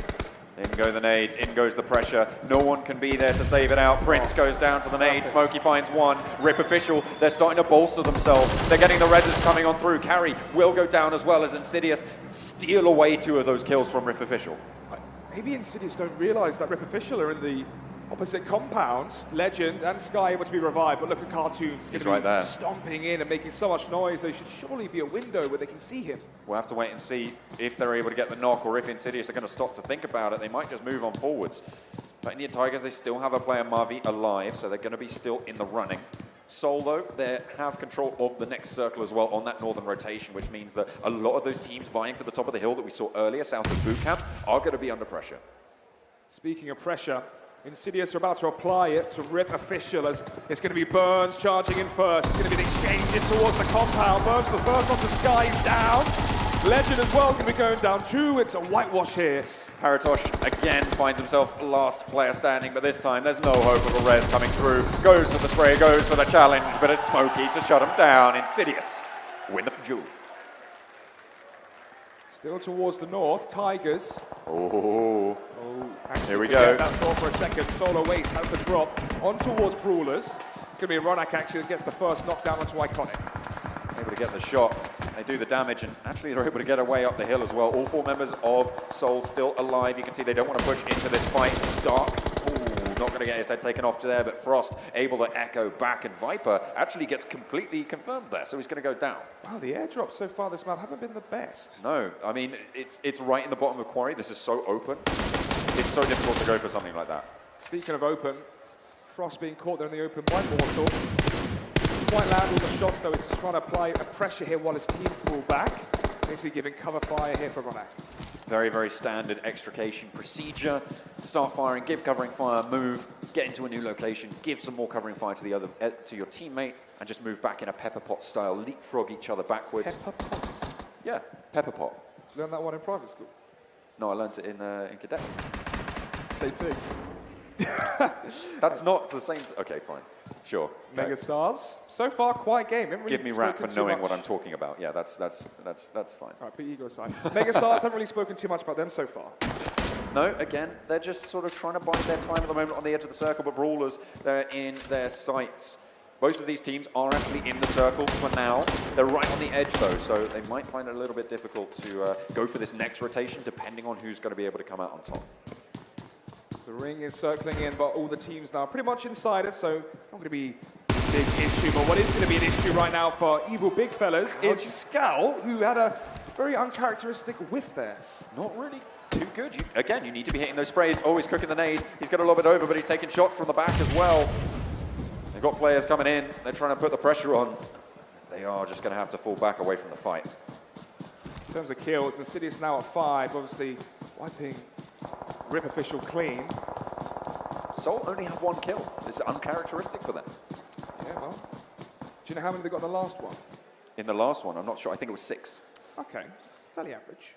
Oh, it's a good kill number. Oh my, look at that ring. That's a huge shift, and it's going to actually take people away from the mainland. So a lot of people will have rotated over towards this huge eastern island, but this river now is going to split everyone off, and I'm expecting this zone to be absolutely brutal. But it's going to be pretty happy times for teams like Team IND, for Evil Big Fellas as well, and over in the south, Godlike and Daku. Only compound as well towards the ring is Camp Charlie. Might see a fight for that compound going into the later phases as well. So far, the Godlike starting to find their footing here versus Daku. They're going to be able to get one. The rest of Daku have rotated away. Now going for the fight. But over in the northern side, it's going to be King going down. Dark able to land the shots. The Brawlers pick up a frag.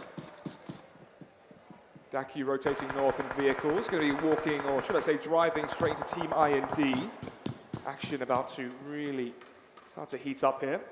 Orb as well, just across from Brawlers. This zone is starting to push in, and Orb still haven't started their rotation. Neither have the Brawlers. They haven't started to move. The Megastars actually have already crossed over in Painan, which is actually one of the safer places for them to have crossed. The rest of the teams are starting to go through. You can see Hydra making that break for it as well. Everybody's starting to move now as Orb try and harry the back lines of the rotation. Nova King goes down for the Brawlers. Brawlers must have thought they were the closest team towards the edge. Instead, it's Orb to catch them off guard. 2 players now being killed off by Neo.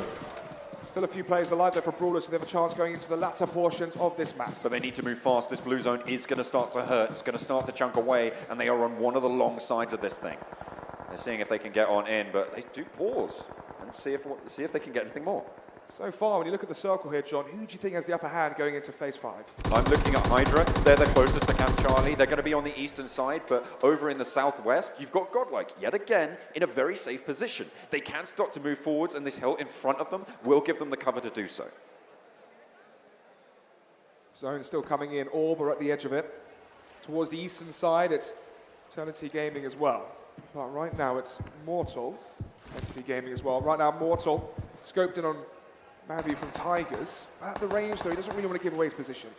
If Team India can displace Darku, they will also be in a very, very strong position. Evil Big Fellas, they have a compound as well. They've got those buildings to work around. It's really going to come down to how are Insidious going to rotate in, how are Soul going to rotate in, and the Indian Tigers, they still have their horse in the race. They've still got Mavi going.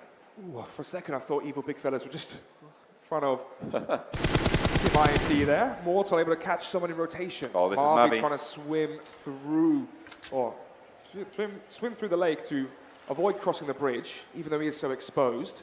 Yeah. So far from Mortal, though, he's going to be playing this one so safe. Yeah, Mavi are going to be able to get away with it as well, but Pain are on the back, and they might just be able to spot it out. Dark should be able to see it as well, but Mavi seems to have found himself a little bit of a spit to start jumping over. You can see he's just hopping his way over. He is going to come under fire. Not going to last too long there. Just like a fish in a barrel here. Mavi going to be going down. Indian Tigers, they're out in 14th. Yeah, that's awful for them. This might mean that Team IND really start to catch up to the placements. It could absolutely happen. They could start to leapfrog. The question is, how are Soul going to perform here? Can they extend their lead further and secure themselves even more so towards the top of the table? Orb going to be competing for their position. They're going to be fighting it on out, but Dark, he's gone out into the blue to try and get something done, but it's not going to happen. Is shut down. Mortal having none of it. Not sure how many players from Rulers are still alive, if any. Don't see any on the map. This next circle's in now. Oh, it is as well. It's going to be the open. Look how good this is for Godlike as well. It's already huge. set up with a great position. Speaking of great positions, attack is behind 3 of the players here from Seoul. And this is another long rotation from them. The Seoul team have been so much on the back foot, and again, they're just being harried by these nades.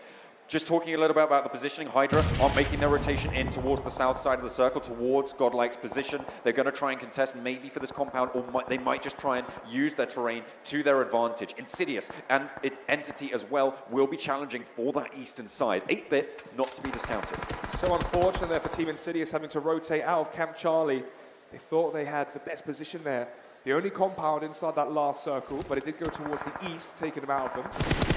Soul taking punishment. This is Orb putting them under the pain, but it's going to be Ronak to go down as well. Mortal still alive and kicking, but that's them done. They're out. It's Soul down in 11th. Unexpected. But with how well they played earlier, they have so much of a buffer in terms of placement points to work with. The Brawlers have gone down in the meantime as well. Yeah, they have. ETG being flanked right now by Insidious. This is looking too good for them. Entity Gaming at the moment. They're trying to hold this southern side. Insidious, though, the high fragging game for them so far. Hydra are going to be the ones standing in their way. Again, another team that needs to come up big. Don't have any kills on the board just yet. But Team India are pretty close to this eastern side as well. No one really venturing towards the top of this terrain because, of course, it's really not that much to play with. Molotov here from Godlike. Going behind the rock. Not going to force out the peak just yet from Deja Vu. Insidious are still behind Entity Gaming, remember? And that's going to be, Godlike taking Entity existence down, so this is really starting to taper off now into the top 10 teams. Deja Vu getting knocked out in the open. Godkill should just be able to finish that one out, unless, of course, there's some miraculous intervention from the top of the hill. Team IND might try and challenge them out, but no, they are going to be able to fall on back. And again, this is where these teams will start to clash. We're into phase 5. Eternity Gaming getting taken very, very low, and everyone starting to feel the pain. Zone is coming in. Cartoon still isn't decided just yet. Smokey either, so this could be the start of the end. Hydra in a very good position here at the edge of the ring, behind the rocks. They can snipe off the remaining players here from Insidious and take them out. That's one of the favorites of the tournament's already out in 8th, potentially. Pain going very, very low from the zone. They're going to have to try and make that rotation. Really, really hampered by their progression. Blades is going to fall out. That's going to be them eliminated, 9th place coming in. And this eastern side is uncharacteristically stacked. Godlike, they could rotate around to the left-hand side, to the west, and just be able to take control. The circle's going to move everyone north, and Hydra, again, are going to have to make a fast rotation. Joker spamming there towards the tree onto Smokey. Still alive, but the zone should finish him off here. Down he goes. That does mean 8 teams remaining. Evil Big Fellas, Daku, Team IND, Insidious, Hydra, Godlike teams remaining. Also one player as well. Who is that towards the bottom from? That's Entity Gaming. Oh, it is indeed still alive. But Godal making the rotation now in towards the zone. They get in there early. At the moment, Team India, though, they have control of quite a decent high ground ridge, seeing what they can get done and trying to hold it down. But at the moment, Darku as well, they're pincing in between them and the evil big fellas who are starting their sweep around this ridge line. Hydra, they're challenging off against Insidious to try and get something done, but from the top, it's Team IND, and they're going to be able to get one knock with Trance, but they're being flanked from the other side. That's Insidious going down in 7th place as well, and the rest of the teams are going to start to congregate. Oh, IND, Trance pushing in, goes down immediately here versus Godlike. Joker as well, going to be coming from the flank onto both of these teams. Let's see how this is going to be panning out as it does actually go down, but it's Bishma. Back up Joker. He could try and get the flank on towards Team IND, but look how well they're positioned here. They're ready for the flank. Godlike is starting to make their move as well over on the southern side. They might just catch out White on Entity Gaming. You can see he's right over the ridge from them. If they just peek over, they might see him in the valley, but Hydra have the hill over from them, and Evil Big Fellas have it over on the north as well. A lot of teams with very, very strong setups at the moment. Evil Big Fellas, Godlike, Hydra, and I believe, no, not Team IND, but those 3 teams that I mentioned before have all 4 players alive. Down here, the rock just between him and Hydra. All 4 players remaining from Hydra. 18 players alive, 6 teams. They position themselves very well here. Jepti able to spam and spray all towards the top of the hill, but not really landing too much damage. Godlike should be fine. They do get a knock as well in response, so they should be okay as well. Spike is down. He's over towards the blue zone as well. And over on the top of the ridge, there's not too much cover if you get spotted out. You do need to make sure that you have all those angles locked down, and Jempty not quite able to get it done. Not just yet, but he's in the zone. He can just chill for a little bit, but in the meantime, it's Team IND. They're pushing over on towards Hydra. Already taken one down, taking a second as well. Bishma very, very close. It looks like Daljit is going to start to push on through. Are they going to go and try and go for the rest? No, Bishma is still in the smoke. He's still up, but it's Daljit. Oh, he's doing so much damage. Fancy feet, dancing about, and he's going to be able to give them the tango. Let's see if they're going to get anything else, but no, it's Hydra eliminated. Wow. Oh, what a play coming out from Daljit. I don't believe it.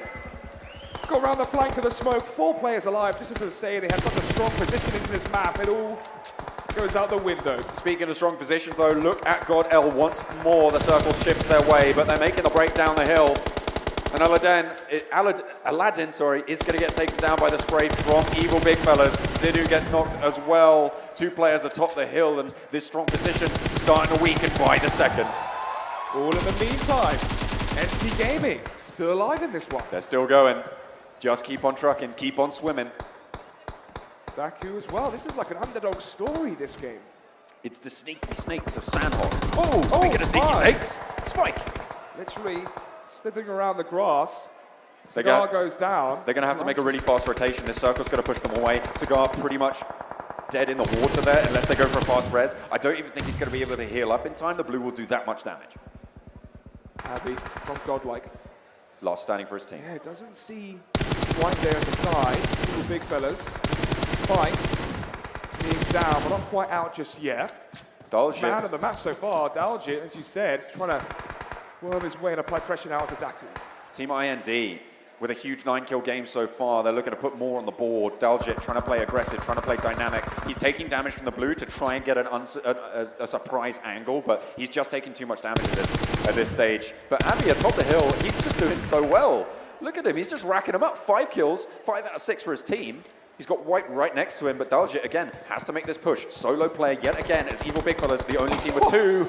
Abby finds it. And now we have Top 3. Entity Gaming, Godlike, and Evil Big Fellas in the remaining 3 teams. 2 players for Evil Big Fellas. Apart from that, everyone's on their lonesome. Ronak out in the blue as well, taking a lot of damage, and will just be ticking away. Not too sure he's going to be too happy with that one. He's going to get healed up and actually going to make the break for it. Is going to be able to push in. Is he going to be able to make it? It's still ticking, but he's just about in. And he's going to survive for now, but the next circle, very, very close to popping. And it's going to be landing directly on top of Avi and White from Entity Gaming. So this is perfect here. Quite unfortunate there for Evil Big Fellas, as the 2 players, Ronak and Jempty, are going to be out of it for now. But let's see, as they're coming around the side here, could try and catch Avi off guard before the ring does eventually come in. This is the thing. The position that Avi's in means that Evil Big Fellas, they can push up. They can just go all the way up to him and play that close ridge. At the moment, Entity Gaming They're playing with 0 kills. They're going for a 0-game win. We haven't seen it happen so far in the PMCO, but there's a first time for everything, and certainly in the finals, that's where you want to see something special happen. Evil Big Fella's making that push. Real quick, John, who's your money on? My money, White. Ooh, I like that. The underdog story. Well, let's see then. Avi up close. It's going to be Evil Big Fellas. Maybe you could hear the footsteps. Not quite sure. Taking his painkillers, he's preparing himself for battle here, John. He's just chugging them down. Of course, having that on board makes you run faster, makes you a little bit more susceptible to being able to just bunker down and not have to worry about popping those bandages, popping those first aids, because you are just going to heal that up over time. White as well, he's just biding his time down the bottom of the hill. The question is, how much damage is Avi going to be able to do to Evil Big Fellas on this next fight? The ring, or the blue zone now, slowly making its way, creeping into these players. Avi is laying down, so he might have to crouch up here eventually, and eventually be in the sights of Jempty. You can see how he's expecting the exact location of Avi. This is interesting that Ronak's down here, because Jempty's peeking the ridge. If he goes for the challenge onto Avi, Jempty just goes down, and there's no refrag potential. What you want to be doing is having someone playing just below the ridge. Jempty can start to, give a little bit of information away, start to peek up and see what he can see, and if he gets fragged, you can turn it around, and you still have a player up. Zone is so small, but because of the terrain, the different levels, the different tiers, Avi on top, Jempty on top as well, White towards the mid-tier, and then Ronak on the bottom means they can't actually spot each other out yet. In goes the zoning Molotov in the center there. Jempty looking for the spray. No damage found on either end, though. White still just biding his time. This is the final circle, of course. It will just close straight down into the middle. Avi is going to get pressure put on towards him. It's going to start to move him away from his high ground that he's had so long, and he's going to go down. Now it's the Evil Big Fellas, and White has a lot to do. Coming in from the side, he's going to do the shots on What? Oh, Jempty, no! but the trades there. It's going to be the Evil Big Fellas taking one home. White not able to get any kills, but they place second. 0 kills, second place. Really nice to see. It's great for them, obviously, in terms of placement points. Maybe they can continue that form going on. Really nice performance there from Evil Big Fellas. They knew exactly what they wanted to do. They bided their time. They knew that the circle would eventually close away from the high ground that was being occupied by Avi. They played it perfectly there. They baited it out. And they went for the 2v1 in the end, and it went as expected. And finally, this is the team Blez's been talking about with us the last 2 days. He wanted to see them perform well, and they finally did it. They finally got their first chicken dinner under their belts. But will one chicken dinner be enough for them to break through into a top 3 position? That's obviously going to come up in a little bit of time. But we've had a couple of teams now. We wanted to see Hydra do better. Yep. They didn't get last place, so that's already better than what they've done in the past. They actually did a lot better this time, I think, finishing top 7. Yeah, of course. They came 6th, I believe, actually, with 4 kills. I think right now, if you're Team IND, if you're Seoul, if you're one of the top teams in the standings right now, you're going to be very happy with how that game played out. There was no competition towards the top 5, top 4, top 5 to get those large amount of placement points to start to battle you out in the standings. Instead, Big Fellas won, who are already towards the bottom 14 or so. It's not really going to have a big, profound impact on the standings, so they're going to be very relieved. I think the big team to look at here is Team IND. They finished in 4th place with 9 kills, which is going to give them a really decent chunk of points to try and move themselves up. And to speak of IND, Daljitski had an unbelievable performance, pretty much wiping out Hydra on his lonesome. Yeah.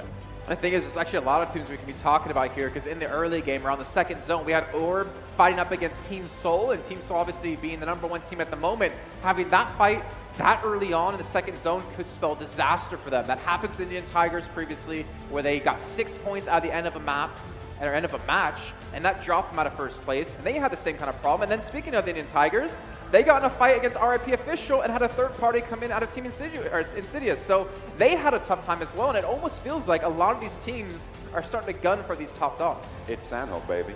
Yeah, it felt like whichever team had the best control towards the outer rim of the circle was able to always get the flanking behind the teams. And I think for that last map, the salient point is the flanking from behind, catching the opposition off guard. And yeah, we saw what happened to the Brawlers. They started to rotate. You saw Nova King start to run out into the distance, thinking that his team was the closest to the blue zone. Actually, no, there's a team behind them and took him out. So yeah, basically, as I believe it was, the Indian Tigers said in the interview, on Sanho, played towards the edge. You can see why. And then you had Mavi, who was basically by himself after that big skirmish that did happen between them, RP Official, and Insidious. He tried to pull the Frost play. He tried to stay alive towards the end. Unfortunately, it didn't work out too well for him there. But you're really seeing the focus.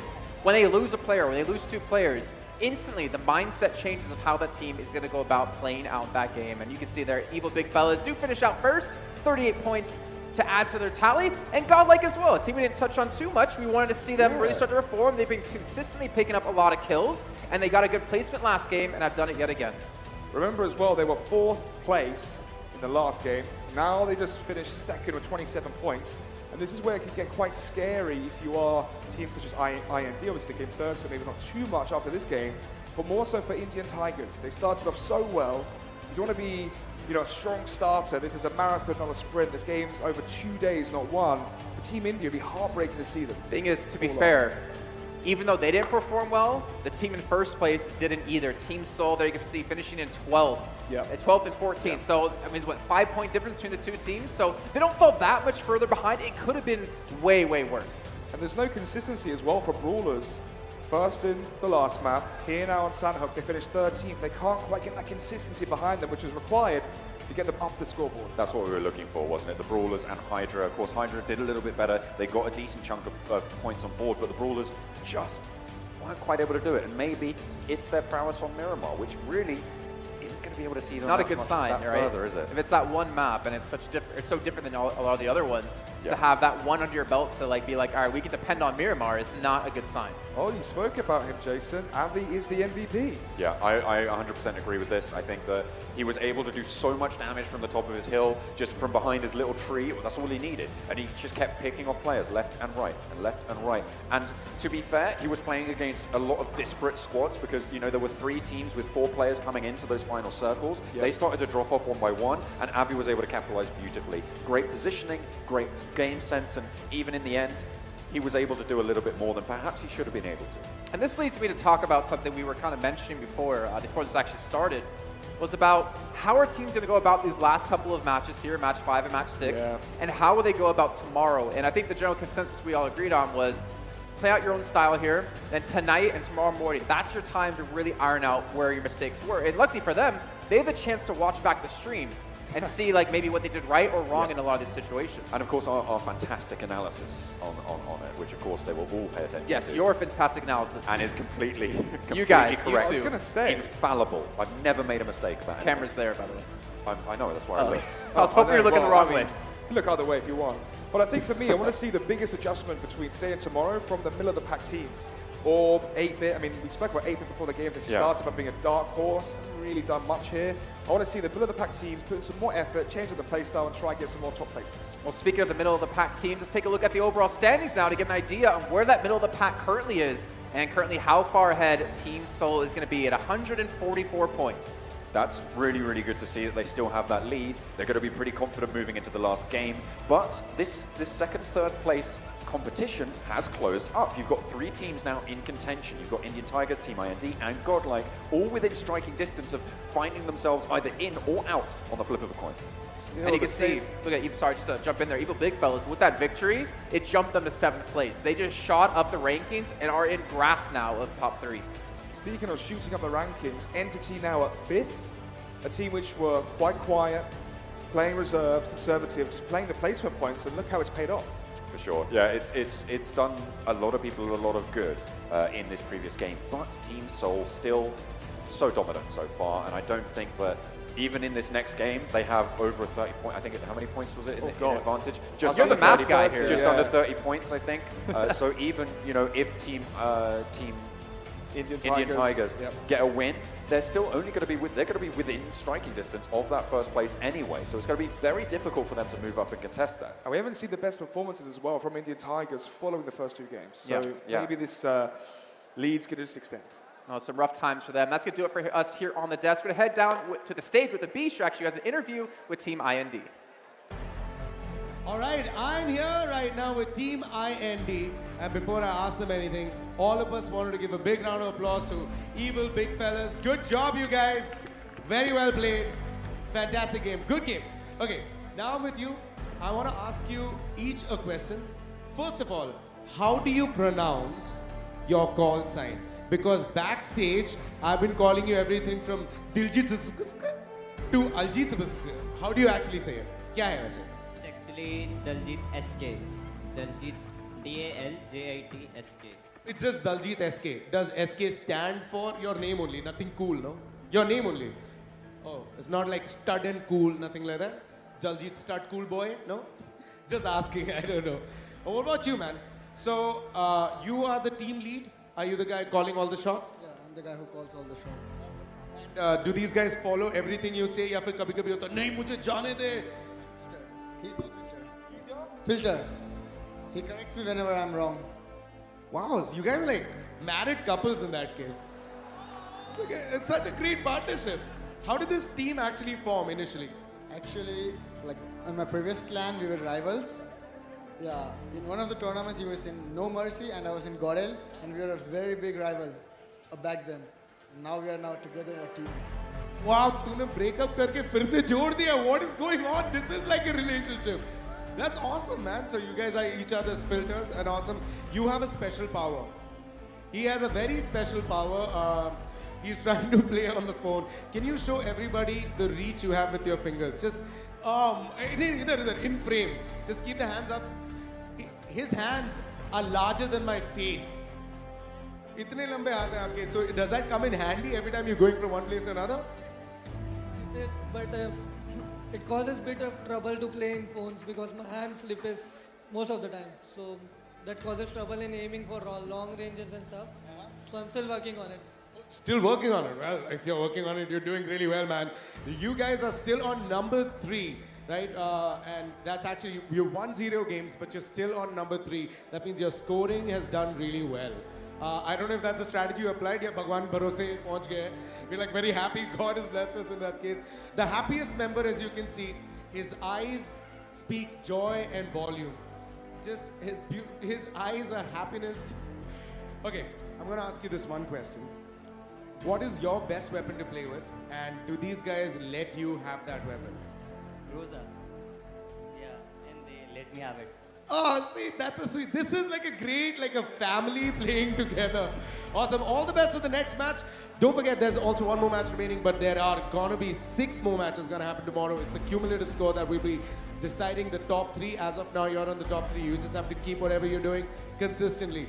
There'll be a lot more going on right now. We will see you after the break.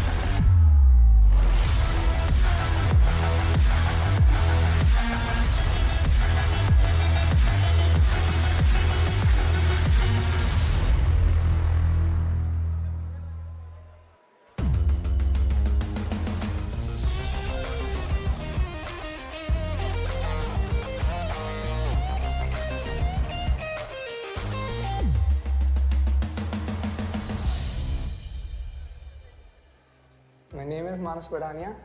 My in-game name is Empro and I am from Delhi. मेरा नाम परिचय बंसल है. I'm from Delhi. My in-game name is Paradox. I'm Rishabh Katoch. I'm from Delhi. My in-game name is Zencore. I'm Raj Verma. I'm from Hyderabad.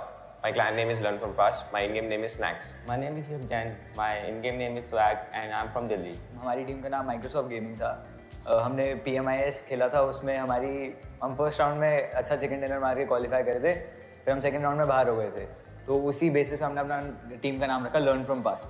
जो हमने PMIS में गलती करी थी, फॉर श्योर हम वो सेम मिस्टेक तो रिपीट करेंगे नहीं PMCO में. I'm basically a refragger in the team and I like using VSS. I'm the in-game leader of our team and I'm also the second assaulter of our team. My favorite gun is AKM. I'm the flanker of my team and mainly supporter. My favorite gun is M4 with 6x. I'm the sniper of the team and basically in close combats I am usually up to entry frag and my favorite gun is M4. I'm the supporter for the team and I prefer M4 over any other gun. फिलहाल के लिए सबसे toughest competition हमारे लिए team IND है. उनका aggressive gameplay and defensive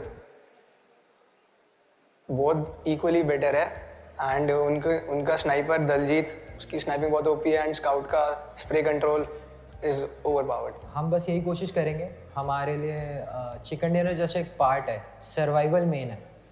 we always try कि हम अपना बेस्ट दे सर्वाइवल पे.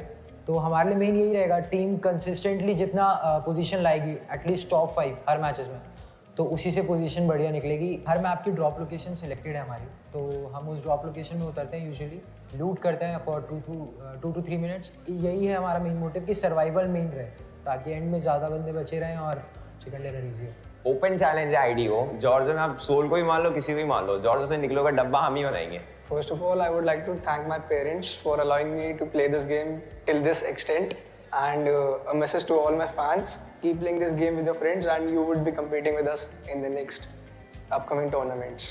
First of all, a message for my family. Thank you for supporting me and always having my back. Message to my mom. Thank you support करने के लिए. और fans के लिए बस इतना ही कहूँगा कि 14-15 को देख लेना ट्रॉफी लिफ्ट करते हुए स्टेडियम में after winning PMCO finals. Childhood dream था कि एक लैन इवेंट खेलना है कोई भी गेम के लिए कॉम्पिटिटिव सीन में, तो मेरे को सपोर्ट दिया उन्होंने. First of all message to my fans, मेरा नाम है स्वैग से करके दिखाऊंगा, और मेरी फैमिली के लिए message thank you for the support. Team जो मेरे को पसंद है वो ऑब्वियसली RRQ है, क्योंकि RRQ बहुत कंसिस्टेंट रही है, और एज अ प्लेयर मेरे को अथीना सबसे बेस्ट लगता है पूरे PUBG mobile. D2E is the god of PUBG Mobile. My favorite player is G9, RRQ G9. मेरा फेवरेट प्लेयर मेरा टीममेट पैराडॉक्स है, बढ़िया क्लच करता है, मेरा सेंस है एक टाइप से. Be ready for the blast क्योंकि आ रही है learn from past.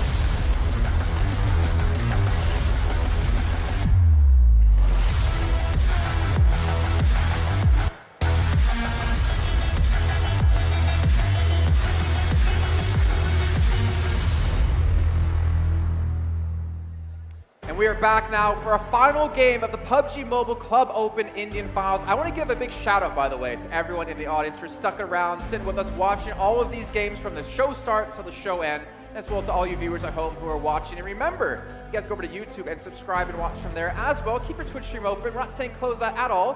You're actually going to get dropped. So the first time ever in PUBG Mobile, you get in-game loot for watching the stream here, for watching this tournament happen. Yeah, as I said, my luck with CS drops was far and few between. Hopefully with PUBG Mobile that'll be a bit better. What about you, Well, Blair? your luck playing CS professionally as well was... Yeah, well, it led me to this point, so we're both on the same track, except you're True. further ahead. I never played professionally in anything, so that's, yeah. Anyways, let's move past the burning, because we'll leave the burning to the career we're going to have later on tonight for dinner. Let's talk about the overall standings, because Big Evil Big Fellas is a team that you've been talking about on air, off air the entire day. I'll They be finally honest, had the that only performance. reason I was rooting for them was because they had a really funny name, Evil Big Fellas, which is so different from how to look like. They look like super nice guys, right? But they get the win, and So that's great. happy big fellas then? I didn't Nice look big that fellas? bad either. It's just nice, petite Happy people. normal fellas. Happy normal fellas, and they're going to be pretty happy right now. They got the big win, but then again, considering they had such low placements initially, that's not going to really help their case. However, a win is a win. That's points on, points for them on the table. But all things considered, it's still going to come down to right now to these three teams we're going to be seeing very quickly. Team Seoul still the #1, and I kind of feel like Indian Tigers, they kind of dropped the ball there. That was a map. That was a game where they could have potentially taken the lead once more. Yeah, and that all came down to, luckily for Team Seoul, that Indian Tigers did drop out before they did, which is exactly what happened to Indian Tigers before, where well, that's how Seoul got the first place technically, right? Indian Tigers dropped out super early one of our prior matches, which gave them such a lead they have here now. But you can see they're on the standings. We mentioned, Evil Big Fellas, but what about NCT Gaming? They've kind of stuck their way through under the radar. Quiet killers, or lack of killing, more so just staying alive and getting their dividends paid by their placement points. I think it was White surviving all the way to the second position in the last one. They're on 70 points, so they are still, well, they need double the points to make it all the way towards the top to try and match Seoul. But either way, try and play for that top 3 spot tomorrow and try and get in for the qualification of the prelims. Well, on that note, there was something we were just talking about before we came back on air, was this is a team entity who's just kind of been under the radar for the majority of the time, but they've been keeping themselves within arm's grasp of getting that 3rd place. So maybe tomorrow will be their breakout day where they can really steal it and sneak it away. Absolutely, they've been on the trajectory, that upward trajectory, so to speak. And bear in mind, NTT Gaming are one of the biggest, if I'm not mistaken, esports orgs in the country. So they have a lot of faith in this team to perform well, and right now they're on the right path. Well, we're going to be getting to our final game of the day here. Any quick predictions of who you think is going to come out on top here, really quickly? I'm just going to stick with Team Seoul again, man. I'm a fan. I think Team Seoul, Indian Tigers, obviously Team IND might actually have a win with the consistent top 5 placements. I think they can get there. All right, well, we're ending the day where we kick things off. It's a wrangle here for our final time for today. Kick things off here, Blair and Alex. Well, here we go, ladies and gentlemen. The final map, the final game of the day. It is going to be good old Erangel, as we do have all 64 players in that plane ready to drop on off, and it's a pretty interesting path here. Yeah, plane going towards the south, on towards the eastern side, so Georgia Pool, Hospital, Gatka, Quarry, etc. Maybe not going to be the most active at the start. I'm going to be curious to see if anyone actually drops off at stall, but it should not be the case. No one really likes dropping off. Then you can see there, it's going to be a late drop. We have seen a team. Yeah, All Megastars. Right. Megastars and Tigers as well. Tigers just love dropping early, or especially going to this northern part of the map. Yeah, it feels like every single map we've seen so far from Indian Tigers, they drop off towards the north. However, they may move towards shooting range as they are starting to go a little bit more towards the west. It's going to be interesting to see if it is a southern area first ring as well, to see if those teams dropping off early get affected early. Indeed, and I'm just waiting to see, is there any team remaining in that plane who's going to drop off to its military base? Because it could be free for the taking here. We have NTT Gaming dropping out pretty late as well. Hydra is going to be one of the last teams dropping off, and they might indeed be dropping towards military base here, where they could pretty much get free loot because there's no one in the vicinity apart from RIP who are across the bridge. IND are going to be going towards military base. Yes, there will be some congestion there. Either way, though, lots of teams looking towards prison, shelter, Melter Power, as well as Evil Big Fellas, Godlike, all going in the same vicinity. And oh my god! Did he just... A fistful fight there. I've not seen it so far. Oh, nearly! Oh, is he going to hit it? And we can see. He's coming in again for another one. Oh, he's going to use a rock, though. He's playing the smart. No, I've never seen this so far. This is crazy. Okay, Paradox is just going to cut his losses here, try and loot the town and then shoot him from afar. Why not? And Elliot, he's so far, Leo, I'm sorry, he's so far away from any cover whatsoever. Paradox is running, trying to find a gun. Unfortunately, the rooms are empty, and he's desperately trying to find something to shoot. But unfortunately, Favor will, it is going to be, what do you call it, Destiny favoring Leo. He will make his way to some cover, and hopefully he should find some... Oh, another car! Oh, no! Oh, my God! It's finally happened, Blair. I don't believe it. Why is he alone? How did he drop so far from the rest of his teammates? And it's even a drive-by. They even shot him while he was down. No respect given. Squashed on the pavement, and Insidious moved towards their rotation. What was he doing all alone? Where the rest of his team? Oh, that's just a visible start. Toss shooting away towards Hydra, not really going to get anything from it just yet. I spoke about the impact of a southern ring on this map, and you can see it now, Blair. Heavy focus towards the center and towards the north. So many teams are going to be rotating towards the south, towards the ferry pier, farm, and the military base itself. Joker barely alive, escaping by the skin of his teeth there. He's so very low in health, but he will manage to escape from some of those shots getting rattled off. Here's an interesting bit, though. This is the most action we've seen early on in the game in all the 6 maps we've seen so far today. Yeah, it feels like the team's getting comfortable now to go for those early exchanges and get aggressive on the map. Before they were playing so passive, so conservatively when the nerves were there. Tigers here towards Georgetown, George O'Paul, so they're going to be looting this one heavily. And they're actually the only team there. Insidious are fairly close, but they're on the other side of the river. They are, and you just got to point at Team IND. They went for the gamble, they went for the military base drop, and there's no one there. The circle is kind of on them. Now, it's still 50-50. Is the circle going to end towards Military Island, or is it going to be up north? But right now, they're in a pretty good spot here. Trance getting on top of the bike. Megastars all the way towards the northwest.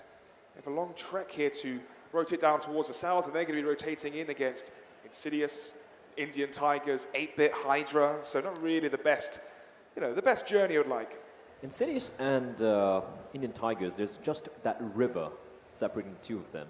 And once the circle starts shrinking in, and that's going to happen eventually, it's going to get a little messy here. Obviously, Indian Tigers are closer to the circle right now, and Insidious got to cross the bridge. And if Indian Tigers spot them out, that's one team who's going to get knocked out early on.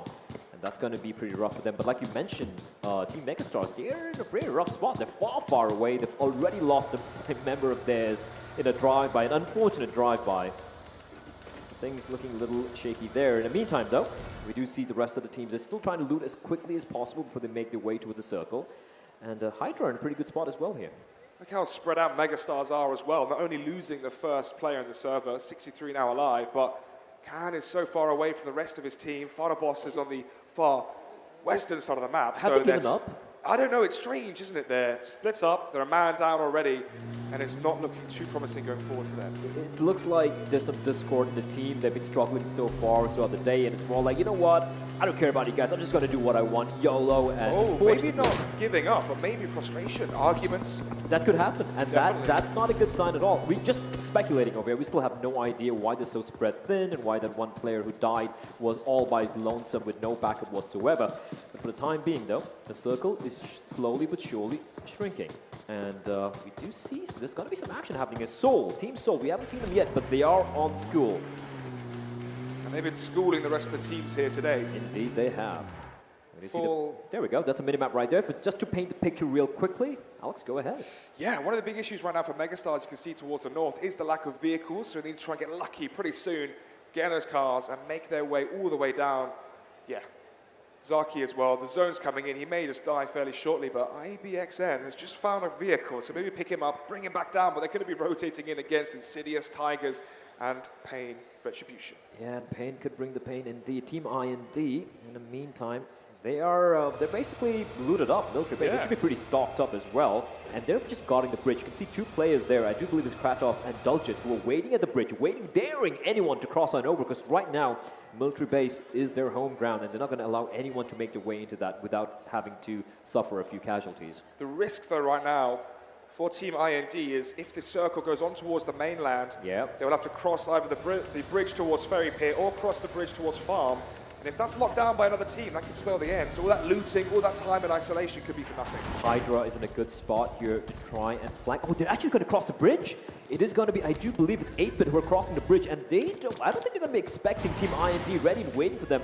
As Godlike in the meantime, crossing the mini bridge. This is chaotic. Everyone's migrating towards the South Island. Wow, this has just really gone crazy all of a sudden. Ninja from Godlike spots out Frost there from Brawlers.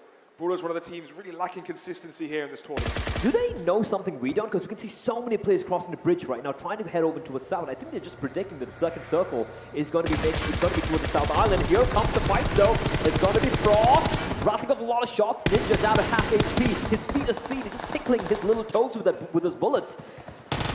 Oh, and Ninja caught out in the open, is barely alive, and Doc should get this kill here instead. He's gonna get punched to death. Iconic, just destroying Ninja, no respect whatsoever, and Team Brawlers, well, at least win that fight, and this is getting a little chaotic here towards the bridge area. Megastars towards the northern hemisphere of the map, still inside the blue zone. Obviously the first blue zone is one of the most damaging. They have a vehicle on IBXN, so you can try and pick up the stragglers. I just want to point out a minimap, we don't see it right now, but have Mega Star just given up? They're just still floating around towards Zaki. They haven't budged a bit. I'm not sure. This is very strange. Like, we have Can from Mega. He's all by his lonesome driving. He's trying to make his way to the circle. His teammates, they've been abandoned, they've been forsaken. In the meantime, look what's happening over here, though. Ronak all alone. Yeah, they see the car. Paratosh spots the vehicle. Doesn't quite know where Ronak is as of now. But Ronak is on his own. He's got players in from the rear as well.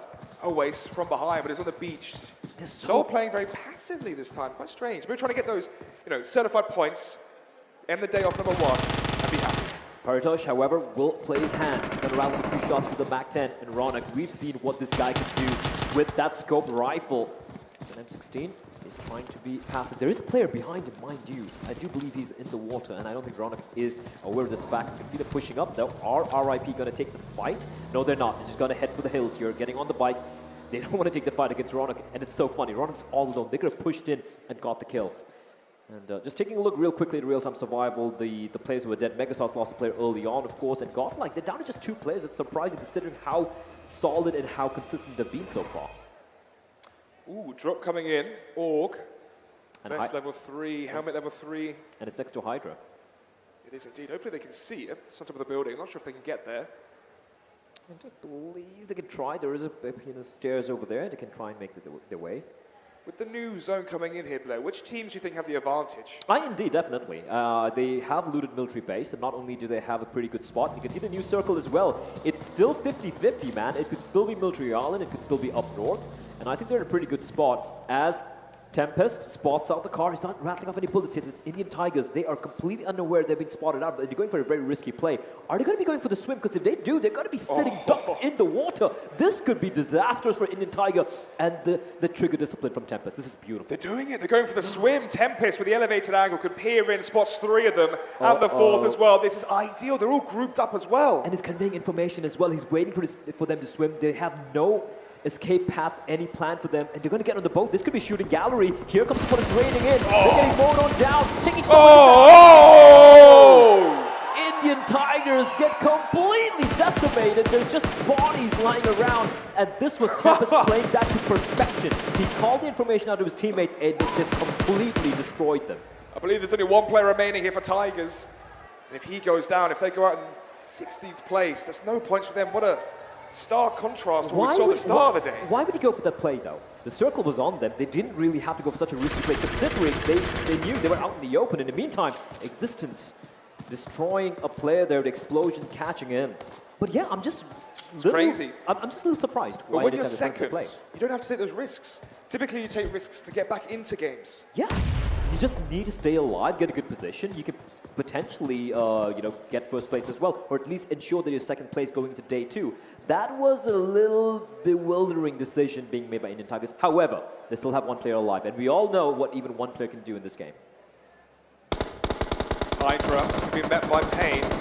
Learn from pass as well. Going to be shooting into Rip Official. Paratosh going to be going down by Snacks. This is rough, though.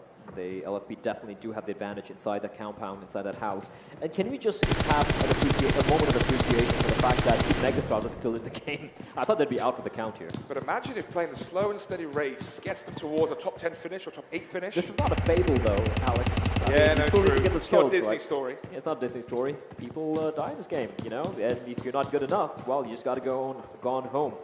As we do have LFP, who are in a very good spot here at the moment, though. So now we're in a position where the next ring really makes all the difference. If it goes towards Farm or Pachinki or towards the military. What is going on here? They're going to swim into each other. This is such a strange game. This is not an Olympic race. This is what? But it is a race. Does he see him? Whoever reaches the beach Gets is going the to gun out, get a yeah. kill. And Roddick should know he's being trailed here, and Reiser, I think he should deviate his path. He should go for a different position altogether, because Roddick, if he reaches the beach, and he should, he's going to mow him down in the water.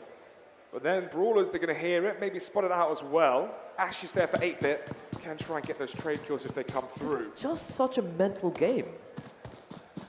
I think John would probably be losing his mind in the green room right now watching this. Yeah, it didn't go down like this in Cadets. Oh, look at the circle for Team IND. Oh my This is goodness. perfection for them. Everyone's going to be coming in, and it's going to be a shooting gallery for these guys. Look at the circles at their back as well. And Kratos, he's going to be getting the Groza and all his level 3 items. This is looking very good for IND here. This is awful news for 8-bit. And for Insidious, they had good positions towards the north of the bridge. Instead, with the way that Ring's position as well, Blair, expecting it to go towards the southern side, towards the military base again, so playing into the favour even more of IND. But look at this. Brawlers are rotating in now towards IND, towards that bridge. This battle could decide who's going to come out on top here. It could decide who's going to be a top 2 team here, because if IND get misplaced in this position, Brawlers, if they take over this spot, they're in a very good place to get top 3 here. Now Jitski in the vehicle up close, going to be trying to get away up the hill, but may get shot at. Speaking of being shot at, Magazine from Entity Gaming spots out the smoke, sees 4 players from Pain.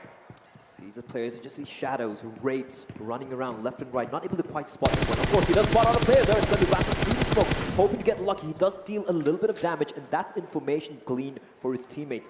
The thing is, Pain are using the smoke perfectly. However, perfect shot through the smoke. Magazine will find a kill. However, Entity Gaming, one of the players been knocked out as well, so fair trade so far. Oh, wow, that HE grenade. Perfect! Oh, that was close. That was so close. Yeah, Blade's going to be running away from that one. No reason to take the risk. Deja Vu trying to shoot through the door, get the spam, and try and finish him off. But he will be able to heal up behind the building. In the meantime, they're all trapped inside there, while ETG, they can start flanking in. And they're all inside a circle, so there's no rush. They don't need to really make any haste here. Megastars and Hydra coming in close as well. They might be hearing all the ruckus, cacophony of bullets going on towards the eastern side of the ring. Yeah, I think this battle right here is the battle for this game, if you ask me. The King of the Hill. Whoever comes out on top here is, I would believe, would be guaranteed a top 3 position, because this is such an important ground to control going to the late game, going to the final circles of this matchup. And Brawlers, they know this, and they know IND are nearby. Daku, in the meantime, have been eliminated. Yeah, there was 16th team in the semi-finals, 22nd as one of the group stages, so we're expecting a huge finish from them. Dark just tossing in nades, left, right, and center, hoping to get lucky. That's not going to find its mark, however. And Dulge it. It's a game of just tossing nades, hoping to knock someone out, get the knockout, then push in, get going for the kill. Oh! Okay, then. Well, there you go. Okay, But can then. they get the kill, though? This is the issue here. Frost can now revive Iconic, but Scout's going to make the play. I love this. I love this coming from IND. They're just going to be going in for the hunt, living up to their name. They have been so aggressive, but they're not expecting Dark. He has a very good spot on them as the teammate's going to get revived. What's going to happen here? It's so very much 50-50, but IND, he spots out a player, and Dodgett is going to get the kill. Yes, he does knock the player down. Spots the second one as well. That's a lot of damage. Gets 2 of them. Dodgett's going so big here. And this could be it. This could be IND winning this duel as Frost and Dark doing the desperate best. It's all on another Frost. one. It's all on Frost all again, Alex. Frost now on a 1 versus 3. Daljitski's has been so good here for Team IND. 3 kills in that exchange. And he's going to go for 4. It's going to be IND. They win that battle. And Brawlers are knocked out here. And they cannot get knocked on the 14th place. That's not something they'll be looking for, considering they'll be looking to, at least try and improve their placements. And they're going to be very disappointed. But look at the circle. It's still 50-50. It could still be up north. It could still be down south. It could even be just the bloody bridge, Alex. This could get very, very insane. It is the bridge. It's a battle for the bridge. And the thing is, IND in such a good spot. They've been there all this while. In the meantime, Hydra, they have been so very quiet all this while, and now it's the time for them to at least try something, make a statement here. Joker. Smokey coming in now as well. There's 3 teams, nearly 4 teams in front of him, and to the side as well. There's Hydra up there in the elevated angle. Look at the teams congregating onto its IND. I know you guys can't see the minimap right now, but we have Team Orb, 8-Bit, and Team Evil congregating on IND here. Yeah, this is going to be such a quick last map here. The circle all around the bridge. IND are on the bridge towards the southern side, Hydra on the northern side. So in terms of favorites here, you're going to agree with me, Blair? Hydra and IND? The thing is, Hydra is still far from the action, but IND, they're seeing action real quickly right now. We can see the players coming in from, I do believe, that is Team Evil. Yeah. And meanwhile, for Team Soul, Mortal is the last player alive. It is still very much alive, all the way in the back. He is playing the edge of the circle here. Meanwhile, Magic is going to get taken down. Mowed down by Sky. Sorry, by Legend. Pardon me. As this is getting very tricky indeed. Very close quarter battles coming in. Oh, he's teabagging. No, I think he's just picking up the loot. Looks like he's teabagging, though. It did. To be fair, though, nothing wrong with the teabagging. players have been so respectful here that I would never expect. They're such nice lads, I aren't know, they? I know. One of them came up saying, it's lovely to meet you. Thanks for coming. Can't wait, are you excited for this event? Ask me these questions. You're so nice. You're so refreshing. That's the thing. I want to see a bad guy coming out. I want to see someone who's going to be a little Big bit more fellas. edgy. Is that why you like them? But they're so nice as well. But you know what? Forget all of that. Hydra here. Oh, Paradox. How many people are in the water? Encore. That's his teammate, of course. Yeah, last player as well. Mavi from Tigers. Matt as well from 8-bit even. Paradox has a shooting gallery here. 4 players in front of him. But 3 players from 8-bit and Mavi, the last player left alive. He's pretty much done for. He is pretty much done for here. Can he make his way in is the question. And Paradox is like, wait, why are there 4 players in the water? Who do I shoot at first? Sharko, in the meantime, taking down Mortal. We do have 2 players from Team Orb, still very much alive. Neo spots out a player. That is, Scout's gonna go for a play here, getting into the bike, and Orb knows where he is. They're trying to get bridge control. I like that from Scout. He's gonna get to the other side of the bridge and show that he's got a good position for his teammates to rotate over, but look at Orb, all 4 players there, ready and waiting to cut off the rotation for Team IND. Godlike being eliminated in 12th. That's really going to impact the standings. It's really going to impact the top 3 teams as well. Absolutely. I mean, they've been looking so consistent so far, and now getting knocked out this early is going to be a problem. Orb, though, they've been quietly doing pretty well so far. Team Evil as well. Finally, all 4 players alive for them for a change. And Legend, he spots a player out for Hydra. It's 3 kills for him, but he's not wrapped up any bullets yet. Here we go. Couple of warning shots, and that's Joker who's going to make his way towards some cover. Finally, Megastars in the action. Bishma from above. It's a miracle. It's still I know, I can't believe it. They must have looted up so much there towards the north of the map. Have all the supplies they needed to come through the blue zone, and in the action, they're still in the top 10. I mentioned if they could try get in towards top 8, top 7, they could have an impact, maybe. No one's going to go for that. That is too out in the open, especially so late in the game. And there is, of course, an MK14 there. Bishma. Just roughing off a few warning shots, keeping Megastars pinned down. What is going on? He is going to be going for... This is so risky, though, going into the open and swimming. Look at the circle. Oh, it's on the bridge. This is crazy. We could have asked for more. All the players will have to be in towards the bridge or under it, either swimming or in the shade. I really want to see what the final circle is going to be. This is sheer insanity. This might be the most exciting end we've seen so far during the day. Oh, Bishma, brilliant angle there towards the upper angle onto Megastars. Sky, though, coming in soon on his vehicle on low HP. Legend on low HP as well, so those players are going to be taken down by a gust of wind. Look at IND. They are smack in the middle of the bridge, and this is so smart from them. So depending on where the circle ends, could be up north, could be down south, they still can decide where they want to go because they have the bridge control. The problem is Entity Gaming underneath the bridge over there. That's such a brilliant position. It is a gamble, though. If it goes up, down, south, they're in for quite a rough time. I think Hydra may have the best angle here as well. Up high, not on the bridge. And 8-bit are just happily swimming around. They don't care anymore. They're just going to stay in the water, try and play the placements, and why not? Ash taking some unnecessary damage there by going onto the water. White at range, rattling off shots. Bishma as well, this time with the Scar at range. Knocks down Khan, going for the kill, but won't get it just yet. Smokey is still alive for Insidious. This is where a few players are surviving for each team. Smokey still in the circle, and right now that blue zone is doing a lot of damage. Orb battling out with Evil. Team Evil, all 3 crawling They around. can revive themselves as well. I do believe... Ronak can take up both Gemty. Oh, I think there's only one player there. If he gets knocked down, this could be Evil getting completely wiped out here. However, Entity Gaming, they spot the players in the water. 8-bit, they were happily swimming around and having a blast over there, but now they've been spotted out, and it's going to be Existence taking out a player from 8-bit. Meanwhile, Bishma still on top of that little hill. So far towards the south, we have Evil and Team IND, but remember, Evil are below the bridge, IND above it, so they have arguably the best position here. And these players are just going to sit and wait for placement points? How strange is this? Next to each other. I love this. It reminds me of some of the earliest games man. of PUBG. Because usually, whenever it landed in the water, wind up in the water, you see like 4 or 5 people just swimming around, hoping to stay alive. Oh, How my strange Lord. is this? If someone manages to spot them out, they could just blow everyone down from the land as Ronak. Oh, this scope could be a problem. Magazine not looking to take the fight. That is smart from him. But there's so many players there. As bullets being rattled off left, right, and center. Does he not spot? Look at the circle. Players. It's up north. Oh my god, this is so bad for Evil Big Fellas. Bad as well for Team IND as they push up north of the bridge. It's such a mess. It's such a mess. This So is good for Hydra. This is pure utter chaos.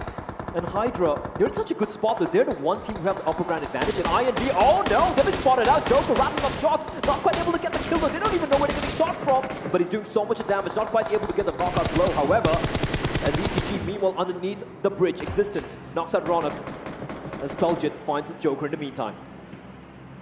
Zone is still coming in, remember. Players from the south of the bridge, Team Evil Big Fellas, 8-bit, Team IND have to battle for the end of the bridge here.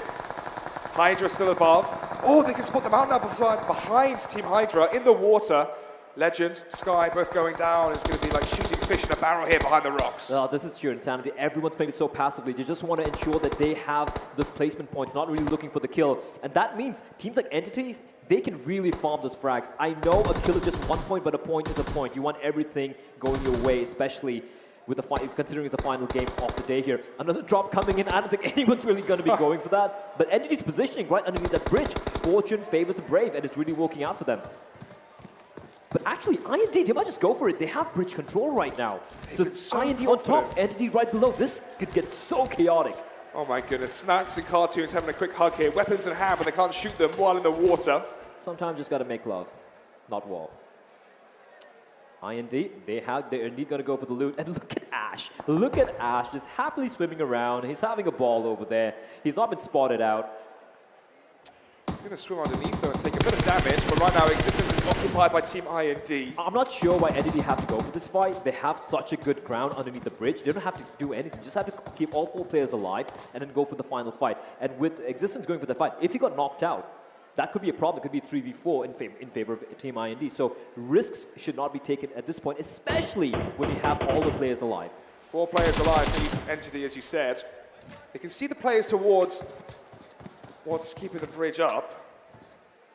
Oh, but once the ring shrinks again, which it has, and that's going to be it, Evil, Big Fellas, Sharko, Riser from 8-bit, they're all going to be going down here shortly. Magazine can just destroy them as soon as they have to swim. Yeah, this is going to be awful. Oh my lord, Nate's being tossed. In ETG, they don't want to move yet. They still have the circle on them. And the thing is, everyone in the water, they have to get out of the water right now. And it's going to be a massacre. It's going to be a slaughter. But then again, Hydra, they still have the high ground advantage. Trigger, he's got the nade out, priming it perfectly. Existence, it's going to let right on and but doesn't do any damage. No. That's so unfortunate for him. But Alex, this is going to be a bloodbath here in the water. Still, the ring closing in 8 seconds. And here we go, Duljit. Spawns out a player, scopes in, is looking to take the shots, is rattling up shots, not quite able to land anything, however, but Hydra, their position is now aware. Everyone knows where he is, where they are rather, and they're just trying to stay alive, they're still trying to hold on to this point, just taking those drinks, healing themselves up, tossing in all the nades they have, trying to retain this spot for as long as possible, because the circle is shrinking in. There's going to be a lot of deaths here. You can see them getting slaughtered, the sharks smell the water, and you can see LFB, they're swimming, they're trying to stay alive for as long as possible, but they're just sitting ducks in the water here. What a strange game this has been so far, Blair. Hydra, though, still in an amazing position, but they changed. They got on the car, they're going down. They're going to be fighting Entity Gaming towards the bottom of the bridge. And it's an absolute slaughter in the meantime. Magazine, he just played it perfectly, storming everyone down, getting this point, getting this kill point, this Joker. I don't even know how he's still alive, a scout, standing at the edge. Existence in the meantime, he's been farming so many kills, and that's what's going to happen. When you've been in the water for so long, and when you make your way towards the ground, you're going to get slaughtered by the teams who have the advantage here. And this is just sheer chaos at this point in time. Right, ETGY, we saw him as well survive all the way from the placement points. Doesn't take any damage, though, from the Fool. Hydra so unlucky with the position of the ring there, having to force them out of their high ground. And Entity Gaming, they still have 2 players running out and running here, and it's got to be Jeffy getting taken down. As Entity Gaming still somehow have all 4 players alive. Deja vu towards the top of the bridge, existence below it, White and Magazine together as well. You can see 4 players from IND, 4 players from NXT as well, and it's Deja Vu! Missing so many shots there onto Kratos. Yes, and this could be a heal-off indeed, but Kratos replies back. This could be a heal-off. We have 2 teams, or it's a 4v4, and one's below, one's on top, and it's going to be a heal-off. It's going to be a heal-off. They're just going to try and fight the time. Yes, it is. There's no point going in unless IND. Look at Scout. Is he going to go for this? He's going in for the kills. He's going to be the bait for his team. He's going to just jump on down and try and inflict as much damage. No! Yes, he is! He's going for it! He's gone for it! 2 players knocked down! He's going for the kills! He finds one! He's doing his best to stay alive and do it! Another one! What a play! What a play from Team IND! That was absolutely phenomenal! Respect from the players as well, clapping from the audacious player there from Team IND, jumping off the bridge, the spray just taking down the remaining 3 players there. And just like that, Team IND win, and they might be towards top 3 now. That was so well played by IND. They landed for military base, they went for the gamble play, they had control of the bridge throughout, and in that final circle, when it looked like it was going to be a heal-off, they're like, you know what, nah son, that's not going to happen. Scott just drops in like a madman, and what a game. Just at the right time as well. They were trying to revive, catches them off guard, so it's a 2 versus 4 instead of the 4 versus 4. And yeah, props. This could actually place them in the 2nd position. Mind you, we still haven't seen the placements yet, but if you remember, Indian Tigers and Seoul both got knocked out pretty early, and with this win, this could definitely catapult them to the 2nd position. Yeah, definitely. Well, I know it is hot outside and people are thirsty, but that thirsty with the amount of water we had in those zones was ridiculous. And I was talking to John backstage, talking about how this game is playing out, and he was even amazed to see the zones constantly over water. That's why we saw so many kills happen early, because people having to reposition themselves, being limited to the amount of land that they can play from. That's why we saw so many kills at the beginning. You got to give a shout out to Gatak from Orb. He got a 4K on a Daku, blowing up the one UAZ that they were in. Crazy. That's why you should never move together, never reposition yourself together in one team. And Tempest from RIP Official blowing up the boat against Indian Tigers. He pretty much shut down any sort of chance they had of getting back to first place, at least today. It just bamboozles me how Indian Tigers won those first 2 games and playing so brilliantly, and then some of the decision making coming out from them, especially in that one. They were under no pressure to go for that play, going out in the open with that boat. And yeah, I think they kind of, I would say, punch themselves. But we said it as well, when you're that far ahead in the standings, there's no reason to take that big risks. Absolutely. Instead, typically you see risks from teams that are behind. They're trying to take risks to get back into it. You're gambling, making the gamble plays to get back into the game and get ahead.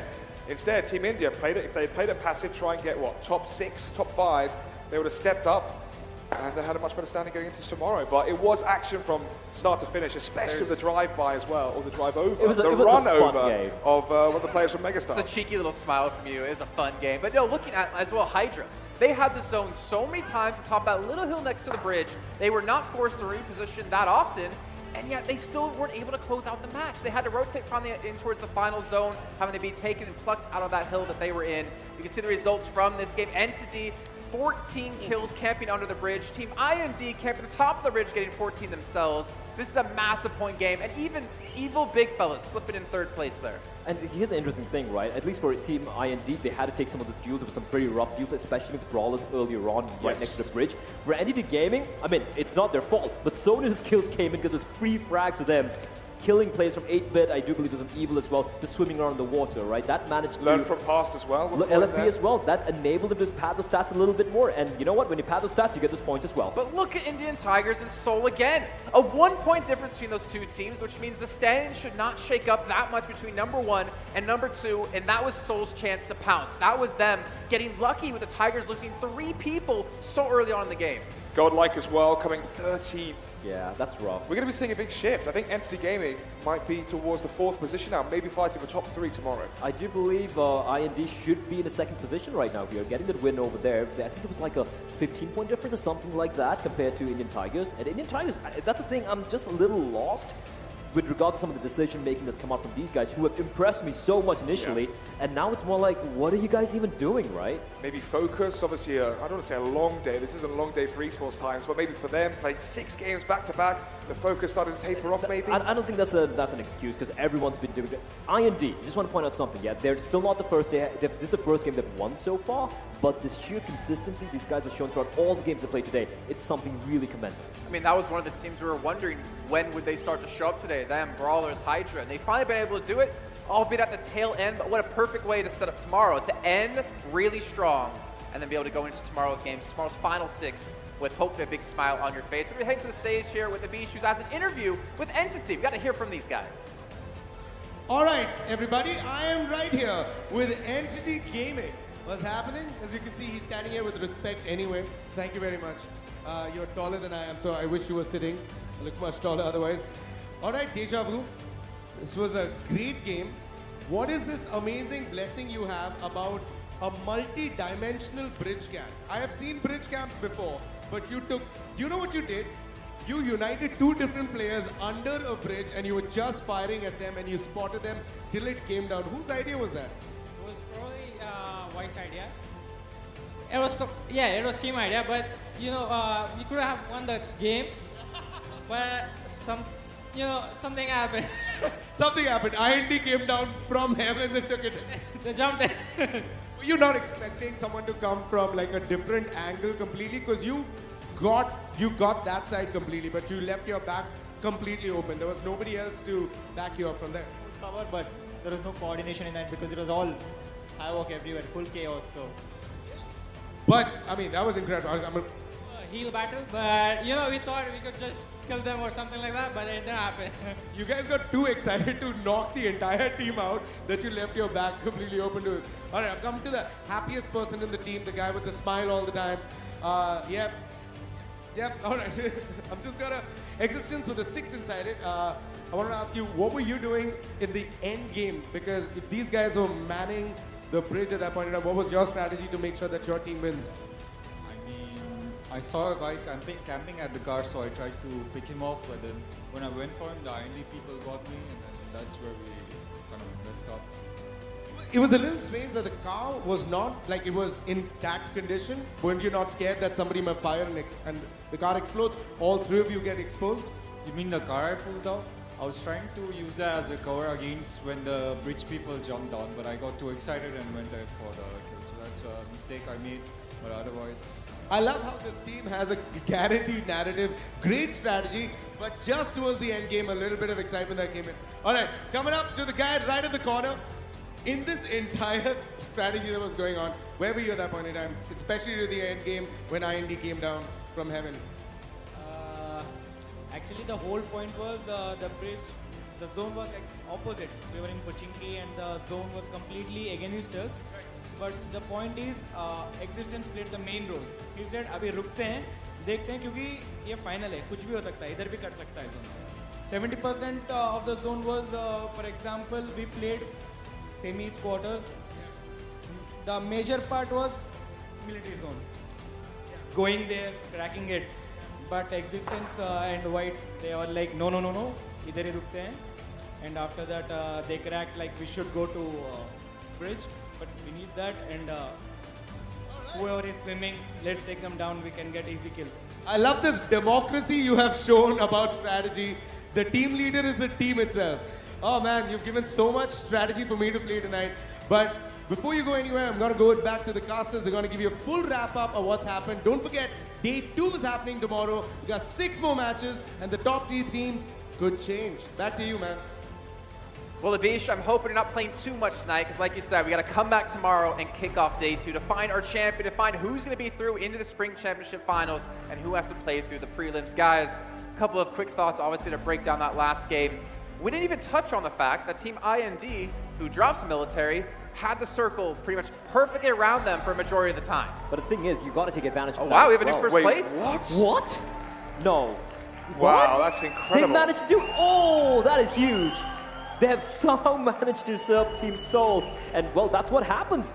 You're caught napping. You just have a couple of rough games, even though you've been so solid the first 3 games. That's what's going to happen. And look at the difference. 2 points between first and second place. But it does really set up a great narrative for tomorrow's day. Team IND, Team Seoul, Team Tigers, the front runners so far to try and qualify obviously the first place straight to the finals, and the prelims for the second and third. We finally have a top 3 that could be really competitive. Absolutely, and I got to give credit to Team IND. We talk about Tigers winning the first 2 games. We talk about Seoul having an insane number of frags, but Team IND have quietly been, team consistency, so to speak. They've always been like the top 10 placing, and slowly but steadily they started going up the ranks. The 5th game they came in 3rd, and the final game, what a way to close it out, getting the first position and coming on top. Who's missing from here from the top 8 that we expected to be in there? Oh God, your Hydra, your Brawlers, everyone your right Insidious, yeah. And Hydra. Where have they been? They've been sitting at the bottom. I'm not going to mince any words. I thought they'd probably step it up. They probably had a rough outing initially, so to speak. But they have really disappointed me because I'm looking at their earlier games when they played online. I thought it'd be great, but it's the other teams, kind of like the underdogs, who've showed that they have the grit, the tenacity, and the mental fortitude to make it work on LAN. Rip official as well from 6th, 7th for the first half of the day. Now at the end of the day, 12th. So goes to show really you can have a strong start, but 6 games, not just 4. Indeed, and this is pretty rough, man. If you look at the standings, if you look at these teams, 8-bit especially, we thought that these 4 teams would be doing pretty well, but instead, to be honest, I like it. I like some upset stories. I like some underdog stories. That's what that's what I like watching. I like Rocky, for example. It's a great movie, Jason. You know what stories I like? The MVPs. The MVP for this game, we've had it every single match so far. It's going to be your main man. It's going to be Scout, and it has to be. Dropping down off bridge, the cojones on this player. That was the play of the day, if you ask me. Even Deja Vu couldn't believe what happened. Laughing in disbelief. The drop down from Scout, joined by his teammates, but he was the one to make the bold move. And I've got to say this: Team IND were bold in their rotations. They even had the circle in their favor, where they'd still make bold rotations, bold plays. Remember, they crossed the other side of the bridge as well at one point to try and get the advantage in terms of positioning. They weren't scared to make the best plays. And you can see our top 5 players over the course of today, and it's basically lit up. Sorry, this is all through today. You can see Ronak there, 25 kills throughout the day.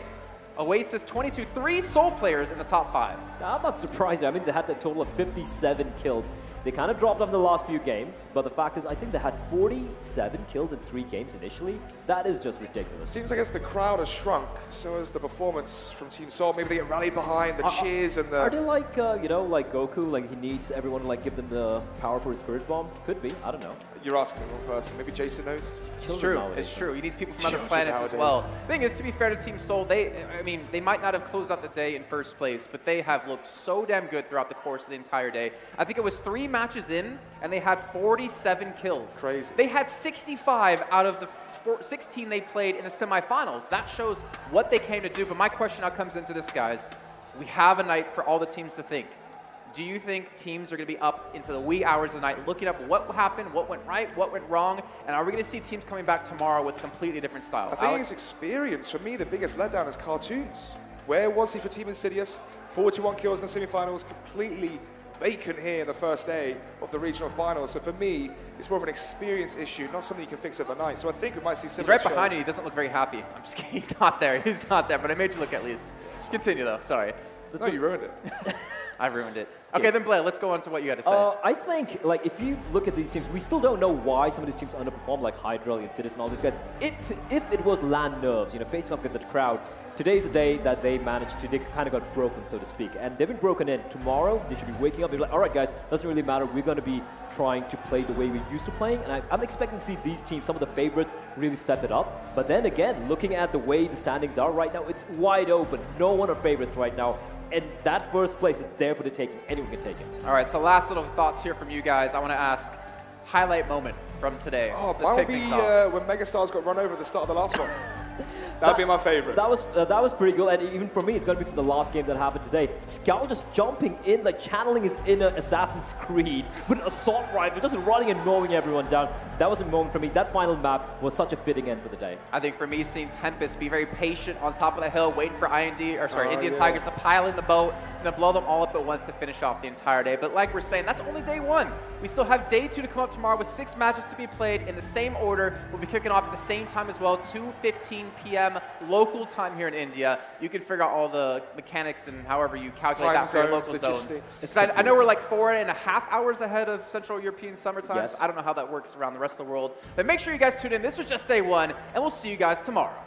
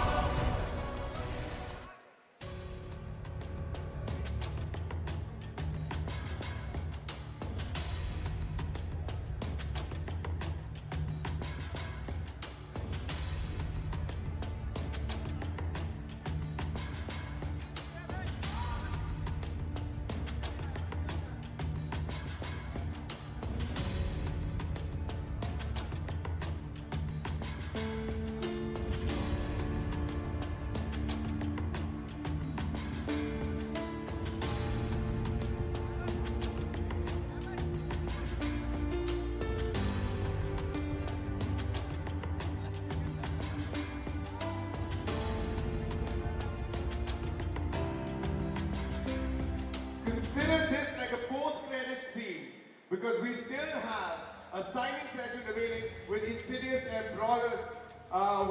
It's going to be happening on the first floor with Team Insidious and Brawlers. Good job, you guys. Congratulations. Well done. Well done. All right. This is going to be happening on the first floor. It's going to be a signing session with Insidious and Brawlers. See you guys tomorrow.